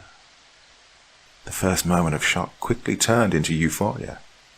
She stared at me while I was sitting peacefully on one of the chairs, the blood smeared on my white hospital gown, not showing any sign of remorse. 10 is higher than 9, right? He was weak. I am not. I won, I said, calm. Leave us alone, she directed at the 2 nurses behind her. A hysterical laugh escaped from her mouth. I told you you were my favorite. He'll do great here. We will. She was hunching over his body, looking for an indication on how I was able to conduct this brutal murder. So distracted that she didn't notice the knife that was being stabbed into her gut. Again and again. As I said before, distraction can work wonders. You're right. She was an arrogant bitch. So what do we do now? 9 pushed Judy's lifeless body away from him and slowly got up. I'm a little dizzy after losing all this blood. You know how villains always give away their entire plan?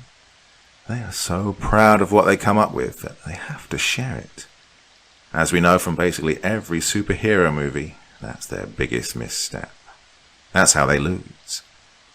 Judy was so proud that I'd come back, that I was defeated and would never leave this place. And so, she told me all about her vision, how she had run this entire operation on her own, slowly building up an army of sheep. She would brainwash them into thinking they were part of the glorious new life, part of a new era. Except none of them were using their own minds. They were her little puppets. The useful ones worked for her. The less useful ones were harvested. Selling organs is quite a lucrative business, and slowly she'd taken over the entire town. But she needed to grow, branch out, and for that she needed help. So she came up with a plan to recruit a new puppet master. 2 had made it far enough. Now it was up to them to decide who would be the number 1. Except I didn't want to be part of her team. And neither did 9, or Josh, after he woke up from his hypnosis. There are different ways to convince someone with facts, but most people won't even listen. Something else you can do is to evoke a strong emotion in them, like fear. Then you take it away, and just like that, the action that your body was getting ready for isn't necessary anymore, creating a void. A moment in which the brain isn't active. The perfect moment to get to the subconscious and influence someone. He was certain he would die in that moment when I held the knife to his throat. When he didn't, all I did was step back and ask for his name. It seemed to snap him out of the trance. At least we used the syringe and didn't cut you up. You should feel lucky, I answered. He was right, though. What was next? How are you planning on getting out? The hospital is filled with our followers, he said. Just look at our arms. We're the highest numbers now. They'll follow us. For now, all I know is that I won't use this place to take away the organs of innocent people. They deserve better. They may not understand what's best for them yet, but whatever it is, I'll do a better job than Judy. Sometimes you can't give people a choice. Not if you truly want to make the world better. But, well, that's something I'll need to test. If you'd like to help, I could certainly use some participants.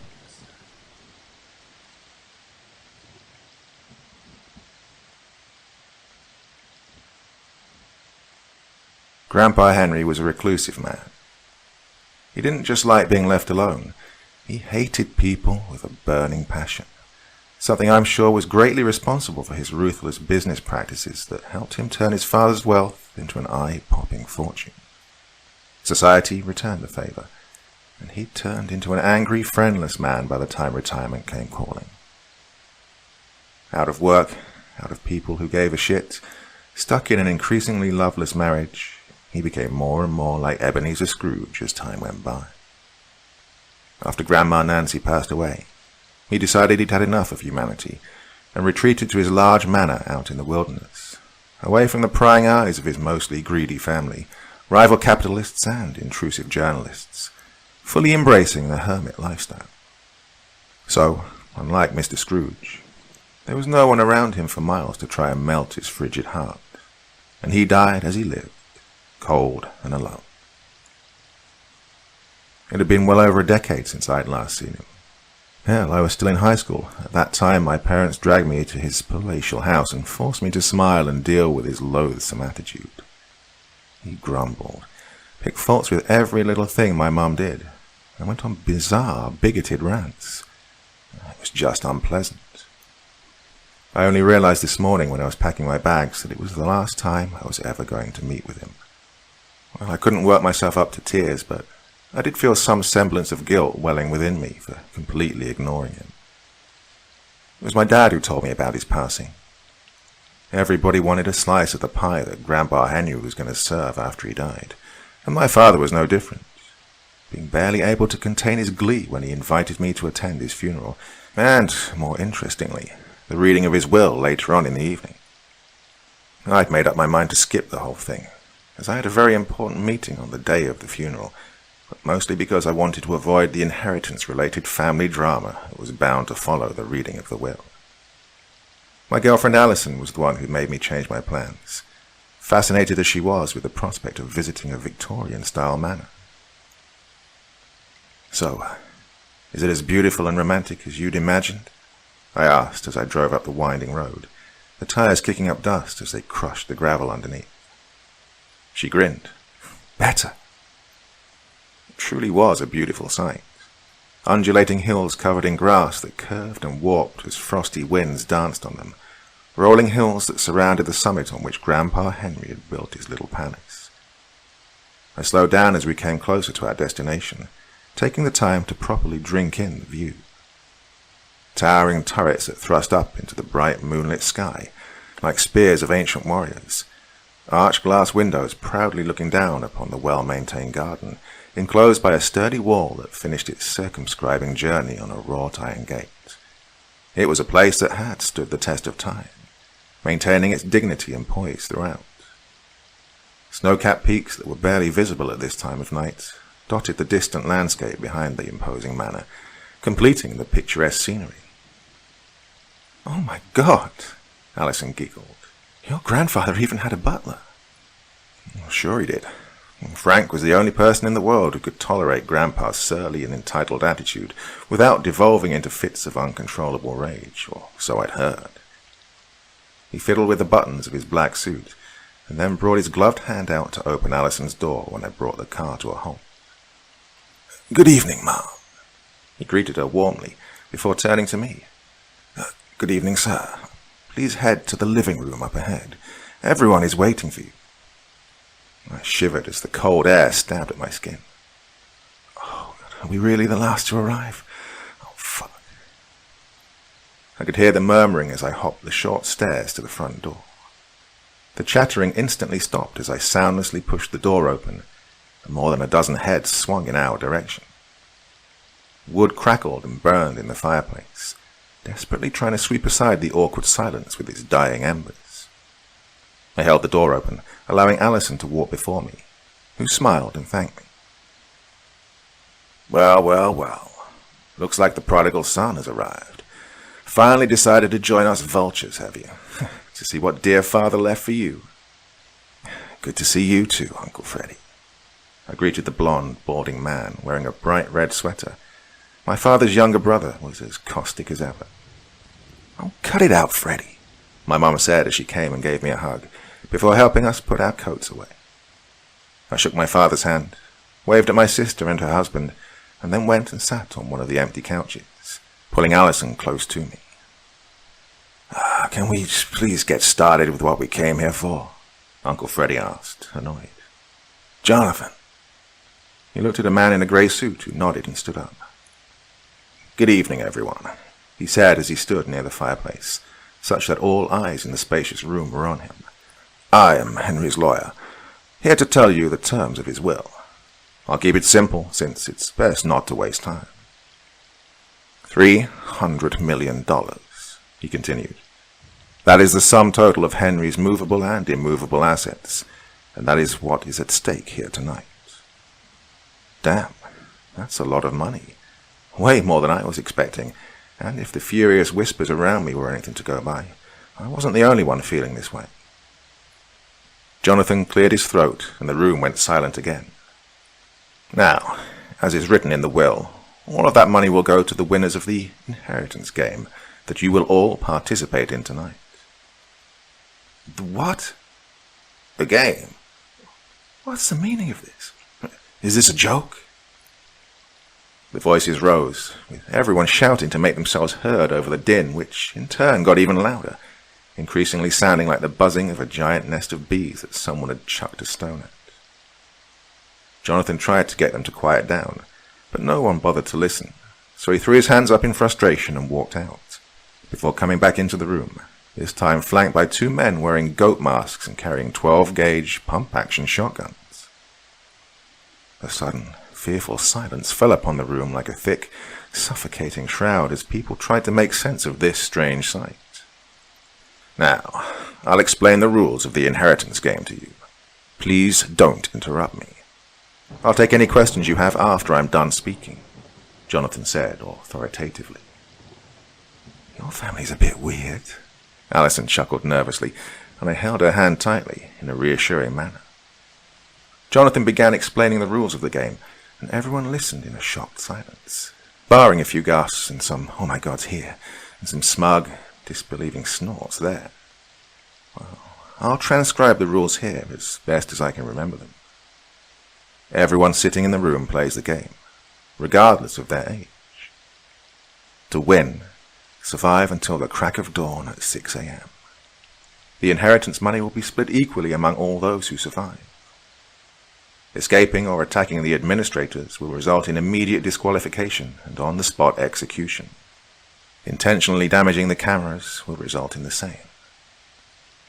At least one less than half the players must die.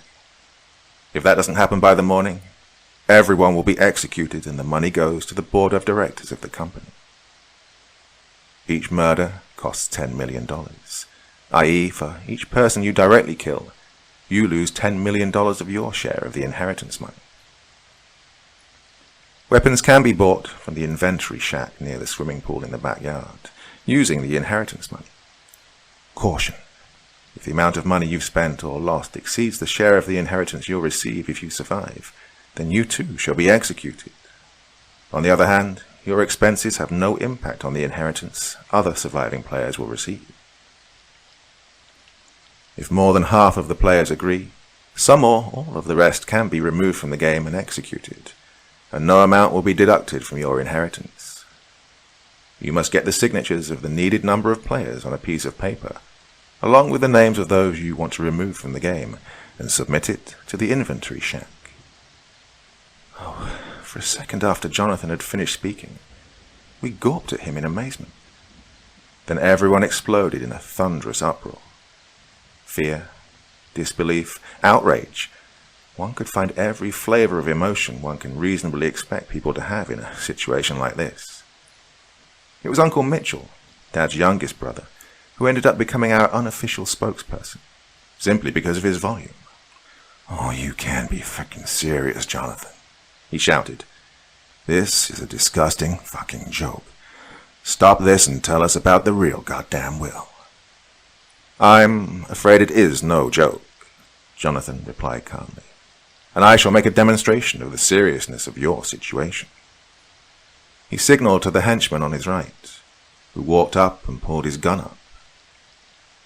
The shotgun rocked in his hand and boomed, sending up a small cloud of smoke and making me momentarily deaf.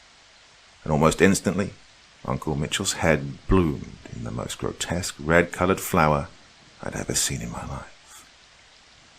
And then, the screaming started.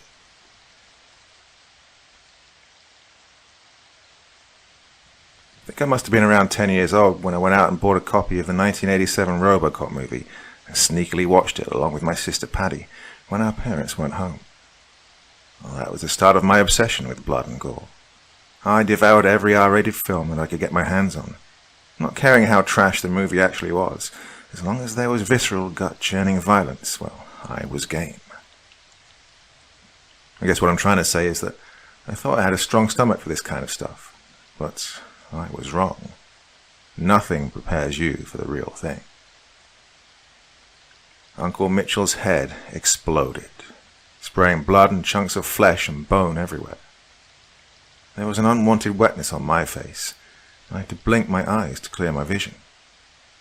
I shook my head to get rid of the annoying ringing sound in my ears that accompanied the deafeningly loud boom of the shotgun, and then wiped my face. By the time I fought my way out of the disorientation caused by the gunshot, I saw there was complete pandemonium in the room. Uncle Mitchell's boyfriend, Wyatt, was emptying the contents of his stomach on the carpeted floor. Some of the guests were hysterically screeching their lungs off, while Jonathan and his two lackeys in the goat masks were already making their way out of the sliding glass door that led to the swimming pool. Hey, you okay?" Alison asked, her beautiful raven hair now carrying streaks of a vile shade of crimson. I nodded. "Oh, we're gonna die. We're gonna die," James, my brother-in-law, whimpered on the couch to my left, as Paddy tried to comfort him. It was my dad who brought some order to the chaos. Ashen-faced, hands trembling, he staggered past his brother's semi-headless corpse and collapsed nervously as he positioned himself where the murderous lawyer had stood a couple of minutes ago. I know," he croaked, before he took a deep breath and began speaking loudly. "I know it's hard, but this is not the time to grieve or lose our heads to fear. We need to think of a way out of this situation." What's there to think about?" spat Uncle Freddy. "There were 18 of us here. One less than half. That is, at least 8 need to die." Someone sobbed as he verbalized this. 17, Paddy said softly. "There's only 17 left now." "We can't kill each other," Uncle Brad, Grandpa Henry's oldest son, exclaimed. "This is our fucking family. We're not going to slaughter each other over some sick fucking game." "What do you suggest we do, smart-ass?" Uncle Freddy snapped. "Hold hands and walk to our deaths with a smile on our faces?" Wyatt, Mitchell's boyfriend, started crying, and there was a flash of disgust on Freddy's face. "Well, We can try to escape, I offered. Run in different directions all at once. They can't possibly have the necessary resources to track us all down simultaneously and kill us, right? I mean, run to a place where we can get a signal on our damn phones and get the cops. And what if they do get to us? Uncle Freddy asked pointedly. What if they kill us all, huh? What then? I had no answer to that. We can fight, Allison said, clutching my hand tightly. Everyone turned to look at her. We can all go and buy weapons from the inventory shack and use them to fight our way out. It's too damn risky, Freddy muttered, running his fingers through whatever little hair he had on his head. They're watching us right now. They could kill us on the spot if we tried something like that. And what do you suggest we do, asshole? Uncle Brad thundered. Because to me, it seems like you actually want to play this game. How fucking dare you? Please, my mom begged. Don't fight. Don't give them what they want. Freddy is right. I turned my head to see who had said that. Cameron, Uncle Brad's son-in-law, stood up. All the suggestions that have been made here are great, honestly, but it's too risky. We can't. Too many variables. It's just... I understand that, son. It's... began Uncle Brad. No, you don't, Dad. Cam cut him off harshly. No, you don't. Brandy's pregnant. We're gonna have a child. He put his hand on his wife's shoulder. He buried her head in her hands. Uncle Brad gawped at them as his wife cried out and hurried over to comfort their daughter. An uncomfortable silence choked the conversation out of the room, and I sat there just staring at the soft, hypnotic flames in the fireplace. The wood crackled loudly and out of tune with my cousin sobbing. Hi, Cameron said, awkwardly breaking the silence. I think we need some time to ourselves. How about we all go to our rooms and take some time to think? There's still time, right? The tension was somewhat diffused at that, and everyone began to get up. Not me, Freddy said obstinately. I'm staying here to keep an eye on the back door. Can't trust you all not to sneak out and buy a weapon. Ah, jeez, Freddy, my dad said. No one here is going to betray our family. You can't fucking know that. Yes, I do. But whatever problems we might have, I still have faith in this family. You need to as well. He didn't look like he was going to be convinced, but one stern Freddy from his wife, and he reluctantly quit his grumbling and stomped upstairs to his bedroom. The room that was assigned to us was on the ground floor itself. I was listlessly walking towards it when Allison pulled my hand and dragged me off to the kitchen. I looked at her, confused, as she furiously started digging through the various drawers. What are you doing? I asked. Looking, she replied, as she stood on her toes to look at the mostly empty shelves. All the knives have gone. There's nothing here that can be used as a weapon. Jesus, Annie. She jogged over to the stove and turned it on. Oh, wow. This works. Why? I mean, a gas explosion would threaten the administrators too. Allie, what are you doing? She stopped searching, then came over and hugged me. I'm sorry. I was the one who forced you to come here. I wiped her tears away. It's okay. Let's just focus on surviving, yeah? She nodded. Besides, Victorian mansions and murder mysteries have a very ancient relationship, so we can't be exactly surprised that this happened, right? She chuckled and buried her head in my chest. Okay, she said, a couple of seconds later. Give me a brief overview of your family. You know, who's who and all that jazz. I raised my eyebrow. Just to know who can potentially vote us off the island. I nodded. Grandpa Henry had 4 sons. There's Uncle Brad, his wife, and their 2 daughters. Both married, including Brandy, who just announced her pregnancy. Then comes my father. 2 children, me and Patty. Then Uncle Freddy. He has 1 son, Vincent, who came here with his boyfriend. And lastly there is Was Uncle Mitchell and his boyfriend Wyatt. So there's 4 smaller families in this large one? She asked. I nodded. 6 people each in Uncle Brad's and my father's families. 4 in Uncle Freddie's case and Wyatt. 6, 4, and 1, she said. You need 9 for a majority. Which means that assuming families stick together, any potential vote would basically be a face-off between our family and Uncle Brad's. It's the only mathematical possibility, I replied. The entire fight would be about getting the support of Uncle Freddie's family. Do you think Cameron knew this? Allie asked. Maybe that's why he split us up, to try and get Uncle Freddie's support. My eyes widened at the thought. Oh, fuck. What do we do? Let's take this one step at a time. Who do you think Uncle Freddie will side with? I shook my head.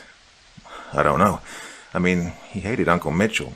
Thought that he was the one responsible for turning Vincent, his son, gay. So he'll avoid siding with whichever group has Wyatt. But, Vincent owes a lot to Uncle Mitchell and Wyatt, I added.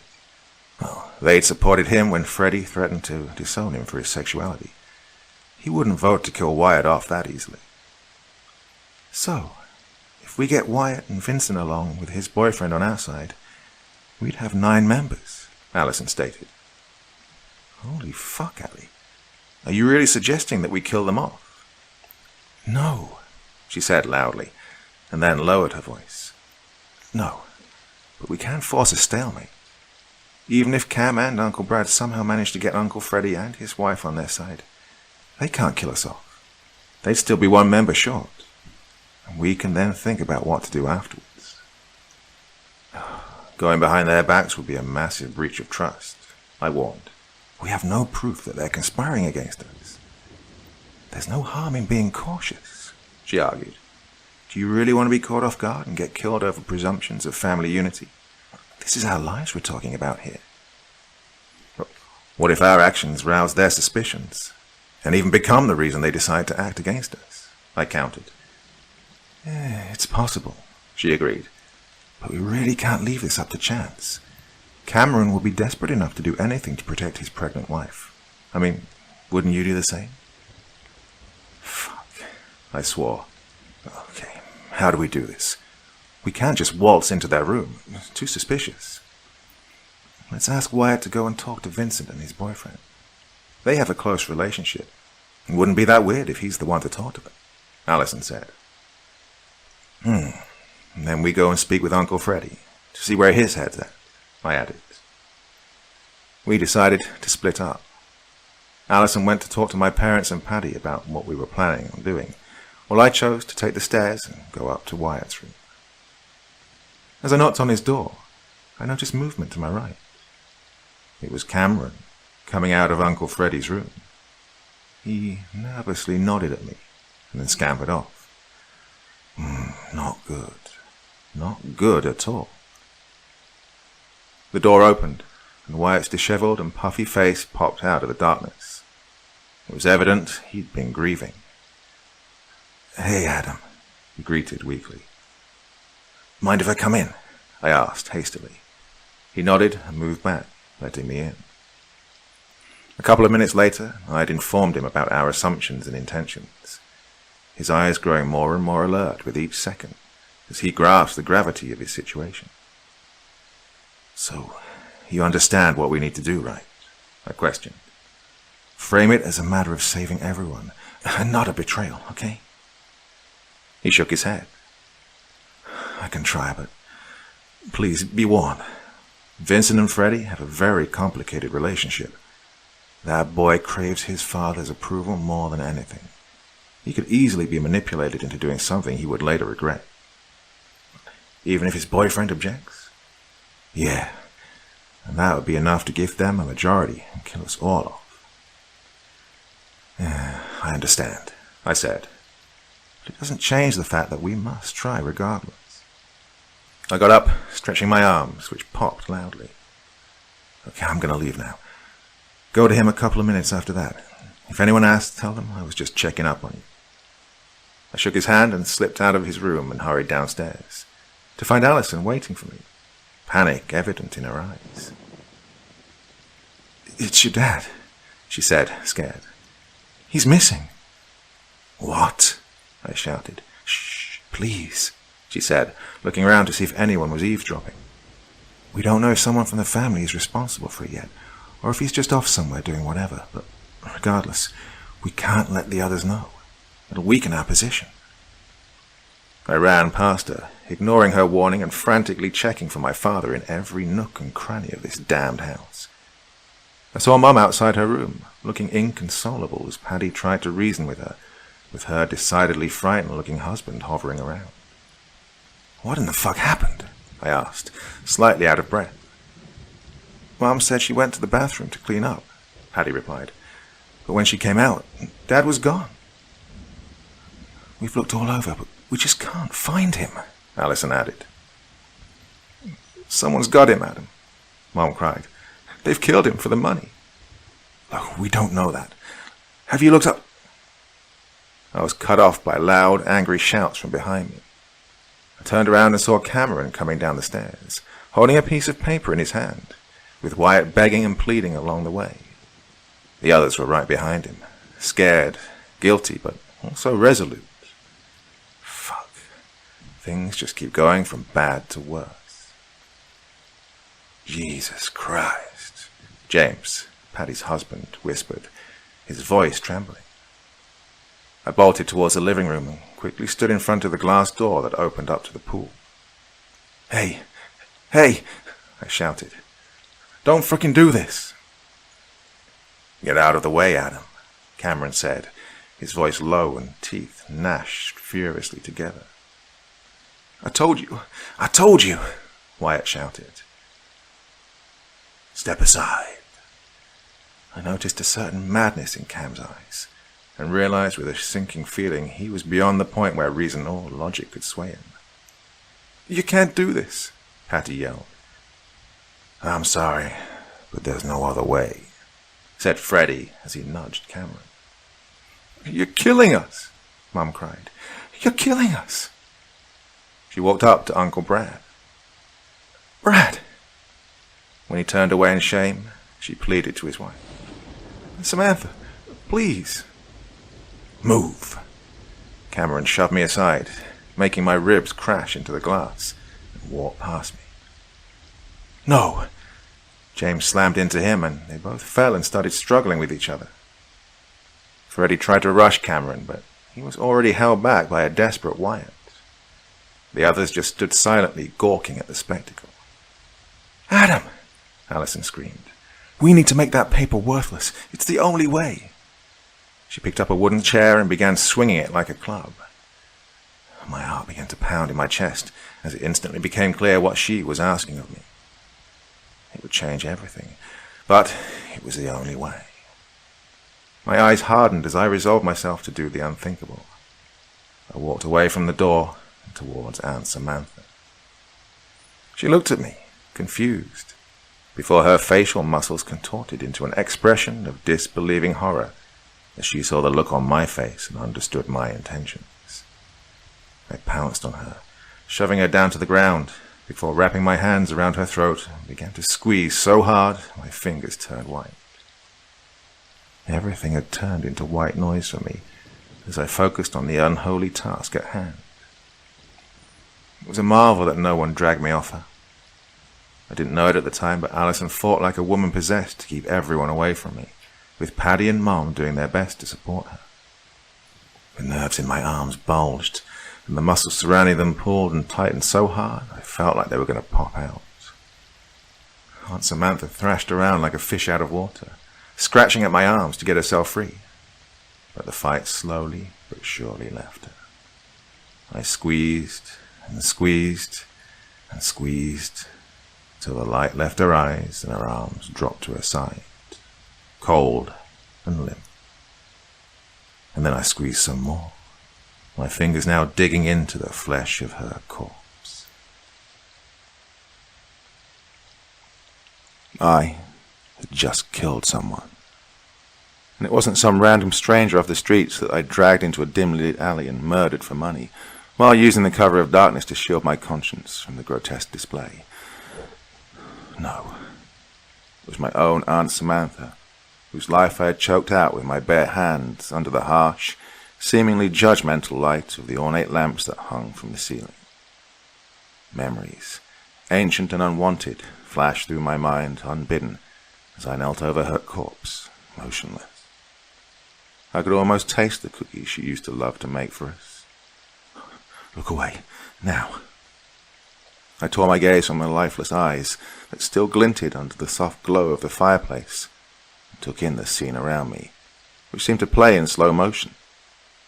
Allison was hovering around me protectively, brandishing a mangled, blood-stained chair as a weapon, while roaring like a lioness protecting her cubs as she and an exhausted Wyatt tried to fend off Uncle Brad, whose sharp blue eyes were filled with a sort of anguish I had never seen in my life, hinting at the deep wound I had inflicted on his very soul.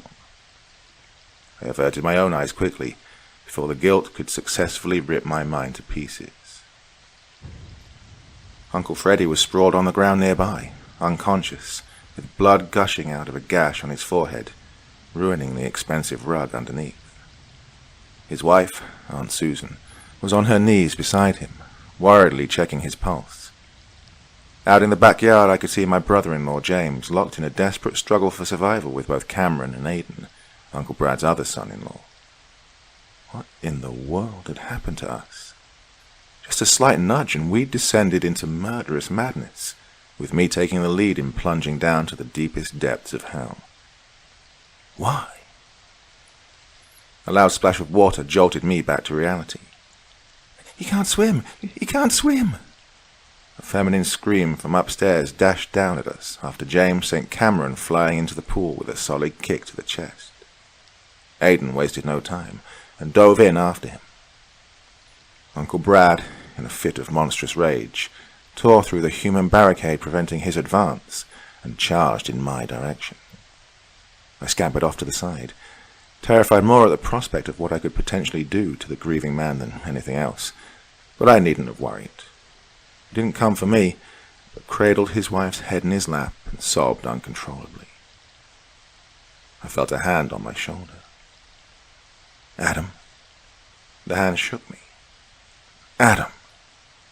It was Wyatt, looking at me wide-eyed. It's not over, he whispered furiously. Galen didn't vote, but everyone else did. And now they outnumber us by one. We have to do something. My eyes quickly swept the surroundings once again. Sure enough, Vincent and his boyfriend Galen were nowhere to be seen. Now, Adam. Wyatt's voice trembled. That paper could still kill us. Understood. I nodded as I got onto my feet gingerly. Allison, get our people out of here. I'm going to be right back. Our people? When had my subconscious become comfortable with that distinction? My feet were moving before I even realized it. I bolted out the open glass door, the chilly mountain breeze crawling up my spine. I stumbled as I skidded on the slippery floor outside, but swiftly regained my balance and went running past the people huddled in a corner near the pool. He's going to the shack! Brenda, Uncle Brad's other daughter, shouted. Stop him! But I was already upon the small brick-and-mortar guest house that had been renamed by our tormentors as the Inventory Shack. I nudged the door open, and bright white light came pouring out on the tiled floor underneath my feet, casually overpowering the weak moonlight already present there. I took a deep breath and stepped in. They'd hung a black cloth across the room, effectively splitting it into two. The only thing on my side was a chair and a table, and Frank, Grandpa Henry's butler, was sitting on the former. I turned to my left and stared down the barrel of a shotgun. Frank, I said accusingly. Good evening, Master Adam, he said jovially. Congratulations on being the first one to arrive at the Inventory Shack. How can I help you? You can start by asking this son of a goat-frickin' whore to quit pointing a gun at me. I spat as I looked venomously at this masked asshole. A necessary precaution. he replied, dismissively waving his hand. So, you're interested in purchasing something? He offered what looked like a menu of a high-end restaurant to me. I skimmed through it, noticing it listed guns and their prices. Just give me a shotgun, I snapped, tossing the menu down on the table. Which one? I'll take whatever the chef recommends. He nodded and then clapped his hands.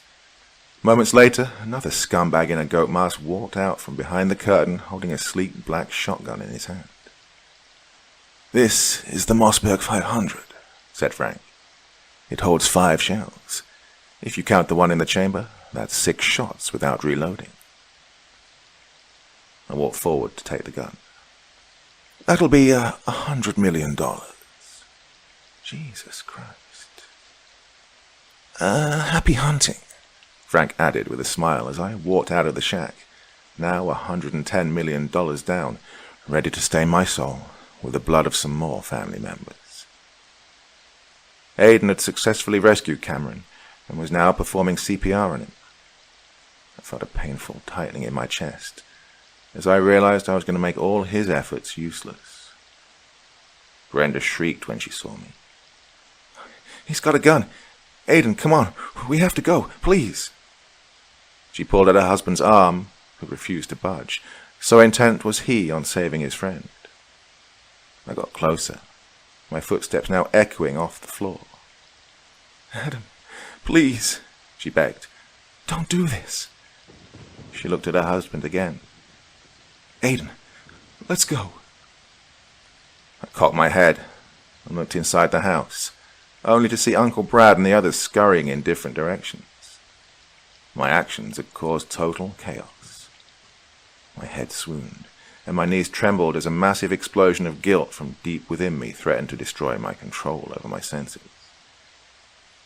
Brenda finally made Aiden aware of the impending danger stalking him and dragged him off into the house, shouting expletives at me the whole way. I stopped near Cameron's wet body. A trail of water and saliva ran from the corner of his mouth, all the way down to the ground. He coughed once, making his watery lungs gurgle. I aimed the gun at his chest. I hesitated. Do it. My parents, my sister, Allison, their lives were on the line. Cameron would do the same. No, he did do it.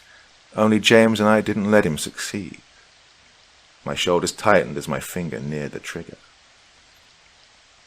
Adam, please. I looked up to see where that muffled voice was coming from.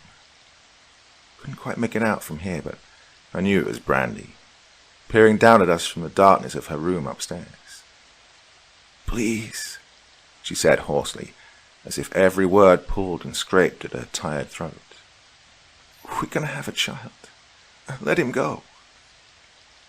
Tears blurred my vision, and I faltered, but only for a second. I have to do this, Brandy. No, you don't, she cried. End this. We'll all run away together, just as you said. Please, just stop this. It's too late for that now, Brandy. No, it isn't. We can still... I cut her off. Did you sign the paper? Silence. Well, did you? I asked again, sighing as I got no answer other than some pain-filled sobs. Please, look away, Brandy. You shouldn't watch this. Her screaming was almost as loud as the boom of the shotgun. I found them in our bedroom, looking extremely shaken. Allison jumped out of her chair and wrapped her arms around me when I entered the room. I'm sorry, baby, she wept. I'm so sorry. It's okay, I said. I had to do it. It was the only way. That's not what she meant, Adam. Patty interrupted me. It's Mom. My heart skipped a beat. What about Mom? They've taken her, Wyatt replied, nervously twiddling his thumbs as he paced around the room. Vincent came downstairs while you were in the shack and helped the others drag her upstairs after knocking her out. God damn it. Why didn't any of you fucking do anything? I yelled, I was helping James. I didn't pay attention, Patty replied softly. Brad hit Allison on the back of her head, and I rushed to help her, Wyatt added. Look, it just happened so fast, man. Oh, fuck. I turned and walked out of the room, tightly clutching the shotgun in my hands as the others ran after me, asking me not to be too hasty. But I was blinded with rage. First my dad goes missing, now they dare to take my mom. Mom, where are you? I screamed as I entered the beautiful living room, which was now marred with Aunt Samantha's corpse. Mom, I yelled. Where is she? I'll fucking kill anyone who hurts her. Adam, someone shouted from above. She's here. I recognized that voice. It was Aiden. I should have shot that bastard when I had the chance. Look, don't come up. I'll throw her out the window, he warned. It might only be the first floor, but let's see how her skull takes it if I drop her head first. My heart pounded as my body burned with anger. What do you want, Aiden? Allison asked from beside me.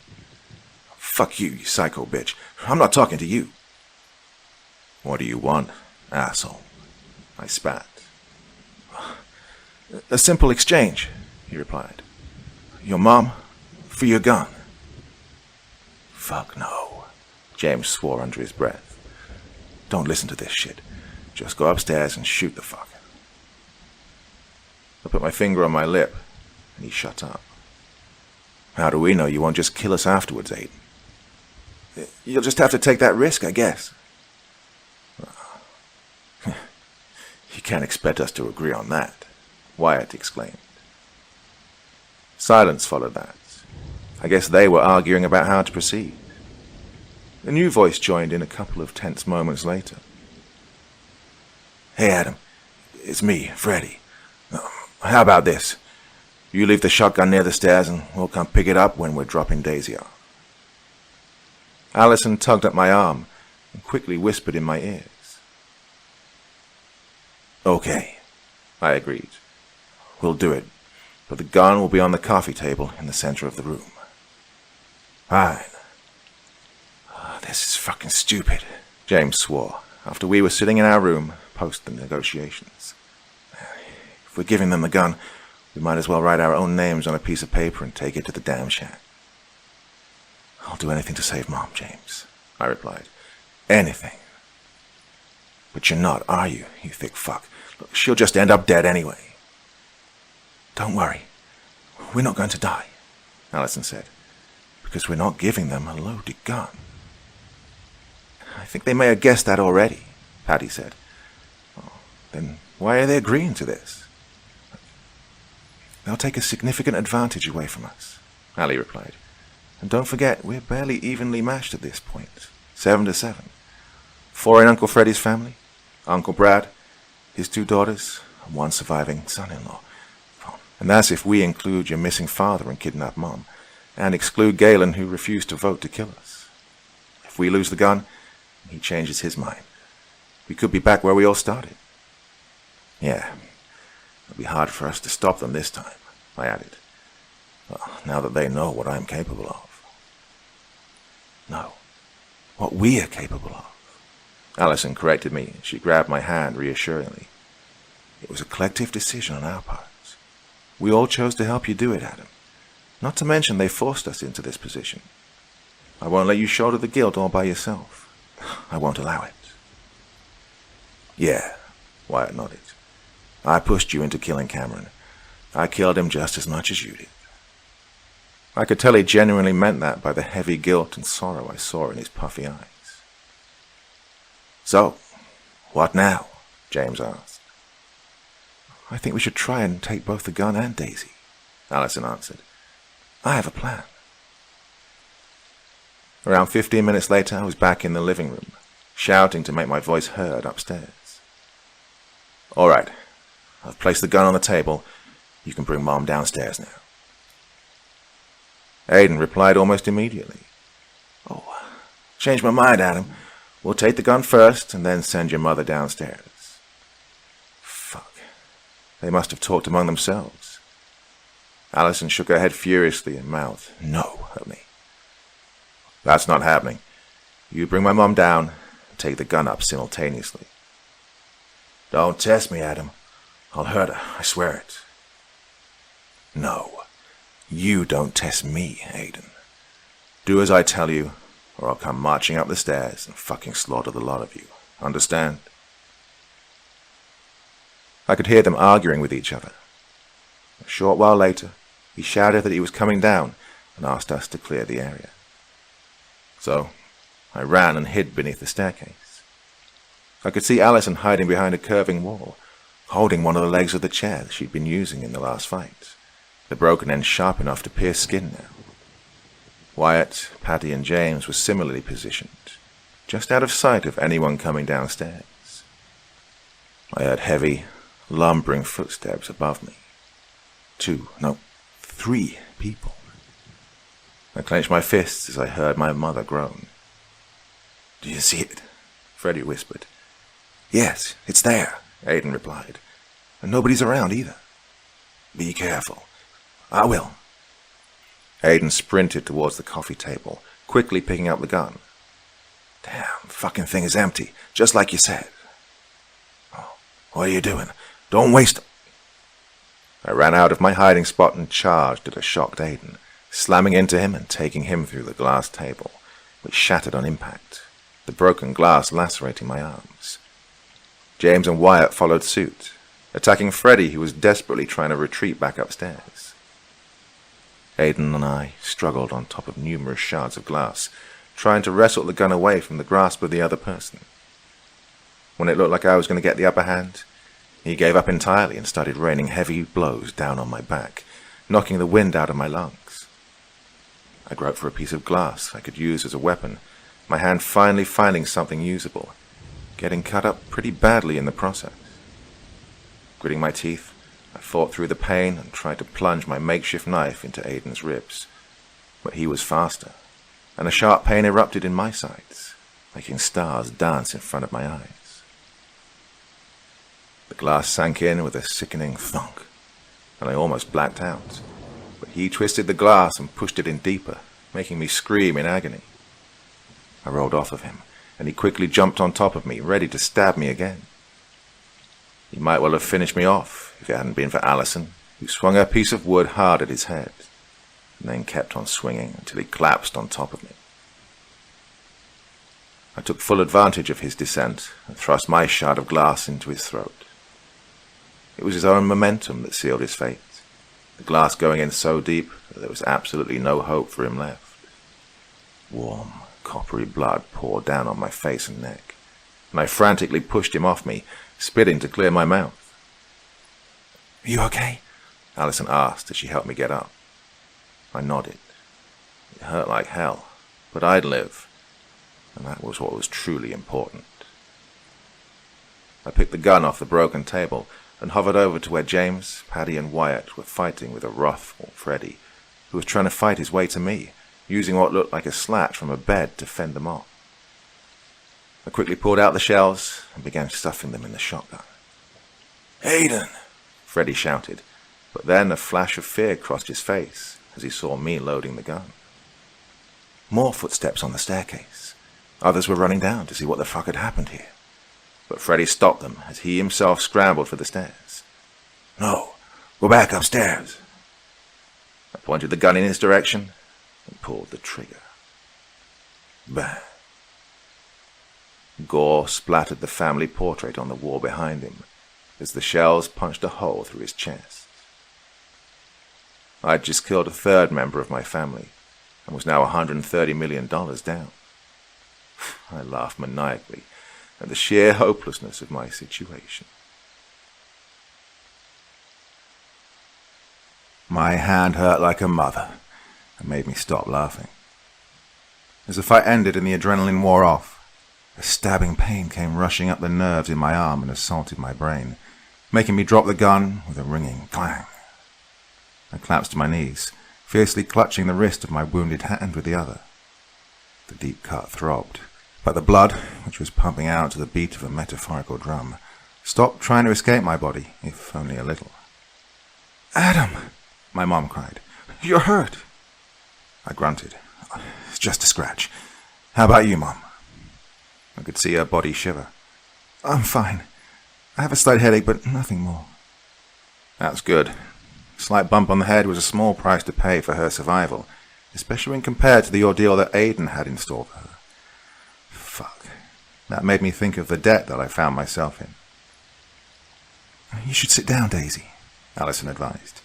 "You might have a concussion." She then helped me get up.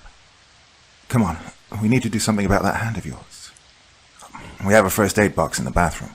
You can use that," James suggested. I looked at him and pointed at the gun with my elbow. "Take it. Don't let anyone come down. If they try and force their way through, kill them." With his actions tonight, James had more than earned my trust. By taking on both Aiden and Cameron, kicking the latter into the pool, he'd shown himself to be extremely reliable.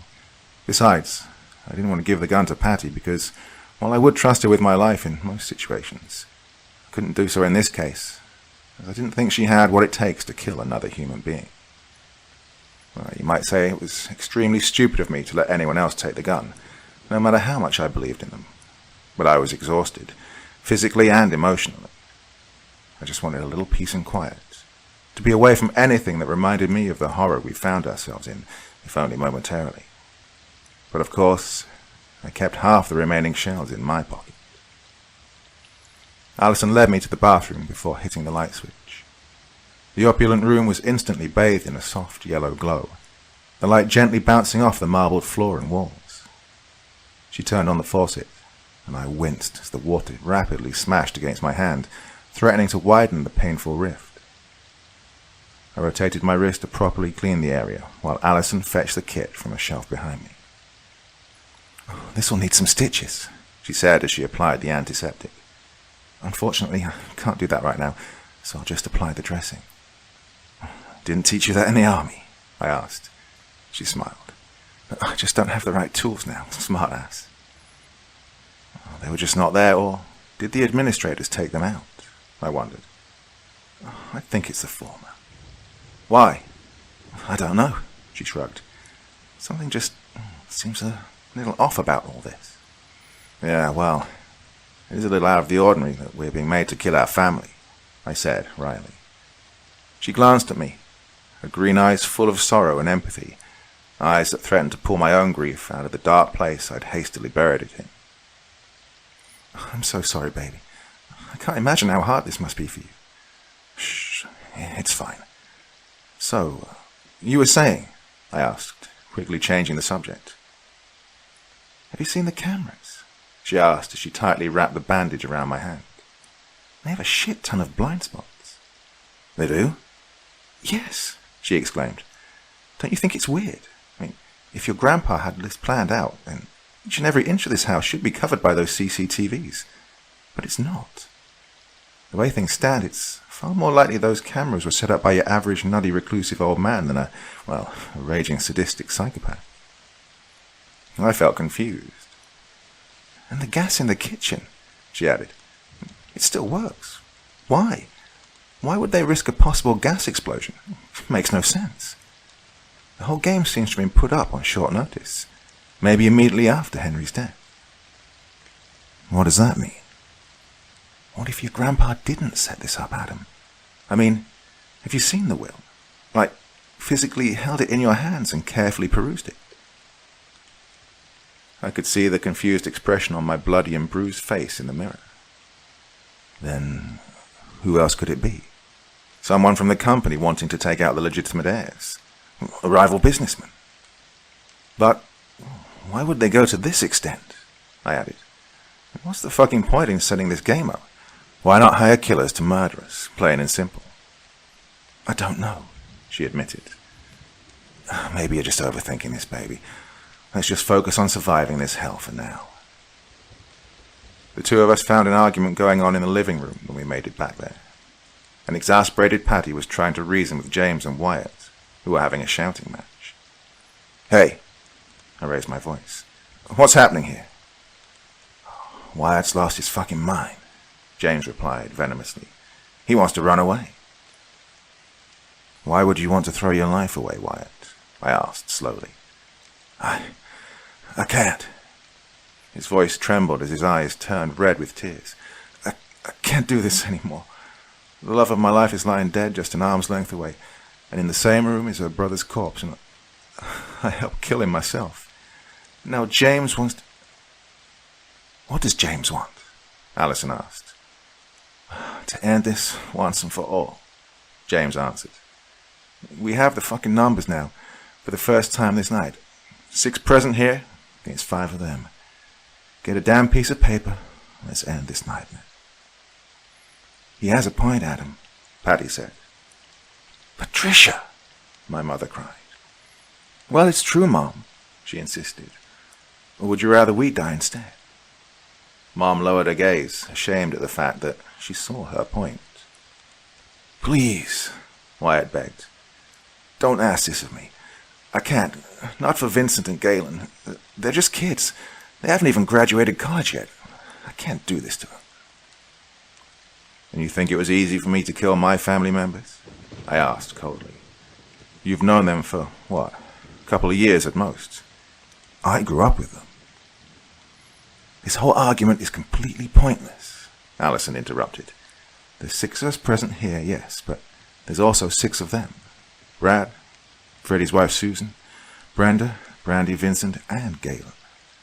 Look, your calculations are off because you probably didn't count Galen, who refused to sign the paper. But he's still alive. Because of that, we'd need 7 to vote them out. And since George is missing, we're shit out of luck. Oh, fuck, James swore, and rested his head in his hands, the shotgun placed precariously on his lap. I saw my mum tense up when Dad was mentioned. I think we were both avoiding the truth at this point, that he was likely dead by now. That doesn't change anything, Wyatt said, his voice firmer now. I've made up my mind. I'm going to try and escape. It's suicide, I warned. Look, you will die. What if I don't? He asked. What if I'm able to escape and call the cops? What if all this could have been avoided if we just tried to run away? Something you were the first one to suggest. It's not like that, I said defensively. Things are different now. Because you want them to be, he said accusingly. You have the most blood on your hands, Adam. So it's natural you're holding on to the admittedly strong possibility that escape is impossible. But I can't do that. I can't do this anymore. I have to try. Jesus Christ, man. Just listen to me. Adam. Alison gently cut me off. It's his decision. We can't force him not to do it. We're all adults with free will here, aren't we? We should be free to choose what road we want to go down. What?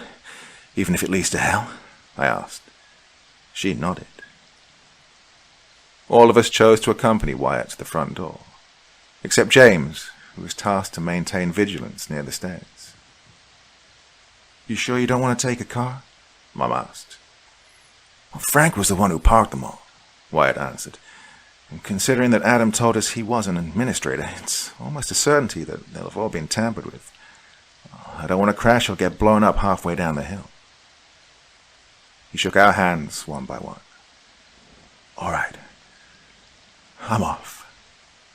Make sure to run in a zigzag pattern, Alison suggested. He nodded, gave us one last look, and took off running. I heard his boots pound the gravel as he dashed down the driveway, before abruptly changing his direction in a roughly 90-degree angle.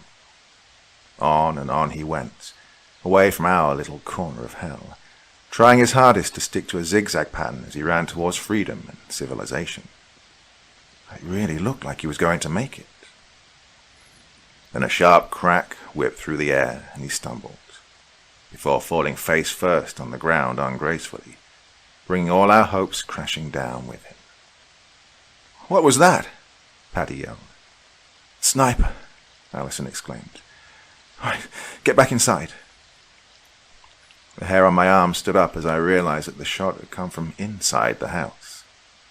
While we were busy killing each other, those fuckers had placed their men in strategic positions right under our noses. Some cultures believe that when divine bad luck enters a person's life, it comes as a deluge of trouble. James came sprinting at us as we were running towards him. My blood ran cold at the utterly terrified look on his face. "Vincent reached the shack! Vincent reached the shack!" he screamed frightfully. "How?"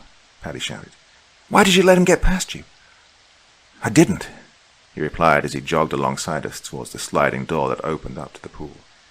"He fucking jumped off the balcony near the shack. Broke his fucking leg, too. By the time I got him in range with the gun, he crawled his way inside." "Fuck," I swore. "Oh, God, no," Mom cried. "He must be buying a gun," Paddy said. "No," James said as he placed his hand on my shoulder. "He had a paper in his hand." "What? How? They don't have the numbers," I shouted. "Well, they do now that Wyatt's dead," Allison replied. "Especially if they know for sure George is dead too." It made no fucking sense. They must have signed the paper before Wyatt had gone running out, or else the timelines don't match. Not to mention Dad's name was on the first paper too, so they couldn't have known that he was dead back then, even though he'd already gone missing. "We must get away from here," I said. "Who knows what the fuck is going to happen next?" I got the answer to my question a second later, as seemingly dozens of armed men in what looked like SWAT gear poured out of the shack and started moving towards the house. We ran in different directions, but some of us weren't fast enough and were caught in the initial burst of fire. Out of the corner of my eye, I saw my mum get hit by multiple bullets and collapse on the ground, lifelessly. Furiously stamping out the grief and shock, I dove down to the ground and began crawling towards the back door of the kitchen that led out to the garage as bullets smashed into fucking everything around me. Glass, concrete, wood.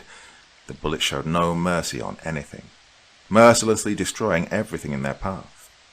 And yet, I fought through the soul-crushing fear and kept pushing forward, driven by this point purely by an animalistic instinct for survival.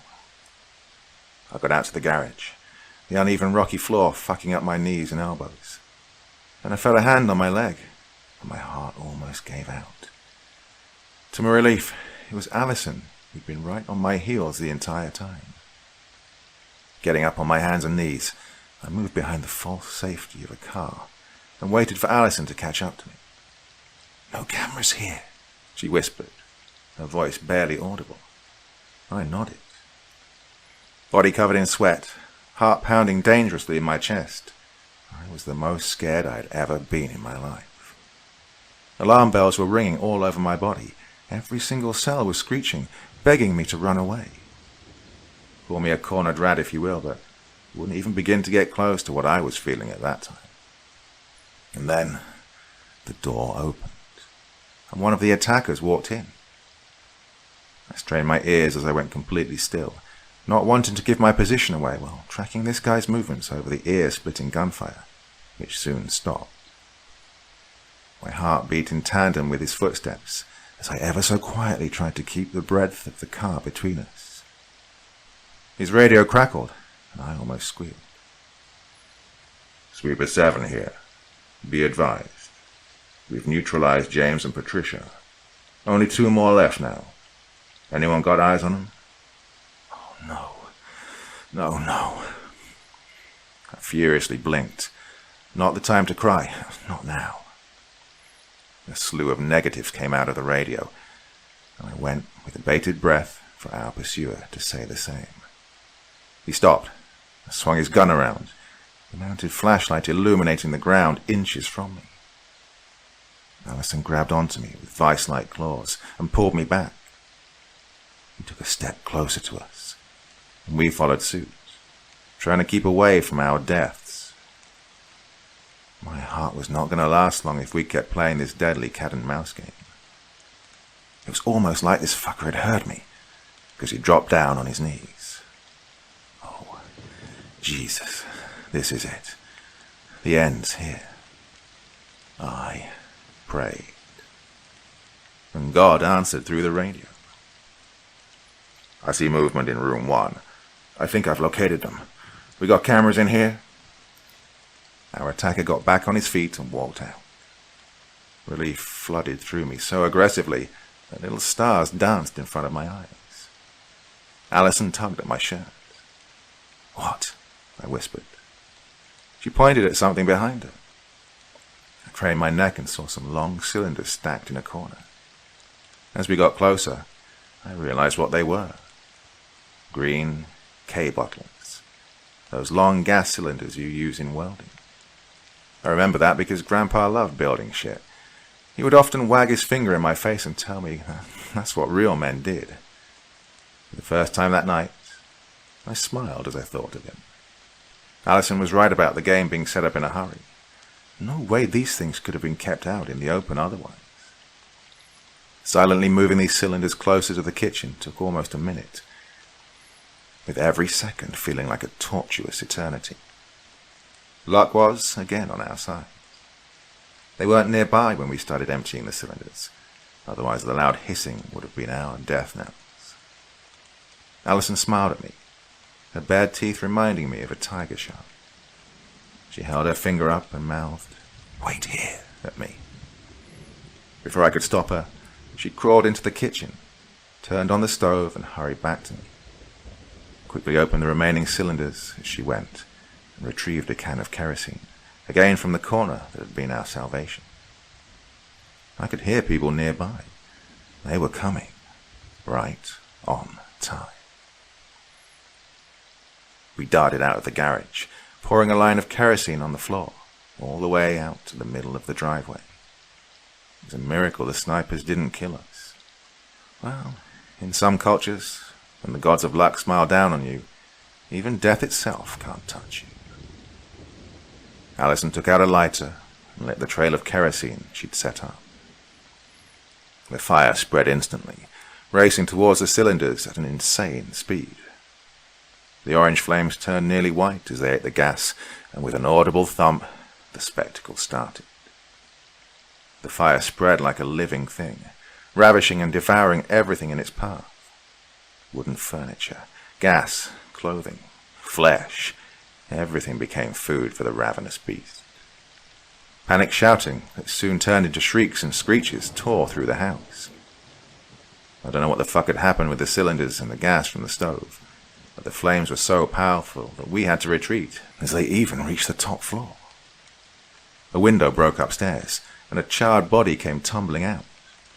Then, I don't know why, the chemistry being beyond me, there was a huge fucking explosion.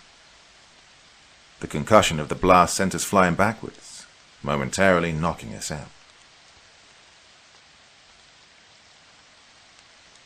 I woke up to the sight of bright but tiny lanterns shimmering away in an infinitely vast black sea above me, and the cold, hard ground digging into my wounds from beneath.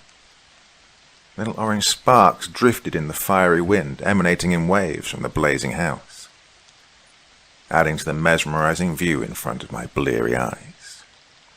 I grunted as I got up on my elbows, the pain in my sides almost slamming me back to unconsciousness. Alison was right beside me, just like she had been this entire hellish night. She coughed, dust and bits of ash constricting her lungs. "Do you think we got 'em all?" she asked. "I sure hope so. Oh, fuck 'em," I whispered as I pulled her up. "Fuck them. Hope they all burn in hell." Something crashed and the resultant sound boomed throughout the area. The fire was eating away at the very foundation of the house, which in turn was beginning to crumble to pieces, just like my family. Alison walked towards the roaring flames, and I called after her. "What are you doing? It's dangerous." She stopped near the corpse that had come flying out of the window and began searching it. I gagged at the repulsive and overpowering stench of burnt flesh. "Got it!"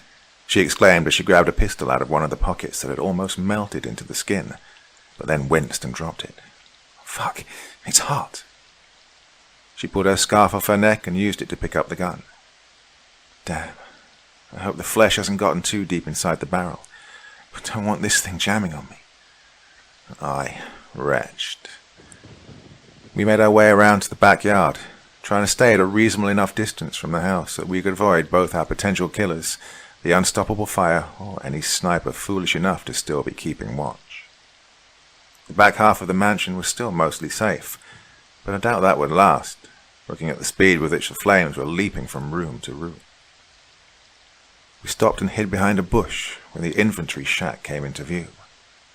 I saw Vincent slumped against the wall of the shack facing the pool, a sharp hole in his forehead being illuminated by the orange glow from the fire.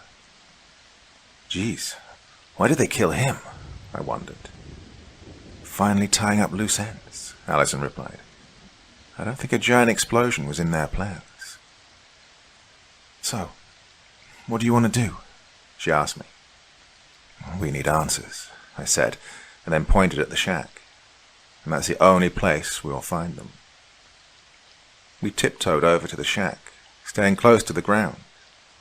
We heard shouting and sporadic gunfire, but thankfully none of the bullets came our way.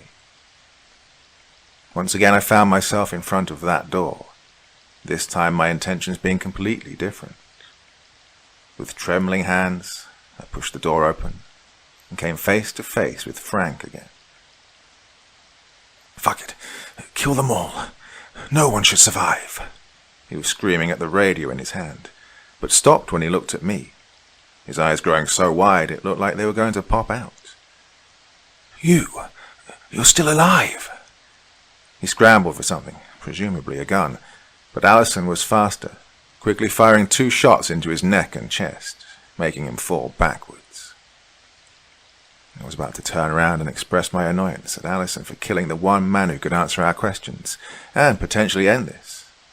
But I didn't have to, because when he stumbled and fell backwards, he ended up pulling the black cloth down, and while the action was, admittedly, not as graceful as the curtains in a big theatre being drawn, the end results were no less spectacular.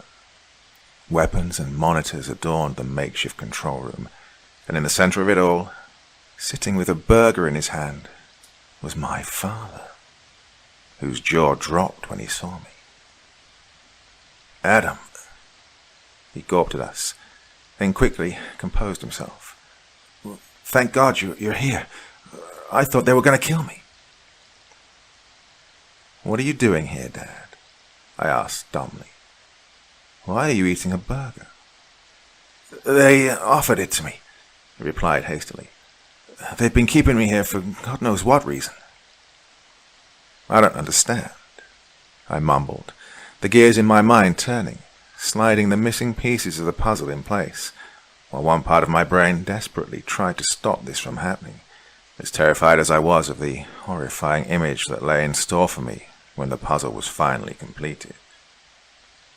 You, Allison said accusingly. You did this. Now, Allison, Dad stammered as he put his hands in the air. I don't know what you're accusing me of, but please, let's not be too hasty here. Don't move, she shouted, or I will kill you, I swear it. Why are you eating a burger? I continued. Mom died.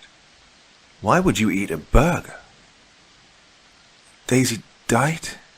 He said, sounding a little too shocked for it to be genuine. Oh, God. There are laptops all around you, watching our every move. How did you not see it? Anger began to build up inside me. You disappeared when this whole thing started. Why? Let me explain, all right? Did you do all this? I didn't. Why? No, you've got it all wrong. It was her. He frantically pointed at Allison. She's the one who did this. What? I glanced at her. Don't listen to him. He's lying. She's a gold-digging whore, Adam, he yelled maniacally.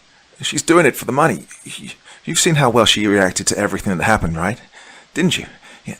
Almost like she knew what was happening, right? She's working for Frank. So you did see everything on the cameras, I accused him, and he turned pale at that. You're lying to me, Dad. Why? Is it about the money? No. He shook his head furiously. It's not okay. I didn't do it. You have to listen to me. He screamed, tears streaming down his face. Look, I'm your father. Why would I kill my own family? That's what I want you to tell me, I replied angrily. Maybe it's someone from the company. He grasped at straws in a room completely bereft of them. I blinked to clear my eyes of tears that I wasn't even aware of. Why? I yelled. I didn't... Allison fired a shot on the floor. Okay, fine. He flinched and then began to sob. I did it. I did it. Why? I asked yet again. His body shook as he cried. Was it about the money? He nodded. There never even was a will, was there? He nodded again, wiped his face and began talking. The real will just splits the money amongst all living blood relatives. Pretty standard stuff, actually. So you did it for the money? $300 million worth killing all your family? Your daughter? Your wife? I asked, aghast. I didn't... Tell me. It seemed worth it at the time, he replied guiltily. Frank was the one that came to me with the idea. Said we could set it up so it looked like the family killed each other over the money. He said he knew people who could help us. He just needed one living member of the family to actually access the money. Just one. I tried to get him to let you and Daisy and Patty live, but he refused. Fewer survivors, fewer people to split the money with, right? I didn't think it would turn out like this, he mumbled. What did you not think about, Dad? That you'd have to watch your kids get shot to bits, or that we would fucking stop you? I spat. I tried really hard to get him to change his mind, he whined pathetically. I didn't want you to die. But you ultimately made peace with that, didn't you? Jesus Christ, Dad. Patty loved you. She thought the fucking world of you. I'm sorry. What about Jonathan? Allison asked. Is he even a real lawyer? He shook his head. Oh, fuck. And those assassins? Why send them out? I wondered. The other group didn't have the numbers, so why? Why did you break your own rules? Brandy's baby, he answered. The paper had her name too. Brianna, Vincent said. That's what they were going to name her. Frank thought it was hilarious and decided to humor them. Doesn't matter now. They've all been killed now. Vincent, Galen, Brenda, Brandy, Brad, Susan, all gone. Only you two are left. You fucking piece of shit. Dad saw the look on my face and shrank back in fear. Look, we can fix this. Frank's dead.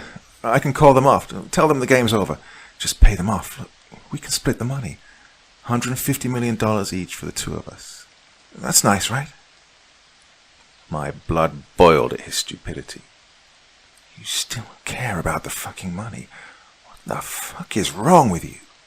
No, please, he said as he reached for the radio. I'll fix this. I'll show you. Dad lied again. He wasn't reaching for the radio. He was reaching for a gun. Allison saved my life yet again that night and turned me into an orphan. I quickly shut my eyes to stop myself from seeing it, but it was too late. The image of my dead father was seared into my memory. I wondered, as I would thousands of times later in my life, whether I could have done anything to change this, whether there were any signs that I missed, whether I should have somehow known that he was capable of doing something like this.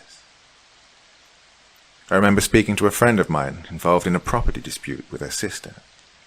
She'd tell me how she was blindsided by court cases after her mother died, how her own sister pounced on the chance to extract as much wealth as she possibly could. Does money always do this to a person? Or were they always this way, and our love and naivety just prevents us from seeing the truth? I guess I would never really know the answer to that question, because it's not so easy to judge these things in hindsight. We can always find little factoids that we can mold to fit our own biased perception of events. Adam, I felt a hand on my shoulder, bringing me back to reality. We need to get out of here. How? I sighed. How many of them are still living? Will they really let us leave? Yeah, but the masterminds are all dead, right? There's no one left to pay them for the job. She picked up the radio and tossed it at me. We killed their friends. Do you think they'll just let us go? What if they kill us for revenge? Well, look, I'm willing to bet on the greed and selfishness of mercenaries. I pressed the button. Hi. Is anyone listening to this? There was no response. I continued. George and Frank are dead. I repeat, those who hold your contract or are planning to pay you are now gone. We killed them. There's nothing keeping you here. You all should leave. I got nothing but static in response. What does this mean? I asked Allison. Are they planning on killing us or letting us go? She shrugged. I don't know. Only one way to find out. I don't want to die. She held my hand. Let's go. So together we hobbled out of the house, leaving the burning ruin behind us once and for all. Not once did we see a single sign of another human being. Either the surviving mercenaries had all left, or they were just that good. We stopped at the edge of the property, which looked empty and forlorn now. You ready? She asked, with my arm around her for support. I nodded. Thank you, Allie, for saving my ass repeatedly tonight. I'd have been long dead if not for you. She smiled, her blood-stained cheeks somehow turning redder. I love you too, silly. We took one more step, and no bullets came looking for our skulls.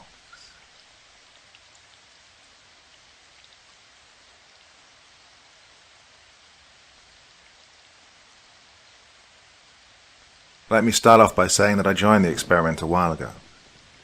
I've tried to talk before to people about it, but nobody believes me, and I can't exactly blame them. I haven't been able to properly sleep, eat, or live since I made it back home. Plagued by feelings of tremendous guilt. I hope sharing this will help ease my conscience. Day 1. The apartment looked pretty decent. It was small, but had everything I needed. One room with a bed, although pillow and blanket were missing. In the middle of the room was a table with 2 chairs. Not sure I would need 2, as the main part of this experiment was me being alone in the room, isolated from the outside world. In the back was a small food elevator, like the ones you see in old movies. Well, that's how I'd receive my meals. There were big abstract paintings. I had a chalkboard to write on, and of course there was a laptop so I could communicate with who exactly? I opened the laptop. Everything was wiped away. No internet access, no apps or programs. Only one little icon in the middle of the screen. Social. I double-clicked it, thinking it might provide some more information. Social will start soon. Make sure laptop is charged at all times. Oh, all right. I guess I have to wait. I walked over to the chalkboard. Somebody must have been in this room before, because it said days written on top with white chalk. Underneath were 10 strokes. I drew a circle around the 7 strokes instead of wiping them away. Next to it, I drew 1 stroke for my first day. I took away my phone. I had no calendar or even clock, so I figured it could get difficult to keep the days in check. I realized I didn't remember if they told me how long I'd be staying. My window view didn't offer much. All I could see were empty fields, and I could tell that I was pretty high up. I tried opening the window to let in some fresh air, but it was blocked. Probably so no one could jump out after going crazy from the solitude. I was the kind of person that loved being alone, though. I had a pretty apartment, food being provided for me, decent payment, and I'm living my dream. I would have been dumb not to participate.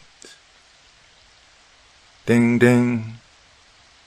The laptop was lighting up in neon green lights. I guess things were getting started. The social app was running, and the former screen had turned into something that looked like a chat screen. Welcome, John. We are very excited that you are participating in this real-life experiment. I am social. Everything you need, or what we need from you, will be communicated through me. You will not directly talk to anyone else during your time here. Make sure that your laptop is charged at all times. Do you have any questions so far? Hello, Social. I'm also excited. I haven't received any sheets, pillows, or blankets from my bed yet. Could those be sent over, please? That will be up to the other participants, as you will soon learn.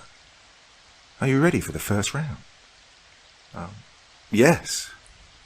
As you know, you will be receiving all your food and drinks from us. What exactly that will be, however, will be chosen by another participant. For the first round, you can choose a meal combination for participant Julie. Well, I was actually pretty excited about this. I was awful at making the right decisions. Probably one of the reasons I changed my major 3 times. Well, it might be interesting to put my fate into someone else's hands. I scrolled down the list of food and drink items, wondering what Julia might enjoy. There are a number of breakfast items such as pancakes, eggs, bacon, but also a lot of random, disgusting-sounding stuff. Raw liver, bull testicles, sausage water. Ugh, pretty nasty. You'd really have to hate the other participants to send any of that. Except if you were into power moves. Eventually I picked toast with jam, scrambled eggs and cheese with a cup of coffee and a glass of orange juice. Happy with my choice, I sent it in. A minute later, the laptop started ringing again. Julia has chosen your breakfast. Walk to the food elevator now to pick it up. Well, I wasn't too hungry just yet, but I was hoping for something nice to drink. I opened the small gap of the elevator and got the tray out. A piece of bread with something green on it. I picked it up just to realize that the stuff on top was mold. I gagged and let it fall back on the plate. I guess Julia was one of those people that like power plays. I grabbed the glass next to it. At least she sent me some water. Oh, my throat felt extremely dry, so I started chugging right away. I really should have smelled it first. What I was drinking there wasn't water. It was vinegar. As the acidy taste filled up my mouth, I couldn't keep it in anymore. I ran to the bathroom and started puking into the toilet. The bitter taste of vile made me feel even worse, but I had no toothbrush or toothpaste either. I wanted to rinse out my mouth, but there was no water. I couldn't even flush the freaking toilet. Well, this experiment was starting off pretty badly. I was just about to ask Social about this when I heard another ringing noise. You just lost 50 social points. What the hell? What are social points? During your participation, you collect points. More points equal more power and more access. During this experiment, you have to make many decisions. One of them on who you want to be. Do you want to be nice or gain power? I'm not sure I understand, but I'm really not feeling great. Is there any way I can get some water? That's not up to me, John. You have another decision to make. This time you'll be sending an item to Manuel.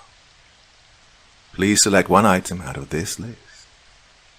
Toothpaste, a shock collar, a knife. Well, this list seemed even more random, but this time I really had to think this through. If I sent toothpaste, I'd probably get even more negative points, although at that point I wasn't sure what exactly that meant. Well, the knife sounded like a terrible idea. I figured if I picked the shock collar, he could just decide not to wear it. Congratulations. You just received 30 social points. Walk over to the elevator now to see what Manuel sent you. It was a blanket. Oh, I felt like a real dick, but I kept telling myself that this was part of the experiment. Maybe those people didn't even exist. My laptop let out another sound. There was a new icon on the screen. A green circle with a smiley face on it. I pressed it, but nothing happened. Manuel has received and attached the shock collar around his neck. Press green circle to send over shocks. Oh, shit. Had I just shocked him without even knowing? No, that couldn't be true. They can't purposefully hurt participants. I grabbed my blanket and took a nap. The experiment had only just begun and I was already exhausted.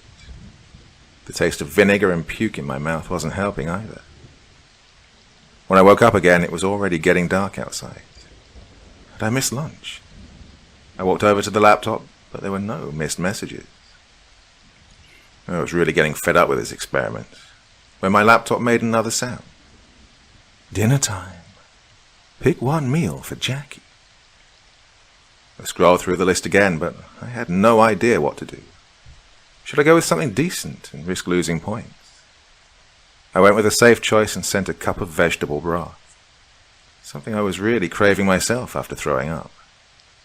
It wasn't a real meal, but it wouldn't make them sick either. After my choice was sent over, I went to the elevator to see what Jackie had sent me. It was a BLT and a bottle of Coke. "Oh, thank you, Jackie," I shouted out loud. I felt a little bad for only sending her broth, but at the same time I was so happy to have something decent to eat and drink that would also kill the terrible taste in my mouth. Day 2. The sound of an alarm blasting through the apartment pulled me out of sleep. I had no idea where it came from, but it wasn't from the laptop. The sound was followed by a robotic voice. "Score too low. Wake up immediately." It was still dark outside. It felt like it was the middle of the night. I got up from my bed, which felt like pure concrete. My head was aching from not having a pillow, but I was grateful that I had at least received a blanket. Oh, it was freezing cold. I realized then that I didn't have any spare clothes. Hadn't I brought any? As I walked over to the laptop, the loud alarm finally stopped. "Good morning, John. Your social score has gotten dangerously low. Increase score now by pressing shock button." "No!" "As a negative player, you will lose all perks, including nutrition. Remember, more social points equal more power." I don't care. I don't want more power." The music started blasting again. I felt like my eardrums would explode. Shielding them with my hands wasn't helping. As if this wasn't bad enough, a foul smell filled up the room. I thought I'd throw up again. "Oh, fuck this. This isn't real," I said out loud and pressed the shock icon. I took a deep breath and pressed it 2 more times. Finally, the siren stopped. "Congratulations, John. You are now the highest ranking participant." "Well, yeah, because you freaking forced me to." "It is now time to pick a meal for Jackie." I felt bad for only sending her broth last night, so I chose pancakes and orange juice. After a few minutes, I went to pick up my meal from the elevator. This time, I almost threw up by just looking at it. On the plate, I found the head of a chicken, raw and bloody. Next to it was a glass of what I can only imagine was blood as well. I guess I deserved that. I was really fed up with this whole operation. I was hungry, tired, and sad. No money was worth this torture. "I want to get out of this experiment now. I'm done." "You can't leave. You will stay until the experiment is finished." "What the fuck? You can't force me to stay. I never consented to any of this." "Yes, you did. And you will stay until the experiment is finished." I started thinking about that. Did they give me a contract? Oh, as much as I tried to remember, I couldn't. I couldn't even remember what day it was today. "Do you remember how you came here, John?" I didn't. "Do you remember what you did before you came here?" I was so certain that I had joined an experiment. They'd offered me payment, but as much as I tried, I couldn't recall how or when that had happened. I remembered things as who my family and friends were. I remembered what my home looks like, but not what I'd been doing lately. I'd started studying psychology after giving up on coding, but when was that? My mind was blank. "What the fuck did you do to me?" "We do not make any decisions for you. Play the game right, and you will be leaving the experiment happy and healthy. Who are you? What is this? I am social. Time for another decision. You can send something to a participant of your choice. Pick from one of the following items: a gun, a bottle of water, a death threat. I decided to send a bottle of water to Manuel. It might cost me some points, but if I'd really shocked him, he deserved this. After what must have been an hour, the laptop started ringing again. You just received a video. Press play now. It was a video of a shirtless man, maybe in his mid-30s. He stared right into the camera, and I could see the shock collar around his neck. Without a word, he picked up a knife and cut into his palm. With his other hand, he dipped his index finger into the blood and started writing something on his chest. Mary. No way, I thought. This must be a coincidence. I think he tried writing something else underneath. Well, it would have been really hard to recognize what it was with the smudged blood, but I knew exactly what it said. It was an address, one that I recognized very well. It was the address of Mary, my mother. Day 3. I hardly slept through the night. I wasn't too afraid what Manuel might do just yet, considering he was locked in here as well. What scared me, however, was that whatever these people were, they knew where my mother lives, and I had no way to warn her. I needed to talk to Social, figure out if they were a real person. Maybe I could somehow level with them. I couldn't contact Social if they didn't initiate the conversation, and I didn't know how long it would be until it messaged me about breakfast, so I impulsively walked over to the laptop and removed the charger. The laptop needs to be charged at all times. The robotic voice filled up the room again. Well, I ignored it. I ignored the sirens and the smell and stared at the laptop. In hindsight, I was a pretty big idiot. Instead of going through this in a clever way, I just tried to force a reaction out of it. The smell got stronger, and I started feeling weaker. I could hardly think anymore or move. Everything turned dark. I woke up on the bed. My head was hurting like crazy. It took me a little while to get back to my senses, but then I noticed that the laptop was attached to the charger again. Somebody had been in here. Suddenly an excruciating pain went through my entire body. I felt like somebody was choking me. Panting and shaking, I slowly reached over to my neck where my fingers touched the metal. Not only had someone been in here, they had given me a shock collar. I slowly walked over to the laptop. Social had been messaging me. I have received information that your laptop isn't attached to the charger. Somebody is on their way to fix the issue. Breakfast time.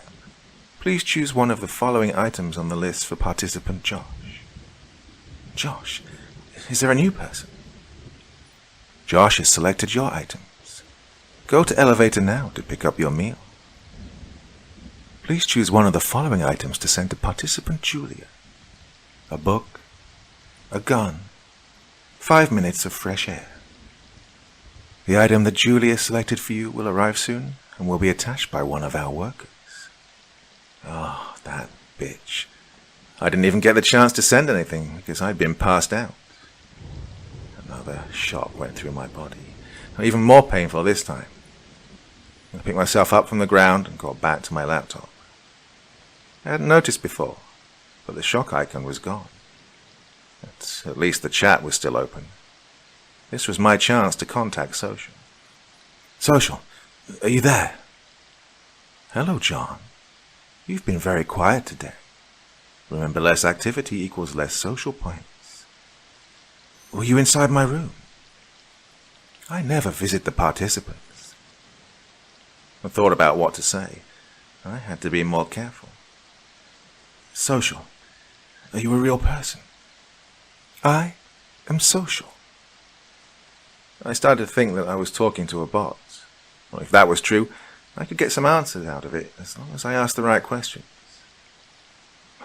What's my current social score? Your social score is +10. You are now the second lowest ranking participant. Who's on top? I am not allowed to share this information with you. I figured it must be either Julia or Manuel. Josh or Jackie would be the lowest ranking. Why is it beneficial to have many points? Higher points equal more power. Define power. In this experiment, we want to see how much it will take someone to get to the top. Being on top means more options for decisions. Decisions such as getting food, comfort, and freedom. Freedom, as in being able to leave. Dinner time. You may now choose a meal for participant Julia. I was about to pick bull testicles when another shock went through my body. My hands were shaking, and I could hardly breathe anymore. She was sending me a message. I had to be careful. She had total control over me at the moment. I picked steak, potatoes, beans, and a bottle of wine. The best options I could find. It felt awful sending someone that was torturing me these things, especially while I felt like I was starving. But I didn't want to risk getting another shock. I was still hurting from the last one. After a moment, I went to pick up my dinner for the night.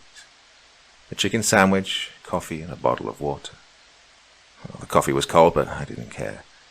I hadn't eaten anything decent since that BLT, and I was even happier about that water. I took a few sips and decided to ration the rest. I honestly couldn't believe that Julia had sent me something decent. If it hadn't been for the shock collar around my neck, I would have thought that she was actually starting to be nice. Well, at least she didn't shock me again for the rest of the evening. I spent the rest of the evening making up a game plan. I was done just playing it safe. If I wanted any chance of getting out of here, I had to make it to the top. Still wasn't sure if social was trustworthy. Okay, who am I kidding? It definitely wasn't trustworthy, but it felt too calculated in a sense. I don't think it wanted to torture me. It wanted to see how I would get through this. Well, the meal gave me some new energy. I went to the chalkboard and started writing down the info that I had so far, together with things about myself, things I didn't want to forget, that would remind me that I had a life outside of this. I made sure to keep it vague, just in case they came back here. 25, my age. Kiwi, the name of my cat. Psych, my major. K and F, the first letters of my two best friends. Julia, bitch. Manuel, has leverage and a knife. Jackie, neutral so far. Josh, question mark. Well, my thoughts were interrupted by the ringing of the laptop. Time for another decision. Pick something from this list to be sent to a participant of your choice. A towel, a death threat, a bracelet keeping the participant from sleeping. I'm not sure what that last thing was supposed to be, but I guess it was another form of torture. I decided for the death threat. If I got the same chance to take a video, then maybe this could be my way to communicate with Manuel. Either way, if he sees that I'm wearing the shock collar now, he might go milder on me. I want to send a death threat to Manuel. Great choice. Would you like to receive leverage information? Yes. The most important person in the life of Manuel is Sabrina, currently working as a nurse at Central Hospital. Always takes a bicycle to work. Oh, fucking hell, social. A video recording app opened. The microphone was blocked. Well, that was shit. I was planning on speaking. I had to get creative and fast. Social will probably check the video and make sure it's an actual threat. Well, I grabbed the glass of blood that Jackie had sent me the day before. It was smelling horribly, but I kept it just in case. I started filling up my mouth with the blood. God, I really had to fight not to vomit. I pressed play and got up to the middle of the room. Looking straight into the camera, I started spitting out the blood, trying to be as theatrical as possible, choking myself, coughing with a freakish look on my face. Recording complete. Video will now be sent to participant Manuel. I could only hope that he understood what I'd done. You just received an item from participant Jackie. Walk up to the elevator now to pick it up. A pack of cigarettes. Day 4. The day started off with another lovely shock from Julia. I started cursing this person and her evil fucking mind. She was in here to win, showing no remorse. She had to be on top at this point. What reason could she have to shock me even more? I tried to get up from bed. I was feeling extremely weak at this point. My legs were shaking. I was smelling horribly, and I was starving after only having one meal yesterday. Walking around the dry blood on the ground, I made my way to the table. I picked up the pack of cigarettes that I'd gotten yesterday. I usually don't smoke, but thought it could distract me a little. I opened the pack and noticed that it also contained a lighter. Obviously you'd need one, but I didn't think about it until then. A lighter could get really fucking useful. I left the cigarettes where they were and put the lighter in my pocket. Social opened the chat to inform me that I could choose breakfast for Manuel. I was already dreading what he'd send me. At least, this was my chance to talk to Social some more. Social, is there a way to remove the shock collar? Only if another participant decides to send it to someone else. Alright. That's new info. Is there only one of each item? Like the knife and the cigarettes? Correct. Choose food combination for Manuel now. Oatmeal and tea. Social, how long have the other participants been here for? Manuel has chosen your breakfast. Walk to the elevator now to pick it up.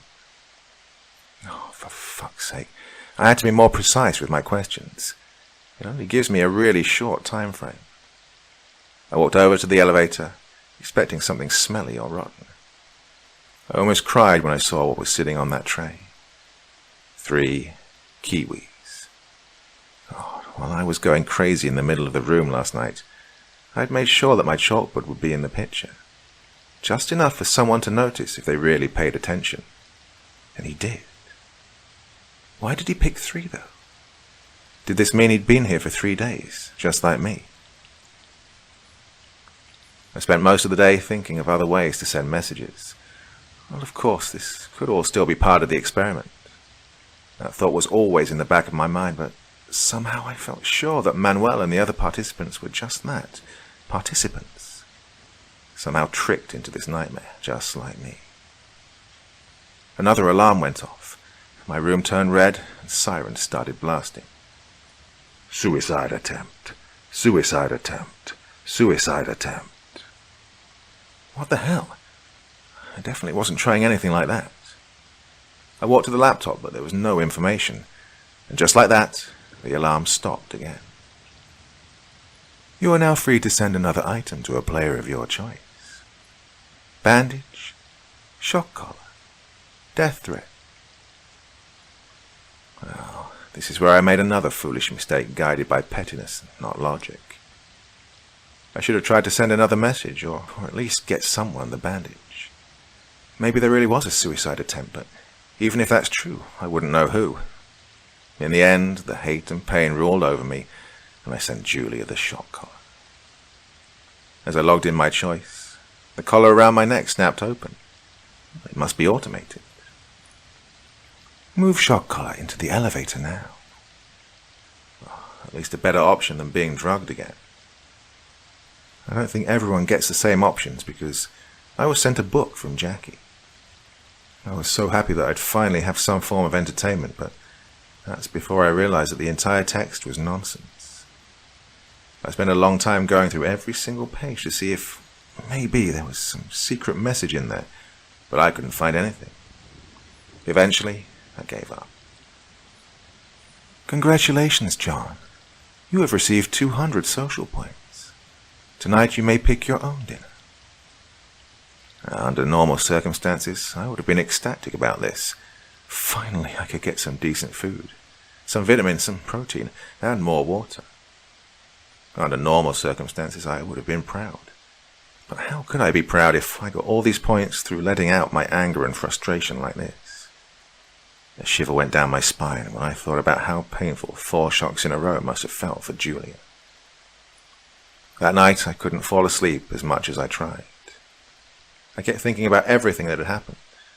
I jumped up from bed as a thought struck me. "Oh, please let this be true," I mumbled to myself. Jackie had sent me 2 items today. That couldn't be a coincidence. I opened the first page of the book and held the lighter underneath. Oh God, I remember doing this when I was younger. She must have somehow gotten lemon juice. "Help me. I can't take it anymore." I opened another page. This was extremely weird. The message said, "I'm John. Are you real?" Day 5. I know that many of the choices that either I or the others made during this experiment seem questionable, malicious, or just occasionally pathetic. This is no excuse. I'm just asking you to keep in mind that we'd spent days in solitude, hardly sleeping or eating, physically and mentally at the limit. Or at a certain point, all you care about is survival, no matter what the cost. Breakfast time. Please choose something out of the list for participant Josh. Breakfast. Apparently the new day had already begun. It was still dark outside. I hadn't been able to sleep at all. I kept thinking about everything. Why was there a message with my name in the book? Had I been here before, or was it a way to mindfuck me again? After everything that had just happened last night, I decided both Manuel and Jackie were trustworthy. I didn't trust Julia. She was my strongest competitor, and she was ruthless. I want all of us to get out of here safe and sound, but if I wanted to have any choice of getting control, I needed to play smart and gain points. But first, I had to pick breakfast for Josh. This was good. I hadn't had any interaction with him so far. I needed to figure out if he was an ally or a competitor. Social.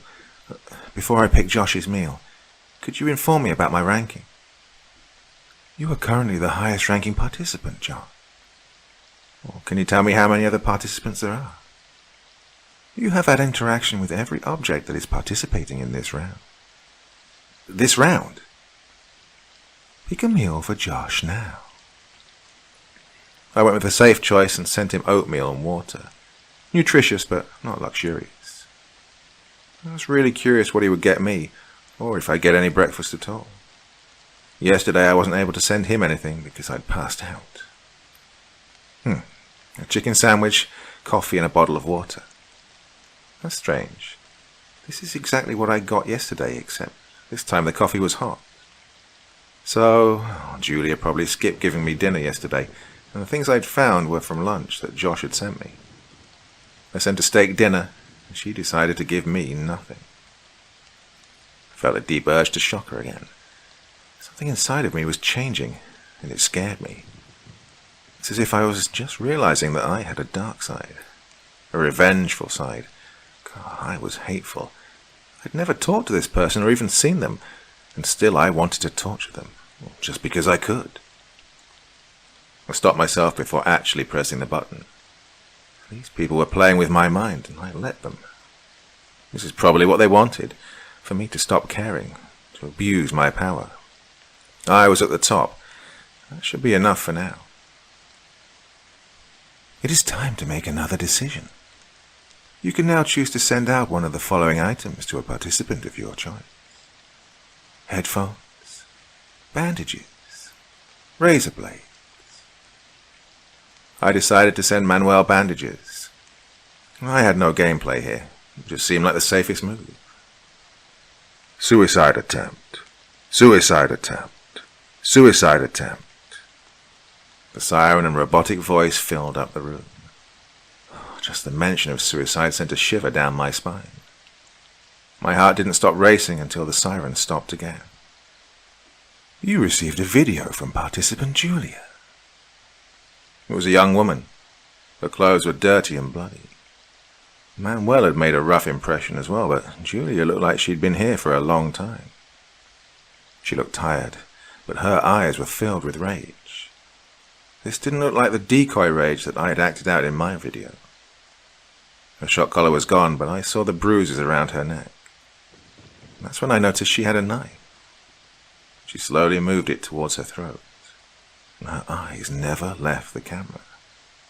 I thought it was her way of threatening me until I saw the blood. She was actually cutting herself. And that's where the video paused. I hadn't noticed it before, but I saw it in that moment. She was sitting in front of a chalkboard, and there was something written on it. Die, John. I felt frozen to the screen, even after the video had disappeared. Tears came to my face. Oh, this was all so much. Not knowing whether this was just a trick, a mind game, or whether this girl had been pushed over the edge was ripping me apart. Had I given her the push? Was she really in danger? Was it too late? After a few hours of internalized terror, I calmed myself again. This could all be just a trick. If it was, then it was working. I spent the entire day just jumping around in my room. No decent thought coming out. Eventually, the ringing of my laptop got me back to reality. Hello, John. I want to personally congratulate you on how well you're doing in this experiment. I'm impressed by your score and the choices you are making. You are constantly improving, and if you keep going strong, you will be successfully completing the experiment soon. We're proud of you here at the social team. As a special treat, you'll be having dinner together with the second highest ranking participant today. Enjoy. Who is this? Social? Hi, John. This was a personal message sent to you by our head of research. Can I message them as well? I am afraid not. Today, participant Josh will be joining you for dinner. The meal will be picked by Social. Join me? As in face-to-face? Yes. Well, I thought I'm not allowed to know how other participants rank. I am not allowed to share information with you. All right, Social. Try to keep up the illusion that this is a legit experiment with all your freaking loopholes. I almost typed that, but decided to delete it. It might just cost me points again. I really didn't trust any of this, but if it meant that I was actually meeting a real human being, I was all for it. I wished it was Julia, just so I could set things straight, but maybe it would be good to meet Josh. Figure out who this mysterious new person was. Pick up dinner from elevator now. Where's Josh? The other participant will be joining soon. I picked up my meal. Steak, jacket potato, greens, and champagne. This looked pretty great, although I only had one of each. As I walked back to my laptop, I realized what Social had really meant by face-to-face. It was a video chat. On his side, it was still buffering. I made sure to turn my laptop in such a way that the chalkboard would somehow be visible when I sat down. Josh looked like he was about my age. You could see that he was mentally exhausted, but it was not as bad as with Manuel or Julia. So, are you John? I was surprised to hear her voice. For some reason I thought this would be muted. I had to be careful with what I said, though. Well, first of all, I didn't know if I could trust him, and second, Social was probably recording all of this. I had to keep up the illusion, and I was still trying, that I was a good participant. So, you're my strongest competitor. Pretty good for someone who just joined last, I said. I had no idea if this was actually true, but maybe this would get me some more answers. Ha! Forced out a smile. -1, he said and nodded over. I think he was hinting at the strokes on my board. So, I was right about that. I was really nervous. God, I wish I'd had time to prepare for this. Look, I did something pretty, intense to get this high. He looked to the ground. Some participant hasn't been sleeping in days because of me. I could really hear the remorse in his voice. But then he continued. But you must have made some even stronger decisions to be the one on top, I guess. He was trying to get information from me. I guess we both know how to play the game, I said and swallowed. I still felt the guilt deep inside of me. I took a big gulp from the champagne. I guess so. Well, we're not at the loser dinner, he whispered. Do you mean the others are talking as well? He nodded. How do you know? I asked. Social. Which one of them's the lowest? He shrugged. I guess social really does keep the other ranking secret. I was about to ask him something, but the connection was already gone. Well, at least I'd gotten some information, if Josh could be trusted. I know that some of the other players probably talked today as well. I'd have to ask Social about this, see if I can get more insight. And I knew that Josh probably gave someone that bracelet that keeps you from sleeping. I started feeling woozy. Had they put something in the drink? I somehow carried myself to the bed, and then everything went dark again. Day 6. The morning had started off with the usual breakfast routine. I sent Manuel oatmeal and water. He sent me a glass of blood. Delicious. I haven't had one of those in days. I didn't know how to feel about Josh after last night. He seemed somehow calculated, but he made a genuine impression. Well, so far he'd always sent me decent food. The sleeping bracelet feels like something Social pressured him to do. He was playing the game to win, but he wasn't extremely evil. He was smart, though. He'd figured things out pretty quickly, and he wanted to have control. Just like I did, as that was the only chance to get out, presumably. It also meant that he would probably be coming for me now. I'd been here for 5 full days already, and day 6 was starting off as awful as always. I tried to look for the book to figure out a way to send a message, but it was gone. So were the cigarettes. They must have taken them last night. Luckily, I'd put the lighter in my pocket. My hopes of getting out of here in a healthy way were getting smaller by the second. But I couldn't let this get me down. If I started losing hope now, I'd probably die in here. I had to get into survival mode. Ding, ding. Hello, John. Today we have a very special assignment on the planet. You'll be live streaming the other participants and play a game of choices. There are many points to be gained here, so do your best. Go sit down on your bed with the wall behind you. 4 video screens opened up. I recognized Manuel and Josh. Julia was there as well, alive. I felt a feeling of relief wash over me. Well, I didn't trust her, but I didn't want her dead either. The last one must have been Jackie. She looked a little older than the rest of the group. The bags under her eyes let me assume that she was probably the one that hadn't slept in days. Oh, that must really screw with your mind. Welcome, participants. All of you have been doing well so far. Some did better than others, but don't worry. This game is a chance to change everything. Let's get started. Josh, choose a participant to fulfill the following task. Eat a raw deer heart. He didn't even seem to think about it. He responded right away. Manuel, walk to the elevator and pick up the heart now. If you choose not to, you will not receive any food or beverages for the rest of the experiment. I could see him struggle. His eyes were filled with hatred. Eventually he got up. Looking into the camera with tears in his heart, he bit into the dark red organ, finishing it off piece by piece. Josh didn't even flinch, and Julia looked more confused than revolted.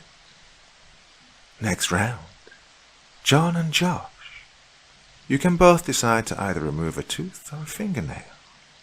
Choice must be unanimous. What do you choose? Tooth. I sighed. If he'd picked nails, we probably would have had to do both.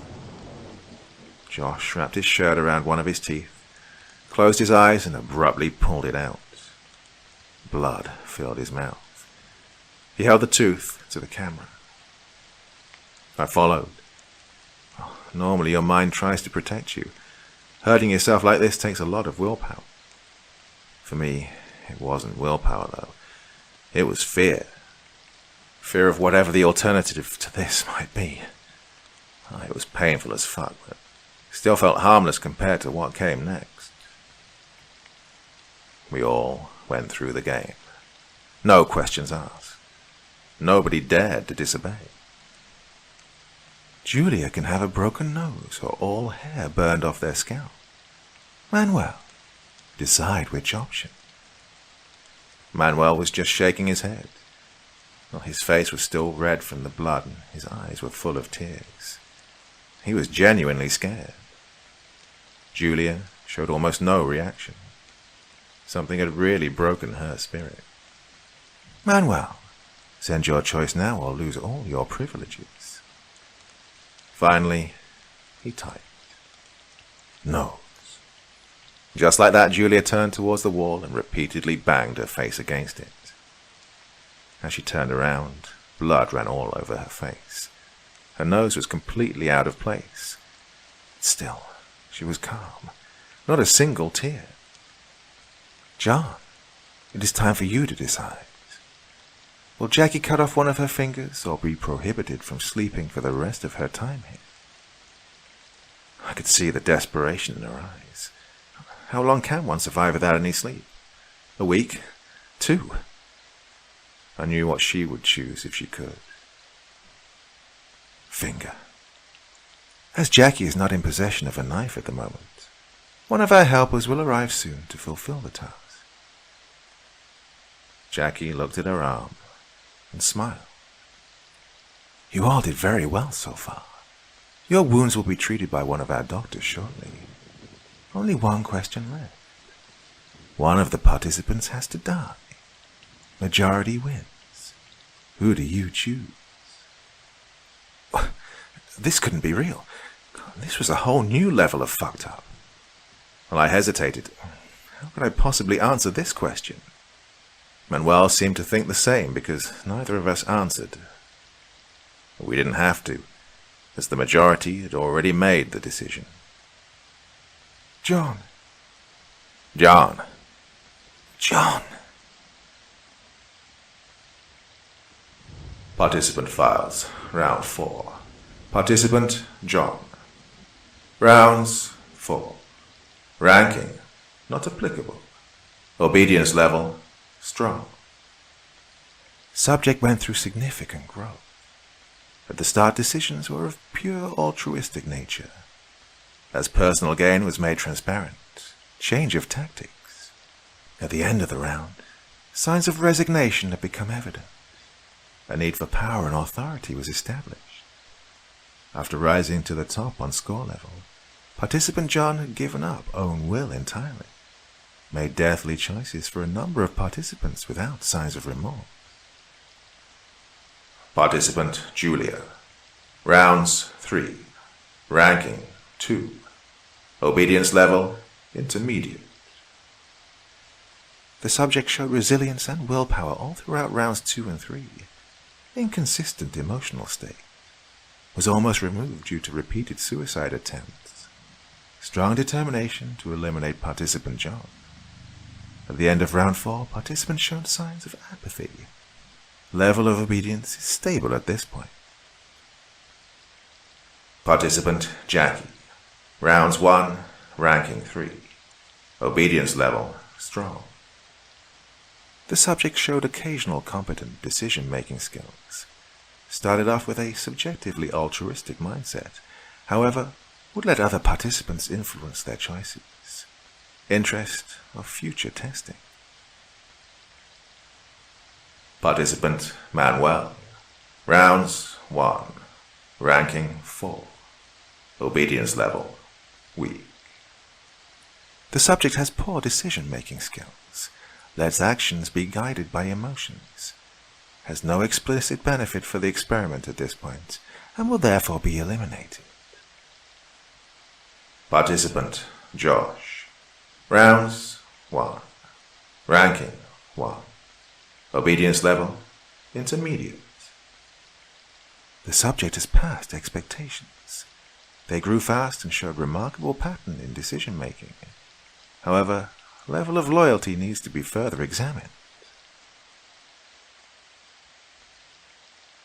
Day 7. I don't even know how to put into words how I was feeling last night. I didn't sleep at all.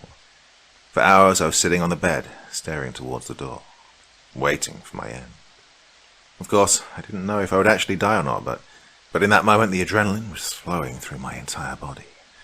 Fear can be a real rush. My mind was not ready to die. I thought about Kiwi, who had been left alone for days. I thought about my mother, hoping she'd be safe. I thought about my friends, about my childhood, about the summers we went swimming in the lake, about the Sunday mornings watching cartoons with my dad. No, I was not ready to die. I felt hate. Pure, revengeful, bitter hate. For social, for the experiment, for the other participants. This entire situation was just so fucked up. I wondered if I'd done the same as Josh, had he been the highest ranking player.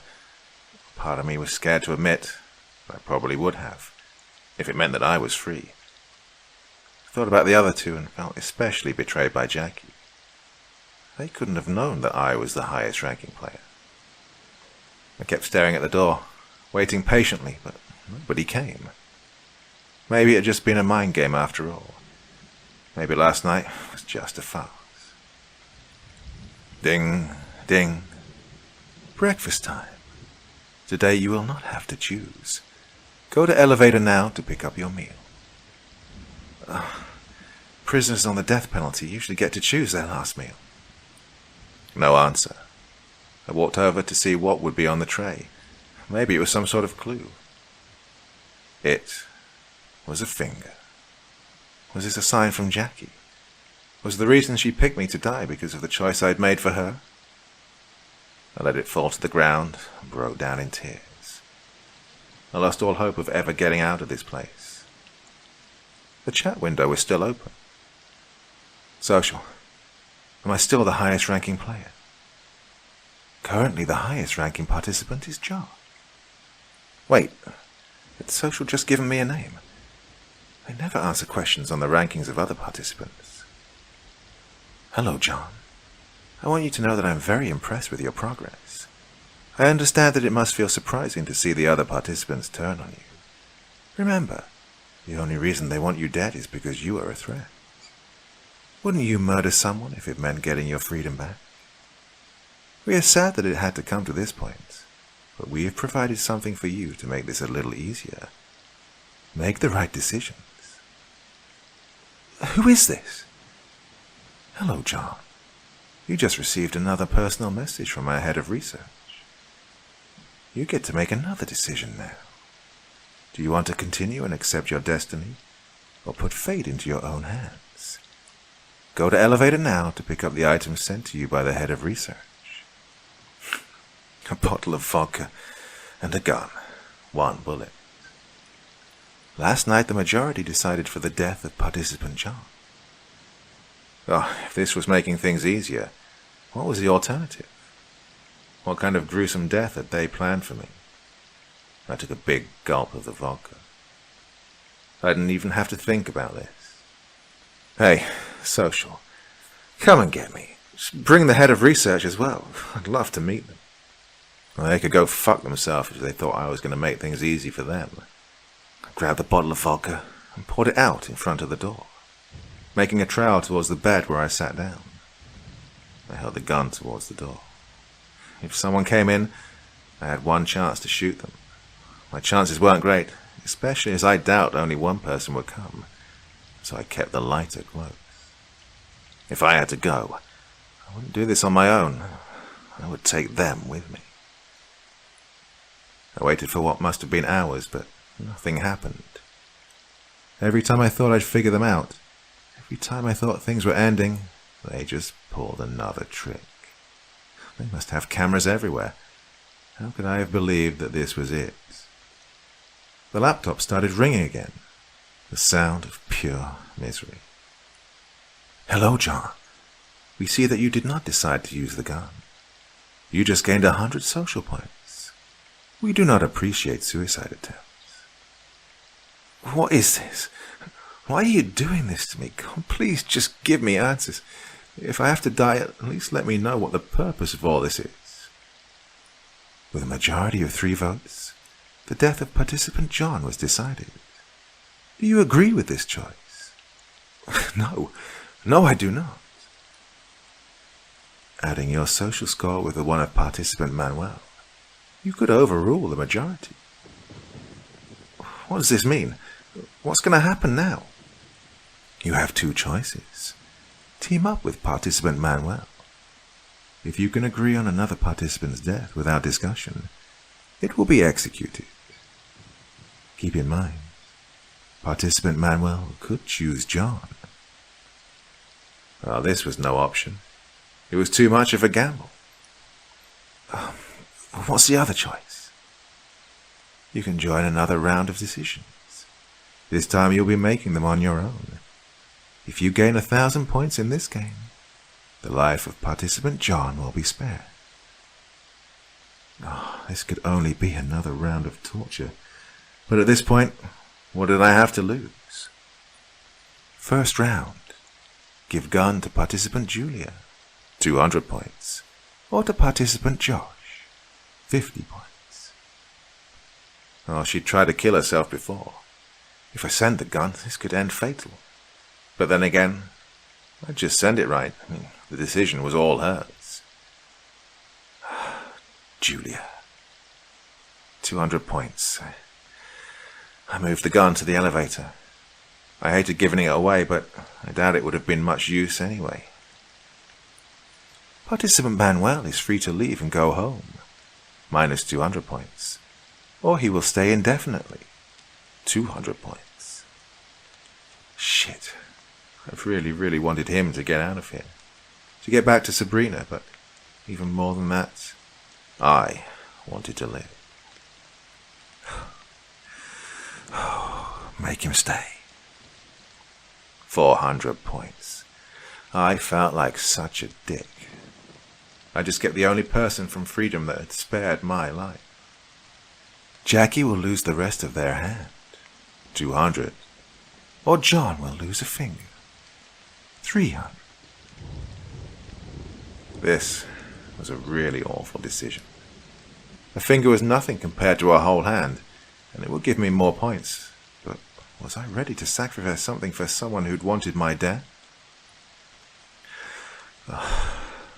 Jackie. 600 points. But if I hadn't realized it before, this game really showed me how weak the human mind is. You do anything some authority asks you to do, as long as it perks for yourself. I felt like such a horrible human being.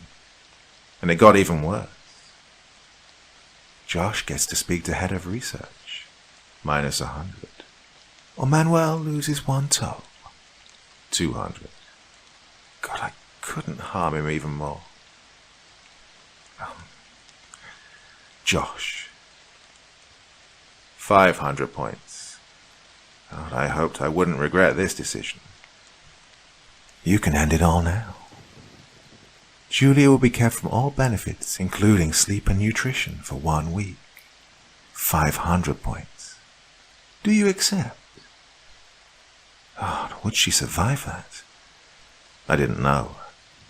All I could hope was that she had something to drink saved in her room. Who cares? She wanted me dead. She didn't even flinch when she typed in my name. You have to do anything to survive. Yes. Would you like to spare the life of John? Minus 1,000 points. Yes. Right after I typed it in, I ran to the bathroom to throw up. This had been the hardest moment of the experiment so far. I'd never hated myself as much as I did in this moment. I hope survival was worth this. Day 8. I woke up lying next to the toilet. The memories of yesterday came back to me, and I felt like throwing up again. Finally, I got up to see if there were any new messages from social. Any sign that this misery would end soon. Dinner time. You may now choose a meal for participant John. Why did this say my own name? Maybe they wanted me to pick my own dinner last night. I didn't care. I should have felt hungry, but the guilt kept me from even thinking about food. What time was it? I hadn't got a breakfast message yet. As if social could read my mind, the laptop started ringing again. The text was not from social, though. Good morning. Social? No, I would like to ask a few questions if that's all right. Does it matter what I say? It always matters. Your decisions are what brought you this far. I don't ever remember accepting to come to this hell. What do you remember? If I answer your questions, will you let me go? Yes, Josh. After this conversation, you are free to go home. Do you remember your home? Did they just mix up my name? I did vote for Josh to have a conversation with the head of research. Oh, I just decided to go with it then. Yeah, I do. I have a little apartment where I live with my cat, but you probably know all about that. And you think the cat is called Kiwi? Yes, I can see that chalkboard. How do they know the name of my cat? Yes, Kiwi. What does Kiwi look like? I couldn't remember. There are also letters on there. K and F. Kristen and Finn, right? How do you know that? Do you remember what they look like? Or what Mary looks like? Do you remember your childhood home? Oh, I tried to think of my mum. Blonde hair, brown eyes. She was about 50. For some reason, I didn't remember more. What did she look like when I was younger? Why did my memory feel frozen? It was as if I was thinking of a photo, not a real person. Keep thinking. The image shifted. It was a woman with short hair, a kind smile. Her hair was black when I was little, but now it had turned grey. A name came to my mind. Margaret? Who was this woman? Do you know who Margaret is? I believe that is your mother. Who's Mary? That must be the mother of John. I am John. Are you sure about that? More memories came up. Kiwi, my dad, my friends, the lake. Everything was wrong. They were simply images. They'd morphed into something else. College, a woman. Blood, a girl. She had a tattoo on her arm. A hospital. I started remembering more. I had joined an experiment once, at college. I didn't remember much, except that the research was corrupt and evil. After I left that experiment, terrible things happened to me, to everyone around me. I decided to leave, and I travelled around Europe for a while, but wherever I went, things went bad for me. They must have found me. Or did I find them? They wiped away everything and gave me false memories. Josh, you did really well here. I realize this experiment has its ups and downs, but eventually you grew to the top. You showed no remorse. You are a true leader. Josh. Social kept calling me John, and I just accepted it. How did I forget about my own name? No, I didn't. I only did what you made me do. I did what I had to do. Because of points? Numbers on a laptop? You decided to shock both Manuel and Julia. You sacrificed Jackie's hand. You gave Julia a gun even though you knew she was suicidal. Although you did spare John's life. Who is John? You got to know him as Josh. We swapped your identity with his and added him as an additional variable. He's on his way to become part of our team. Before this, he'd been torturing Julia, and it worked. God, that's why she wanted me dead. And she probably convinced Jackie too. Why? Why did you do all this? All these people were normal human beings living their lives. Keep them in a room alone and give them power to make decisions, and they will lose all sense of humanity. And they are no exception. We have tested this in many settings already. Some humans grow above, however. A very select number get to make rules, not follow them. And John is one of them. No. He had potential, but he is nothing like you. You're the only person that could remotely come close to me, and that is why I need you. You were always one step behind me. I had to make sure you were strong enough to be part of this, to be part of the new life. And now I know. You have everything that it takes. I am extremely proud of you. You want me to start doing these sick experiments on innocent people? This is happening. There is no way for you to change any of this. Our institution is far more powerful than you might believe. I'm giving you the option to be on the side that makes the decisions. I am not forcing you to do anything. Just think about it. You are free to go home now, but we will see each other again soon. Goodbye, 9. That was the last thing I remember. I woke up in my apartment, my real apartment, not the one from my memories, John's, or whatever they made me believe. My memories slowly came back, and I wish they hadn't. Thought about running away, starting over somewhere far away, but for some reason I think they'd find me. And for the same reason that the authorities won't listen to me. They are powerful. They're not just doing experiments. They're planning to take control over humanity or something. Yesterday I received an envelope with the patient files, as well as this postcard. The next round of the social experiment will start soon. Do you want to be an object or a leader? I've thought about this a lot. About joining them, not as a test subject, but as a researcher. Thought about this a lot since I'd been back home. I don't know what'll happen next, but this study did teach me a lot about human nature and my own mind. How arbitrary freedom and choice were. I followed them. Blindly followed some authority for made-up points and false promises. I know I have to get back there. Not to become part of the research team, but to save the ones I left behind. I will not accept being this terrible person. I can do better, with the knowledge I've gained. The envelope has no return address. So for now, all I can do is wait.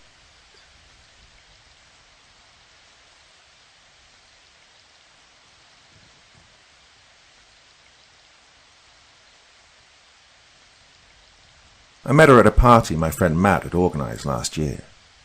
Although the party was big with lots of people there, she stood out from the crowd immediately. Red hair, blue eyes, full lips, voluptuous figure. She was mesmerizing in an otherworldly manner which I can't explain. I couldn't take my eyes off her, and soon she noticed my voracious glances and returned them. At the time I hadn't even thought about approaching her. With her amazing looks, she had a lot of wooers around her, but seemed bemused by every single one of them. That's why, when I grabbed a beer and turned around to see her standing right in front of me, I was so startled I almost spilled my beer all over myself. "Hi," she said with a curious smile, ignoring my clumsiness. Hi back," I said, trying my best not to stare at her cleavage. "You're a friend of Matt's. I haven't seen you before." "I am. My name's Jake." "Maria," she replied, and we shook hands. At the time, the only thing I could think of was, what in the whole of hell was wrong with her that she decided to talk to me of all people at the party? You want a drink?" I gestured to the plethora of booze on the table. No, I don't drink. I'll take a Coke Zero, though," she jovially said, as she bent forward unnaturally to reach the Coke can on the table, making her breasts even more prominent in that position. I remember wondering at that point if she did that on purpose to tease me, or if she was completely oblivious to the sight she was displaying. My bet was on the first one, and it invigorated me to strike up a conversation with her further. "So, what about you? How do you know Matt?" I asked, my brain desperately trying to conjure up some smooth lines, but only sputtering out the most basic sentences. "Oh, he and I used to be neighbors when we were kids, and played together almost every day during summer. We just kind of stayed in touch over the years, as improbable as that sounds." "Wow, I can't believe he's never told me about you all these years." I tried to be more daring, the beer taking more control than I was. Now, Matt and I used to hang out a lot more frequently before, but he never told me about Maria. He did have a lot of friends, though, and it's not like we sat around talking about his friends all day. She smiled and took a sip of her Coke, maintaining eye contact with me the whole time. Just then, a new song started playing, and Maria gasped with a grin on her face. "Oh, I love this song. Want to dance?" She winked, gesturing with her head for me to follow. My testosterone was already out of control by then from being in the proximity of a woman of such appearance, so I didn't need to be asked twice. Grabbed her by the hand and took her to the middle of the room, among the other drunken guests. Maria and I danced for hours, which says a lot about me because I absolutely hate dancing. I remember in my intoxicated state seeing Matt give me a weird glance with his eyebrows raised when he saw me with her there. After a while, things got heated, and Maria and I began making out and grinding on the dance floor. I continued drinking along the way, with my lack of self-control over booze. I guess I blacked out at some point. I woke up in the morning with a throbbing headache, the sunlight coming through the window blinding me. I grunted and opened my eyes with great difficulty, observing my surroundings. I was in the bedroom of my apartment. There was a note on the nightstand, written with almost perfect handwriting. "See you soon, Maria." There was a lipstick imprint in the shape of lips under that. I flipped the note over, looking for a number or a way to contact her, but there was nothing else. I cursed loudly for not remembering anything about the fiery night last night that I'd probably had with Maria, or having any way to contact her back, but at the time my biggest concern was my throbbing head. I spent most of that day laying in bed, and around 4 p.m. I got a call from an unknown number. "Hello?" I answered, expecting a call from a marketing or insurance agency. "Hey, Jay." A playful female voice resounded on the other side. Hi," I said, trying not to give away my confusion. "It's Maria. Remember me?" she asked playfully again. "Oh, Maria, hi. Yeah, of course I remember you. How was the party for you?" "Well, the party was okay, but the after-party was amazing," she giggled. I laughed awkwardly. "Say, did Matt give you my number?" I asked. "Oh, I got it myself, while you were sleeping. I used your phone to call myself." "Oh, okay." Oh, I wish I could say that this raised some red flags, but the part of me which was into Maria decided to ignore such a creepy fact. More so, I was glad she'd called me. "Hey, Jake, do you want to go out somewhere tonight?" she asked. "Out? Tonight?" I was taken aback by this, but it was still a pleasant surprise. "Yeah, sure. How about we go to a quieter place tonight?" "That's a great idea." I could hear the excitement in her voice over the phone. "Boss Cafe, 8 p.m. "Yeah, sure. Do you want me to pick you up somewhere, or—" "No, it's okay. See you soon, Jakey. Can't wait." I dressed up fancier than last night and put on an expensive perfume to make up for the intoxicated state I was in at the party. Maria was already seated at a table in the restaurant, looking even more enthralling than last night. She wore a tight, fancy red dress that matched her hair and brought her bodily features to expression. I felt my temperature going up right away, and it wasn't from the restaurant's heating. She and I hit it off right pretty well from the start. After just a few minutes of talking, I realized she wasn't just a pretty face and a hot body, but also a font of knowledge that possessed the intellect of someone who could put a scholar to shame. I honestly started to feel a bit intimidated by this point. She was a psychologist in high school who planned to start her own business, and in spare time she enjoyed painting, joining book club meetings, and going to acting classes twice a week. And then there was me, a half-ambitious accountant, whose only goal was to make it to Friday so I could go drinking. She didn't seem to mind my lack of hobbies, though, and was genuinely interested in everything I had to say, gleefully hanging on to every word I uttered. After dinner, we went back to my place. When things started getting heated, she stopped me. She seemed genuinely worried, so I asked her what was wrong. She told me that she's not the kind of person to sleep around, but that she likes me and wants to try something more serious with me. Well, most of my thinking capabilities were then drained from staring at her breasts, but I used my remaining brain power to tell her I understood what she meant, and the feeling was mutual. At that, she seemed relieved, and we took things further in the bedroom. And luckily, this time I remembered every single detail. We officially started dating after that, and things went smoothly for a while. We saw each other every day, and she'd often sleep over. Frankly, I was beginning to think that she was the one. I'd already started picturing our future together, even though we'd only been dating for a month. And then, one day, everything changed. We were on a date in Boss Cafe, and she was telling me about her day. I carefully listened and agreed with her that the 15-year-old girl from school that she was talking to was spoiled. And my phone vibrated, and I unlocked it. Oh, crap. Oh, I forgot I have to meet up with Federica later, I said. Who? Maria asked as she took a sip of her coffee. My friend, Federica. She and I agreed to catch up this week. Excuse me? Maria's face contorted into a grimace of anger. I'd never seen her make this facial expression, so I instantly assumed this was bad. Yeah, I mean, well, Federica and I have known each other over 10 years. So? It's not right for someone in a relationship to have any lady friends, Jake. I don't have any guy friends either. What? Oh, come on. Federica's like a sister to me, and I mean, you hang out with Matt too, right? No, I don't. I blocked him on all my social media when you and I started dating. Men and women can't be friends. There's always a chance for something more to happen between them. Are you serious? Look, I'm not forbidding you from hanging out with guys. It's perfectly normal to have friends of the opposite sex, as long as you're just friends. Well, I don't agree with you. She crossed her arms, fuming. I'm sorry, Jake, but you're going to have to choose. Me or her. Oh, Maria, come on. Don't be like this. Federica's just a friend. I'm not going to cut off a friend I've known for 10 years over someone I've known for a month. Please don't make me choose. If you won't cut her off, then I want to be with you every time you hang out with her.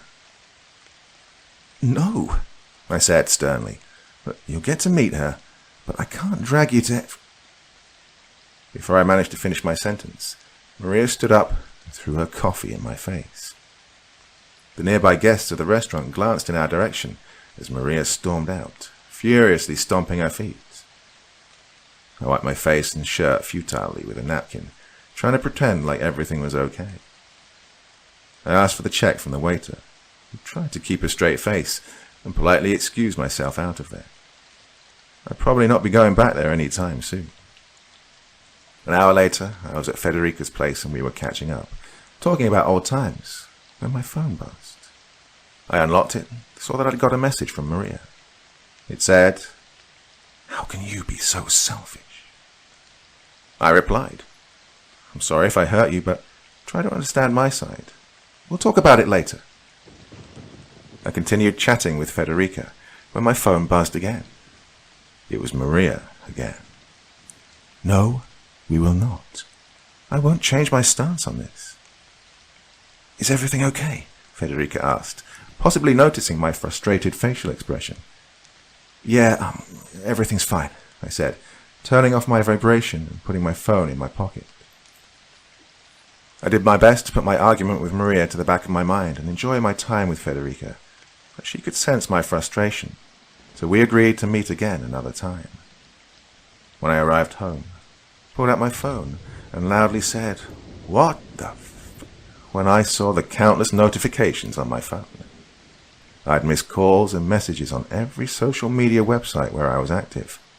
Every single notification was from Maria.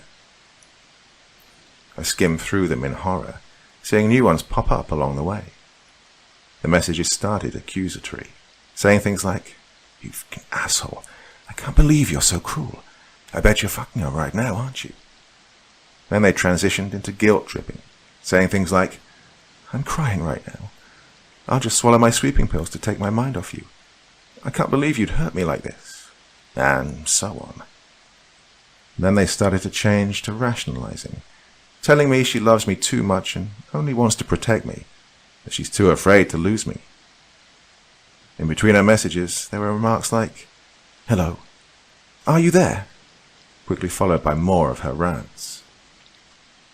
Something clicked in my mind, and I realized right there and then that things wouldn't work out for us. This was too much of an issue to be pushed under the rug. I hated the idea of doing it this way, but I sent her the message.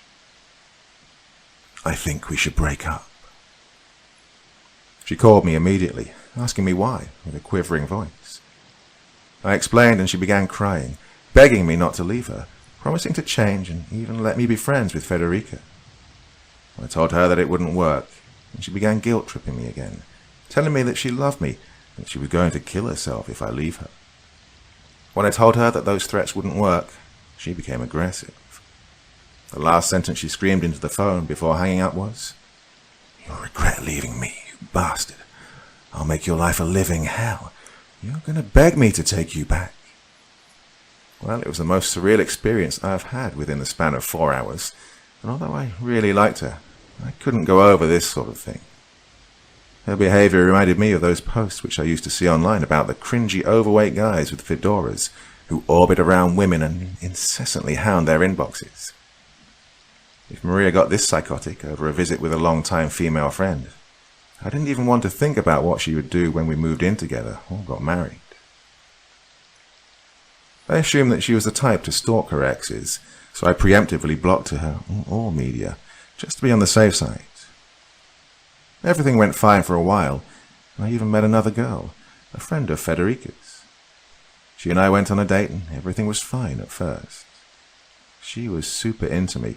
We were already making plans for our next date, when she decided to add me on Facebook, so we could chat more easily. I told her my name, and she decided to check out my profile a little, while we waited for our food to arrive. She was amused by my pictures of the food I cooked, as well as my workout videos. And all of a sudden, her smile dropped, and her mouth contorted into an expression that looked like she'd just eaten a lemon. I asked her if everything was okay, and she uttered a weak, with a visibly forced smile. From that point, she avoided my gaze the entire time, and seemed completely uninterested in the conversation. Well, the date went on for about 20 minutes, when she said she just remembered something she needed to take care of and had to go, saying, "Oh, we'll be in touch."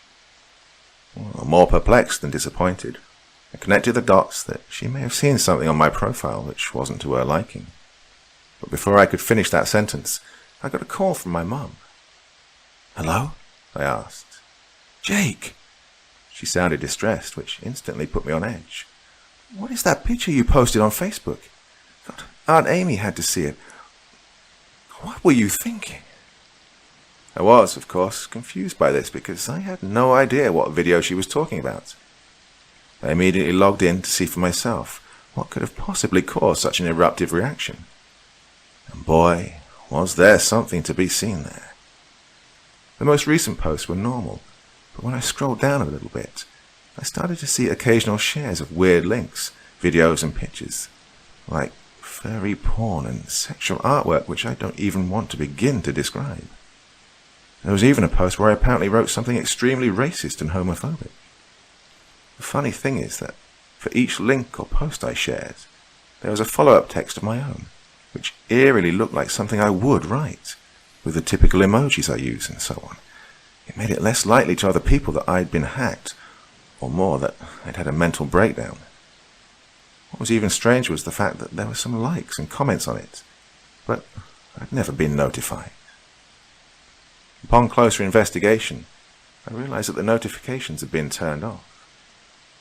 I immediately made a post in which I apologized publicly to everyone who'd seen such abominable things, and informed them that I was hacked. The damage was already done, though, and by then a lot of people had already booted me out of their friends list. Well, I contemplated deleting my Facebook, but running away from it after such a disaster would only make me look guiltier. 2 days later, at work, my boss called me into his office. Well, I was expecting a promotion around that time, and everyone in the office already knew that I was the best candidate. Even the boss had hinted at me getting the role, so it's pretty much a public secret by then. "Hey, how's it going, Mike?" I asked when I strode inside and sat in front of his desk. Michael stared at his computer screen with a grievous expression on his face. He furiously clicked for a minute or so, while I sat in silence, feeling like I was being judged for some reason. "Jake," he finally said, turning to me and crossing his fingers, "you've been a valuable asset to the company thus far." He stared at his hands while fidgeting with his fingers. "You were the perfect man for the promotion." "Were," I thought to myself, starting to sweat bullets instantly. Mike looked up at me with the expression of a disappointed parent. He said, "That's why I don't understand why you'd do something like this. Why focus on small cash when you could have made it big?" "Mike, what are you talking about? What's going on?" Mike opened his drawer and pulled out a stack of papers. He slammed them against the desk and said, "The client who you've been working with on the previous project contacted us and told us you were willing to sell him some sensitive information for a price." My eyes widened, my heart practically thudding against my chest at this point. The paper showed screenshots of my secret communication with the client, where I clearly offered to leak information in exchange for money. The papers also had proof that I did it, because the emails were apparently sent from the location of the office, from my computer. "What is this? Mike, I'd never do such a thing. Give me a chance to at least I tried to say before Mike interrupted me. "Jake, don't make this hard on yourself. Now you can leave either with a severance package or without it, which already took a lot of strings to pull. Hell, you're lucky that I managed to convince the higher-ups not to press charges against you." Well, the choice was clear here, and there was no use arguing. They had strong evidence to go against my claim. I agreed to Mike's terms. By the end of the day, I was out of the office, followed by the contemptuous glances and hushed whispers of my co-workers. I wish that's where everything ended. But when I got home, I had an even bigger surprise. I opened my front door to find my apartment completely ransacked. Furniture was ripped, with sponges strewn all over the place. Dishes were smashed on the floor. The TV and other objects were overturned. It looked like there'd been an earthquake in there. I called the cops immediately, and they showed up within minutes. After a brief search, I realized that nothing of value was missing, and they'd found no signs of forced entry. "Do you have any idea who might have done this?" one of the officers asked. I thought for a moment. The idea occurred to me that Maria could have been responsible, but I had no clear evidence to assume she would go to such extreme lengths, despite being as crazy as she was. It made sense that she would do it, though. She'd vowed to make my life a living hell, and the past few days had been a string of unexplained incidents. I was about to give the officer the name of a potential suspect, when the other police officer emerged from the bathroom. "Turn around, put your hands behind your head," he said. "What? What's going on?" I asked. The officer raised a small transparent bag with little green lumps up to his face. "You're under arrest for marijuana possession," he said. "Wait, what? That's not mine. I don't..."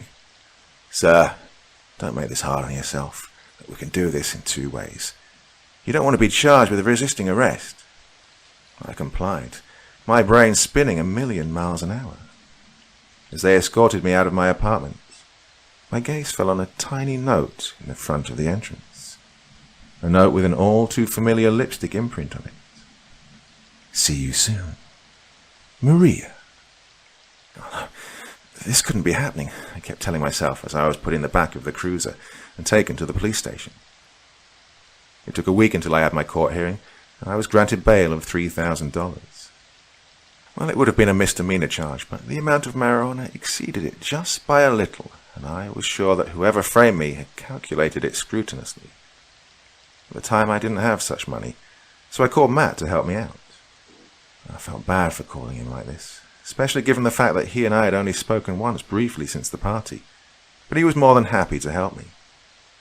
When he finally arrived to pick me up, he shook his head but smiled. "Dude, having fun without me?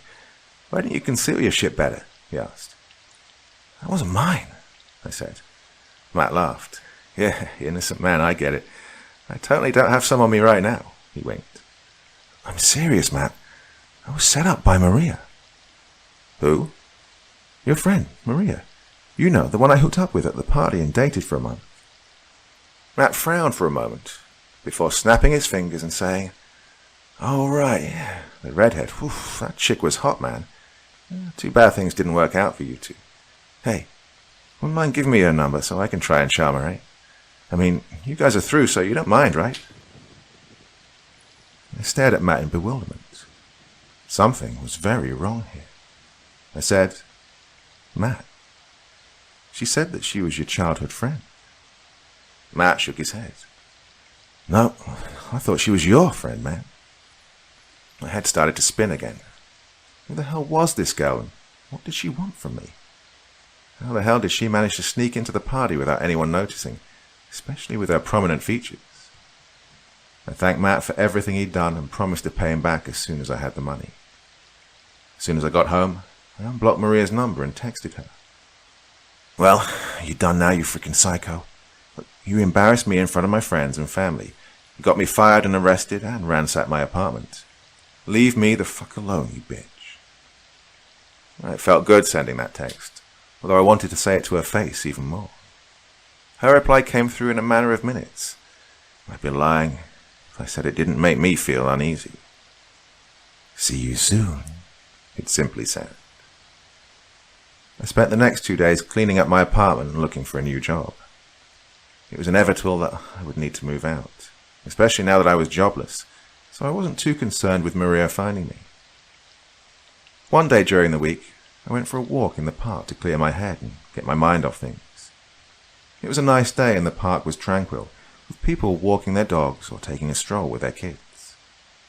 I sat down on a bench, closed my eyes, and enjoyed the pleasant breeze and silence. Hey, Jakey, I heard an all too familiar voice to my left. I jerked my head in the direction of the voice, and there she was, standing right in front of me, with a wide smile on her face.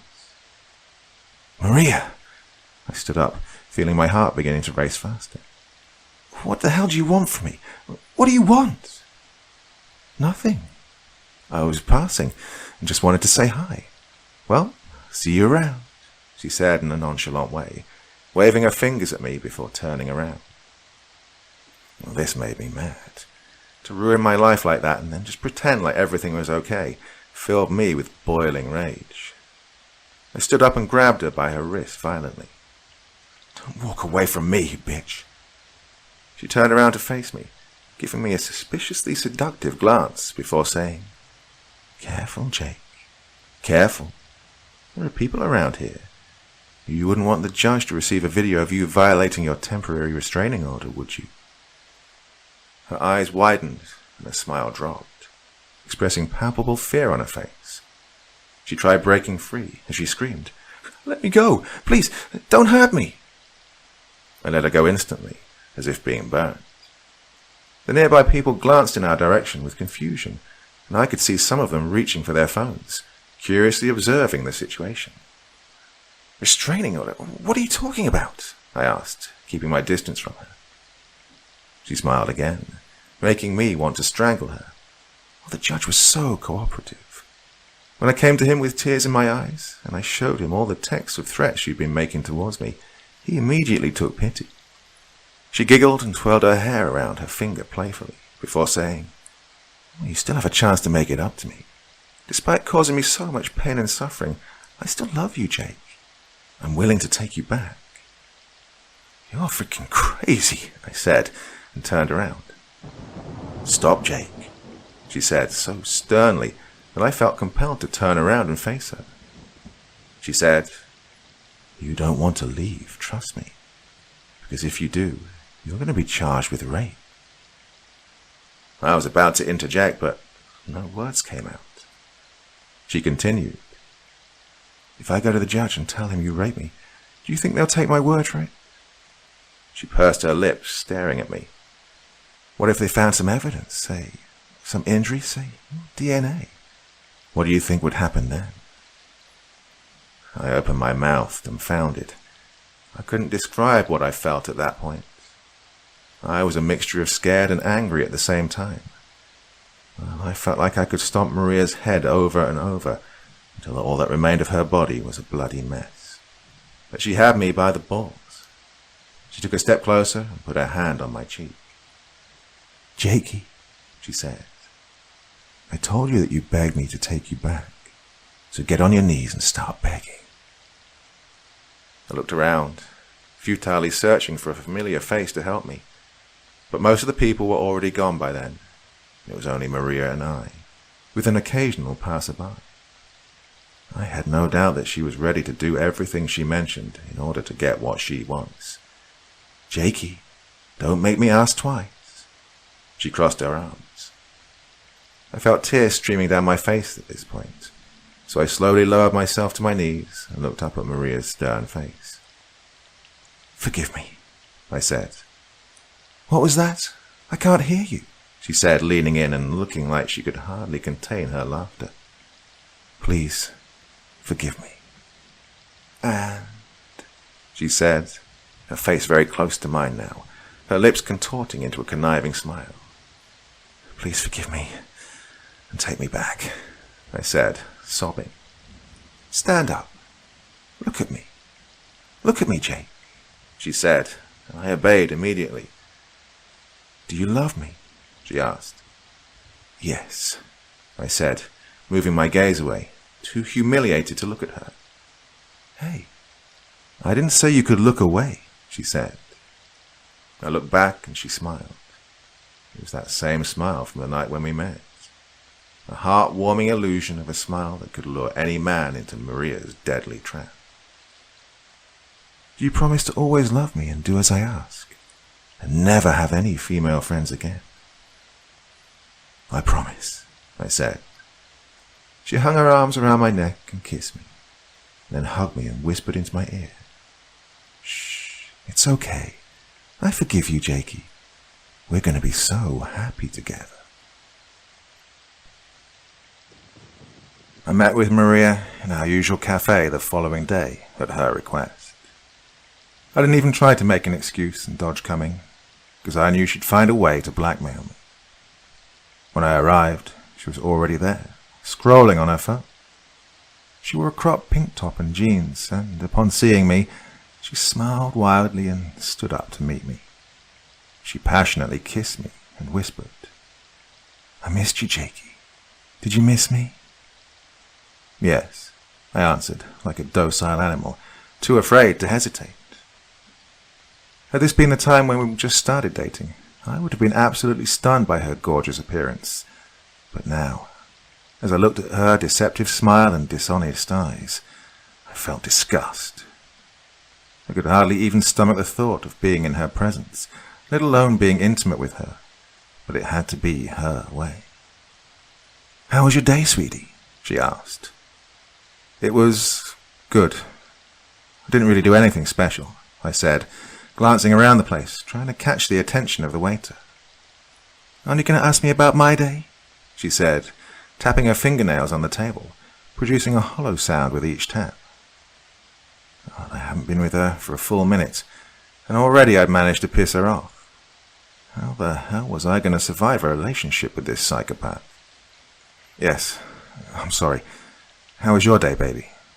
I smiled and asked, to which her tapping stopped. "Well, just another typical day at school, you know. I had one kid scheduled for a conversation, but he never showed up. I'll have to contact him to make sure he's okay, though. I'm really worried about him, since he's feeling depressed." She raised her eyebrows in a sorrowful manner. "Oh, you lying, two-faced bitch," was all I could think to myself as I nodded and agreed with her, encouraging her to leave the kid alone until he felt comfortable to talk about his situation. Normally I would have advised differently, but right now being depressed sounded way better than being near this lunatic. "So, are you looking for a new job?" she pompously asked, taking a sip of coffee. I stared at her for a moment in confusion, and when she saw that, she put her mug down and said, "You know, because you got fired from your old job. It's such a shame. You really seem to enjoy working there. But I believe you're going to make up for the mistake you made at your old job. I believe in you, And I'll support you until the end, Jakey, because that's what good girlfriends do. She smiled and reached across the table, putting her hand on mine. I smiled back, holding within me the urge to shout at her. We spent another 20 or so agonizing minutes talking about random things, when my phone buzzed on the table. I picked it up to read the message, and noticed Maria greedily glancing at the screen. When I saw who the message was from, I silently started praying that Maria hadn't seen it, but my hopes sank when she spoke up again. Jake, I thought we'd been through this already. When I looked at her, she had her arms crossed and was frowning at me. What do you mean? I played dumb, closing the message and putting the phone in my pocket. You know what I mean. We agreed that having friends of the opposite sex is not right for someone who's in a relationship. And last time I checked, Federica was a girl. Maria, please. Federica's always been a good friend of mine. I can't just ditch her after all these years. Jake, I'm trying to be supportive, I really am. But it's so hard to do so when you're constantly hurting me like this. Tears started welling in her eyes and her voice started to quiver, gradually becoming louder. I can't be supportive of it when all I can think of was that day when you left me to be with her. How am I supposed to believe you wouldn't do it again? She was practically screaming at this point, tears streaming down her face, much to the bewildered glances of the other guests. She buried her face in her hands and started sobbing. Maria, please stop. No, I won't stop, she said between sobs, before slightly calming down and continuing. If you won't do anything about it, then we'll just have to go our own ways, Jake. But I'm not sure what your path would entail. She stood up, picked up her purse and put it over her shoulder. Maria, wait. I'll do whatever you want. Please, I said. She looked at me with hesitation, wiping the tears and ruined makeup off her face, before sitting down and leaning on the table. She said, Call her now. What? Call her and tell her never to contact you again. Maria, Call her or I'm leaving. I glanced around the restaurant, realizing that most of the people were sneaking glances in our direction, moving their gazes away when they met with mine. Well? Maria's unrelenting gaze was on me so intently that I felt that it would burn a hole in my head. I pulled out my phone and dialed Federica's number with trembling hands. After 2 rings, she picked up. Hey, Jay, she said jovially. Hi, Federica. My somber greeting contrasted hers.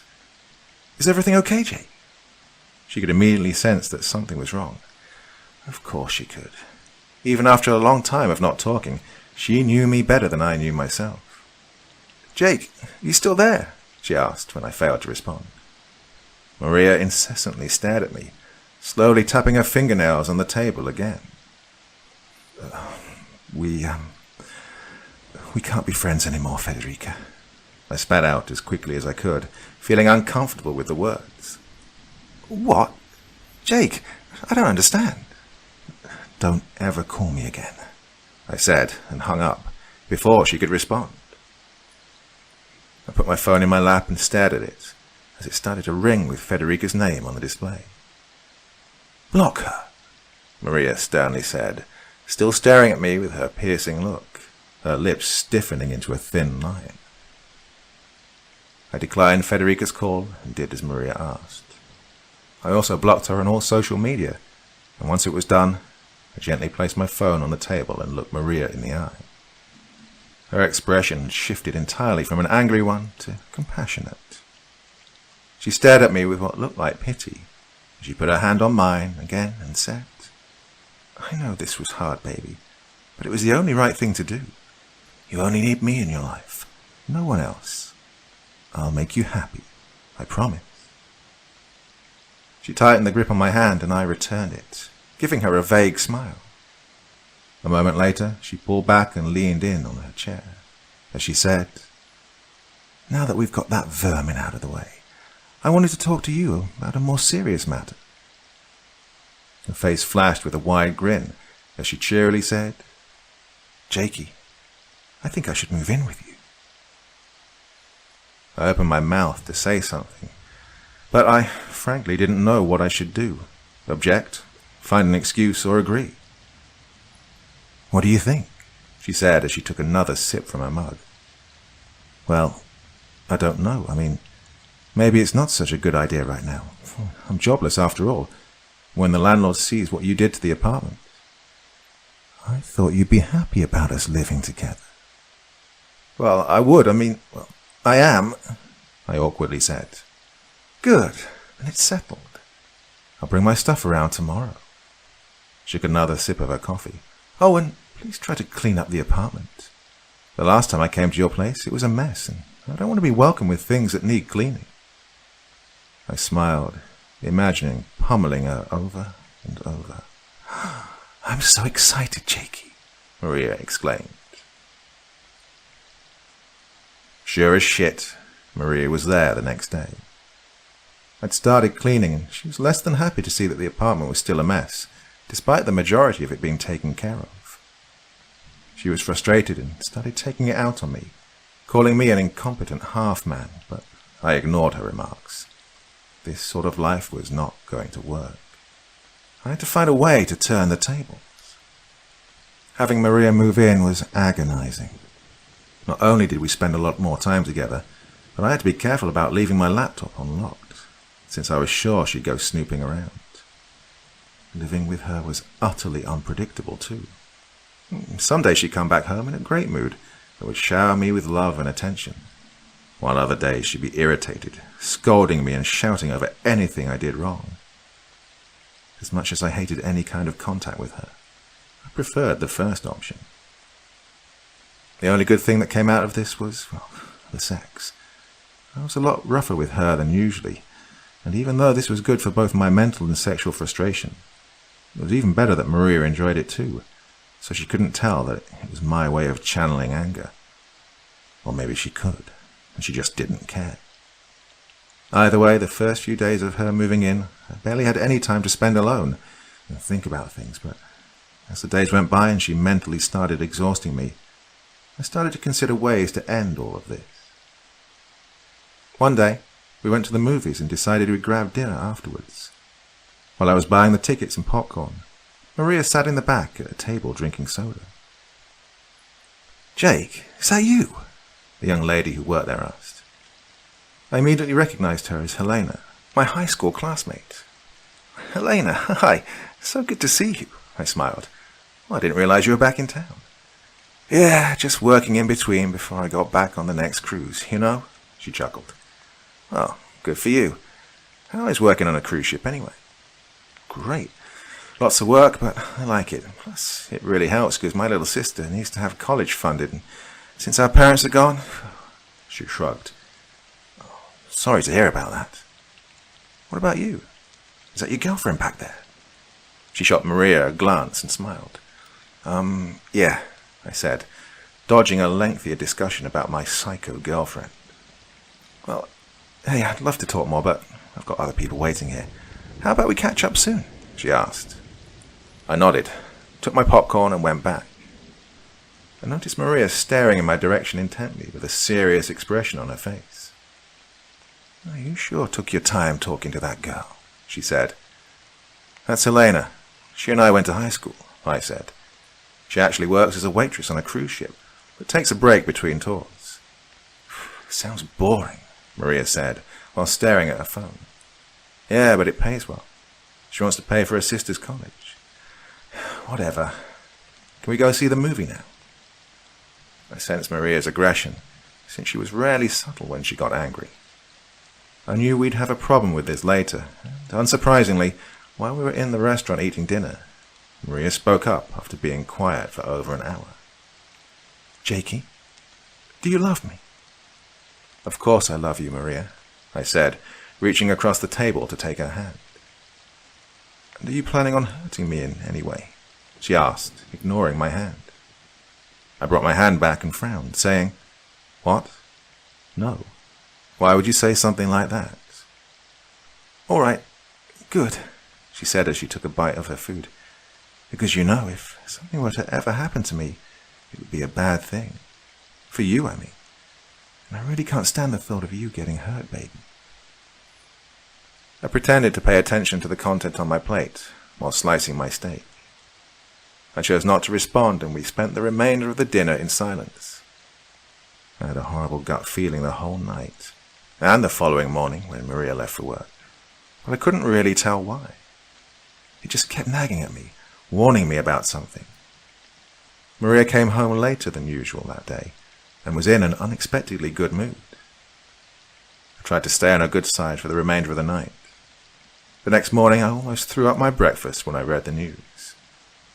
Movie theatre employee found dead. There was a picture of Helena on the headline. Although the details were not disclosed, it was stated in the article that Helena had been found dead near her apartment and that the police are actively searching for the killer.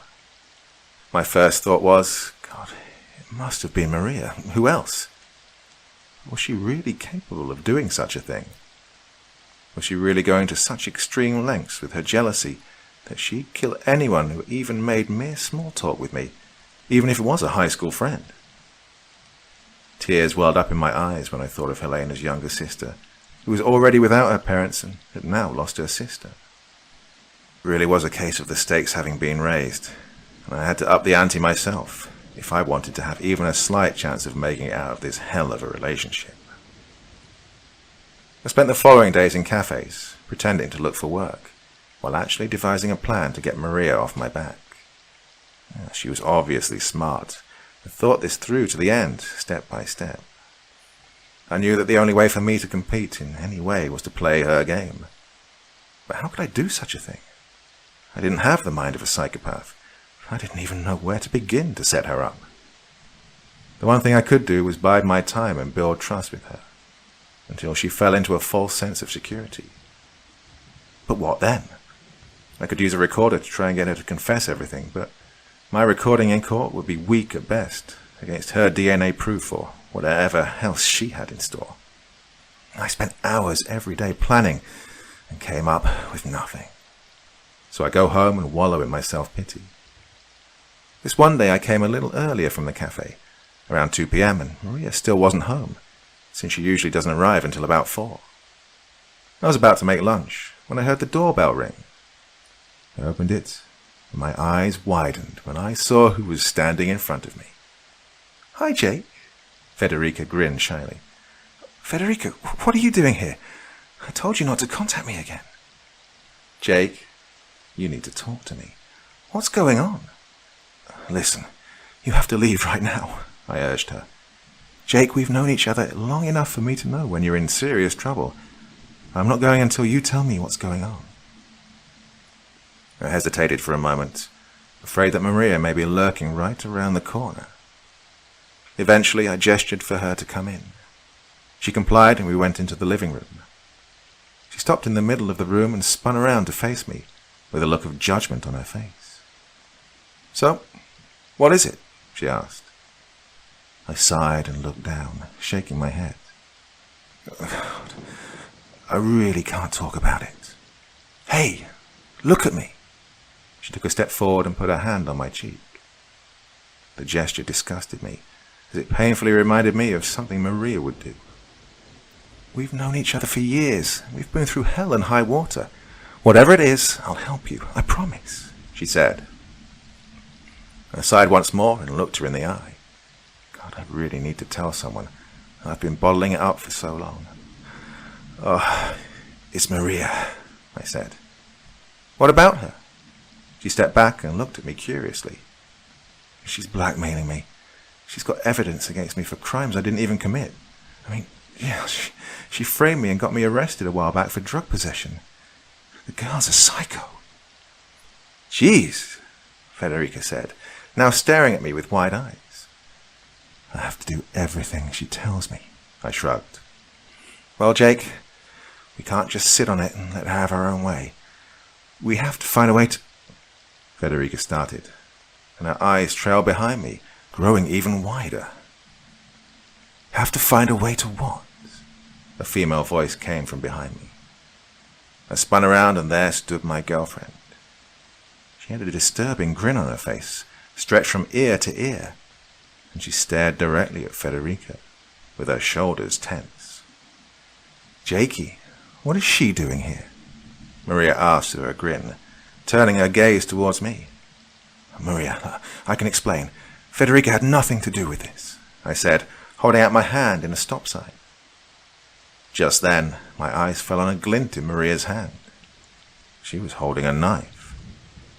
"Maria, baby, let's just calm down here, all right?" I stepped back in front of Federica.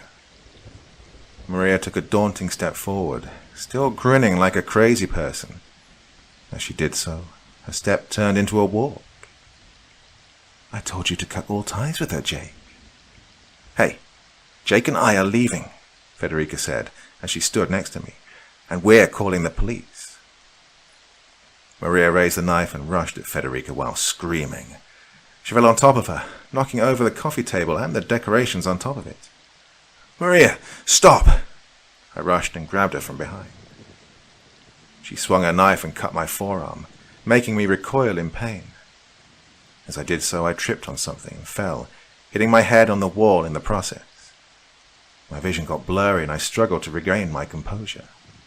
Through my blurred vision, I saw Federica and Maria thrashing against each other, both screaming, and then it suddenly stopped. Federica gasped loudly in horror, and it took me a moment to realize that the knife had made its way into her chest. "I told you to leave him alone. He's mine, mine, mine." With each sentence, Maria drove the blade into Federica's stomach, each new stab spraying blood all over the place. "Maria, no!" I shouted, slowly propping myself and trying to stand up, but losing balance. Federica desperately tried to hold Maria back, but her strength was waning with each stab. In a matter of seconds, she stopped resisting altogether. Her arms fell limply next to her body, and her head turned in my direction, her eyes staring vacantly as blood slid from her mouth. That didn't stop Maria, though, as she continued stabbing over and over with screams, making Federica's now lifeless body twitch at each stab. I rushed to Maria and tackled her. She screamed hysterically, demanding that I let her go so that she could finish the whore. "Stop, just stop, goddammit," I shouted, and she seemed to break out of her hysteria, ceasing all struggle and staring at me while panting. I took the knife from her limp hand and stood up, turning to face Federica. It was even worse than I assumed. My friend had so many stab wounds that it was impossible to even count, some of them even going into her neck. A large pool of blood already formed around her body.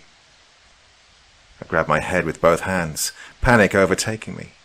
Oh, God, no," I said over and over. "Look what you did, Jake," Maria said in a calm tone. I turned to face her and saw her covered in blood from head to toe. She had a menacing look in her eye as she stared directly at me. "Look where your selfishness got your friend. This is your fault. Why did you make me do it, Jake? Why?" She became hysterical again, her mad look turning into a desperate one as she started crying. "We have to go to the police," I said, panting myself. "Oh, really?" Maria suddenly stopped sobbing. "Your fingerprints are on that knife, and you're covered in blood, Jake. If you go now, there's going to be enough evidence to convict you for life. Marijuana possession, then breaking your temporary restraining order, raping me and killing your friend. You really think it's a good idea to go to the police? You stupid fucking idiot." I looked at the knife, and then at Federica's lifeless body once more. Tears formed in my eyes at the sight of my best friend being gone in an instant, just like that. "Well, Jake," Maria demanded, "if you want, I can call the police. I can easily pretend to cry." She buried her face in her hands and said, while weeping, "It was horrible, officer. I tried to stop him, and he pushed me away, just continued stabbing and stabbing and stabbing. Oh, he's hit me before, and I was too afraid to leave because I didn't know what he was capable of."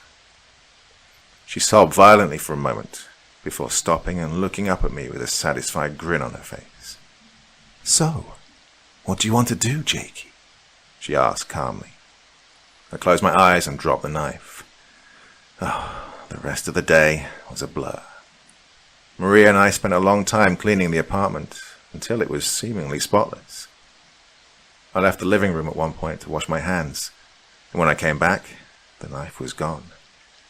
It was foolish of me to leave it with her, because now she just had extra evidence to use against me. As for Federica, Maria took care of her. She carried the dead body into the bathroom and brought a hacksaw. After what felt like hours of listening to agonizing hacking and snapping, Maria left the apartment with a few full trash bags and was gone for hours. I was pretty much on autopilot by then, just cleaning the remainder of the mess. When Maria came back, she hugged me and said, "Shh, everything will be all right, Jakey. We'll get through this. We only need each other. Why don't you sit down and relax?" I complied and slumped onto the sofa, exhausted physically and mentally. I threw my head backwards and closed my eyes, while Maria sat on the floor next to me, stroking my hand gently. I was so tired. "I know you didn't mean to hurt me, Jakey," she said.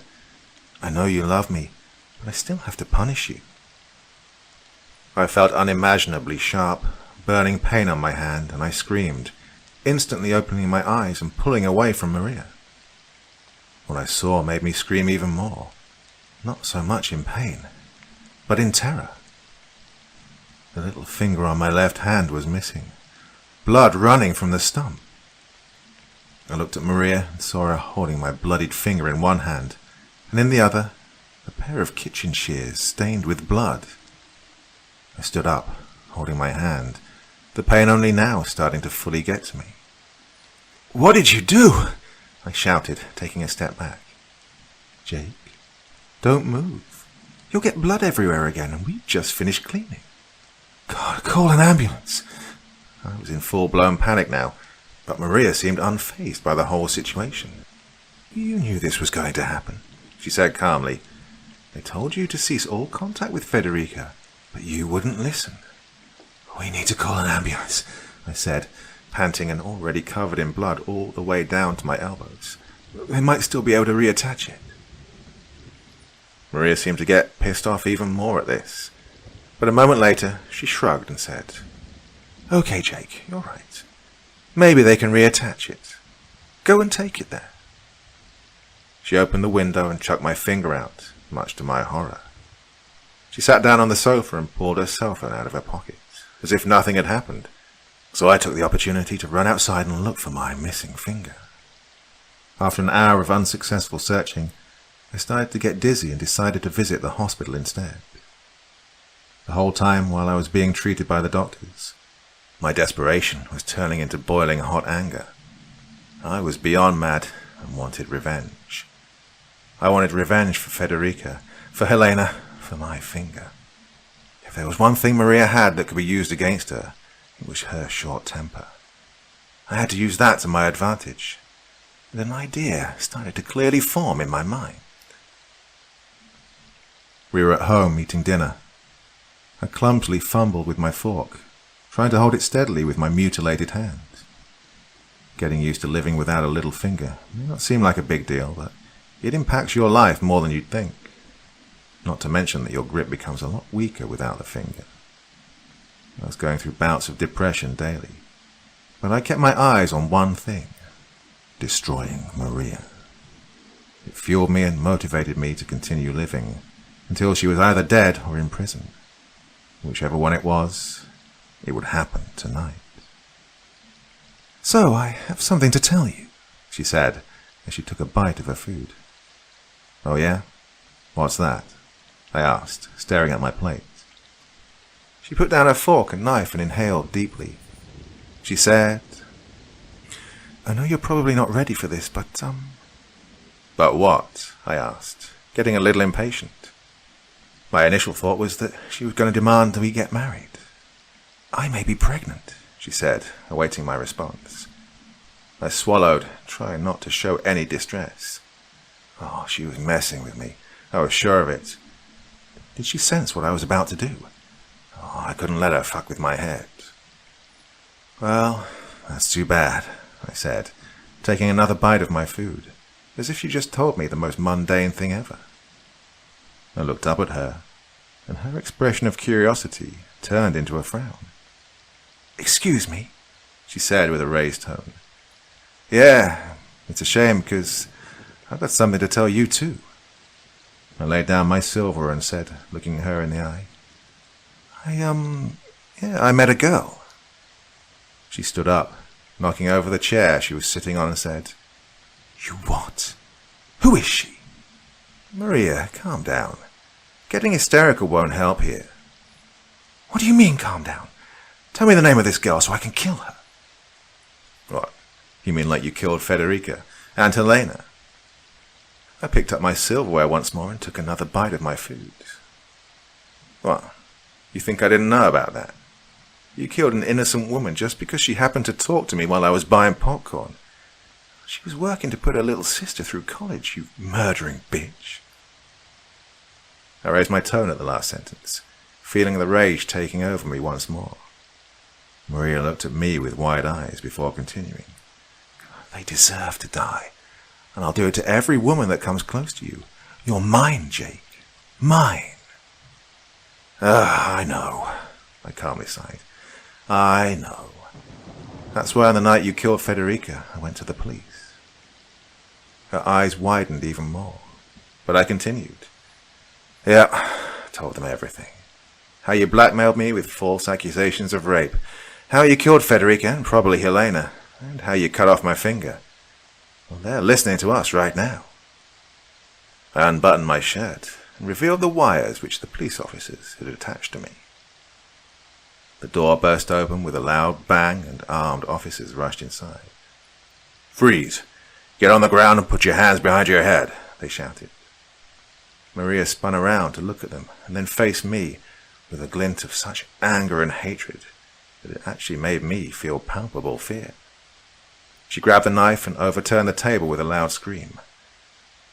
"I'm wanting you to stop," one of the cops shouted, but Maria ignored them.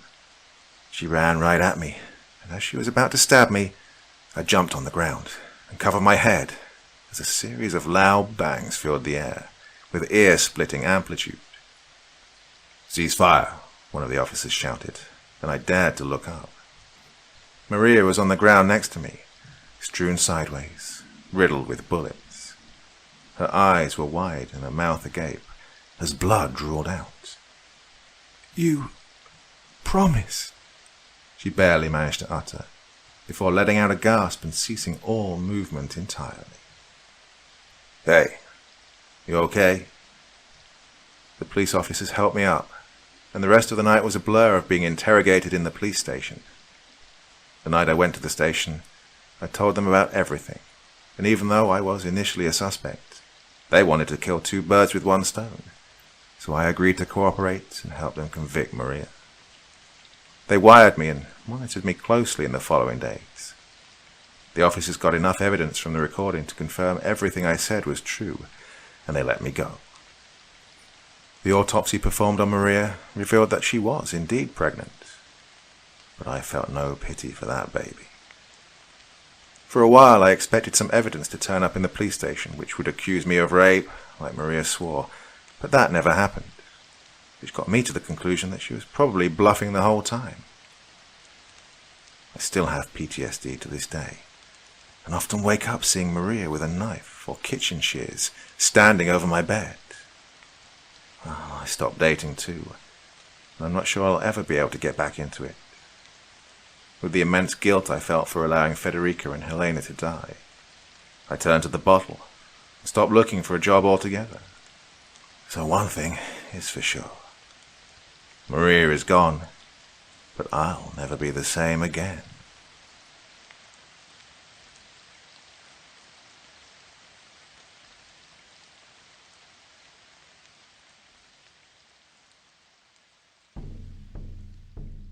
So once again, we reach the end of tonight's podcast. My thanks as always to the authors of those wonderful stories, and to you for taking the time to listen.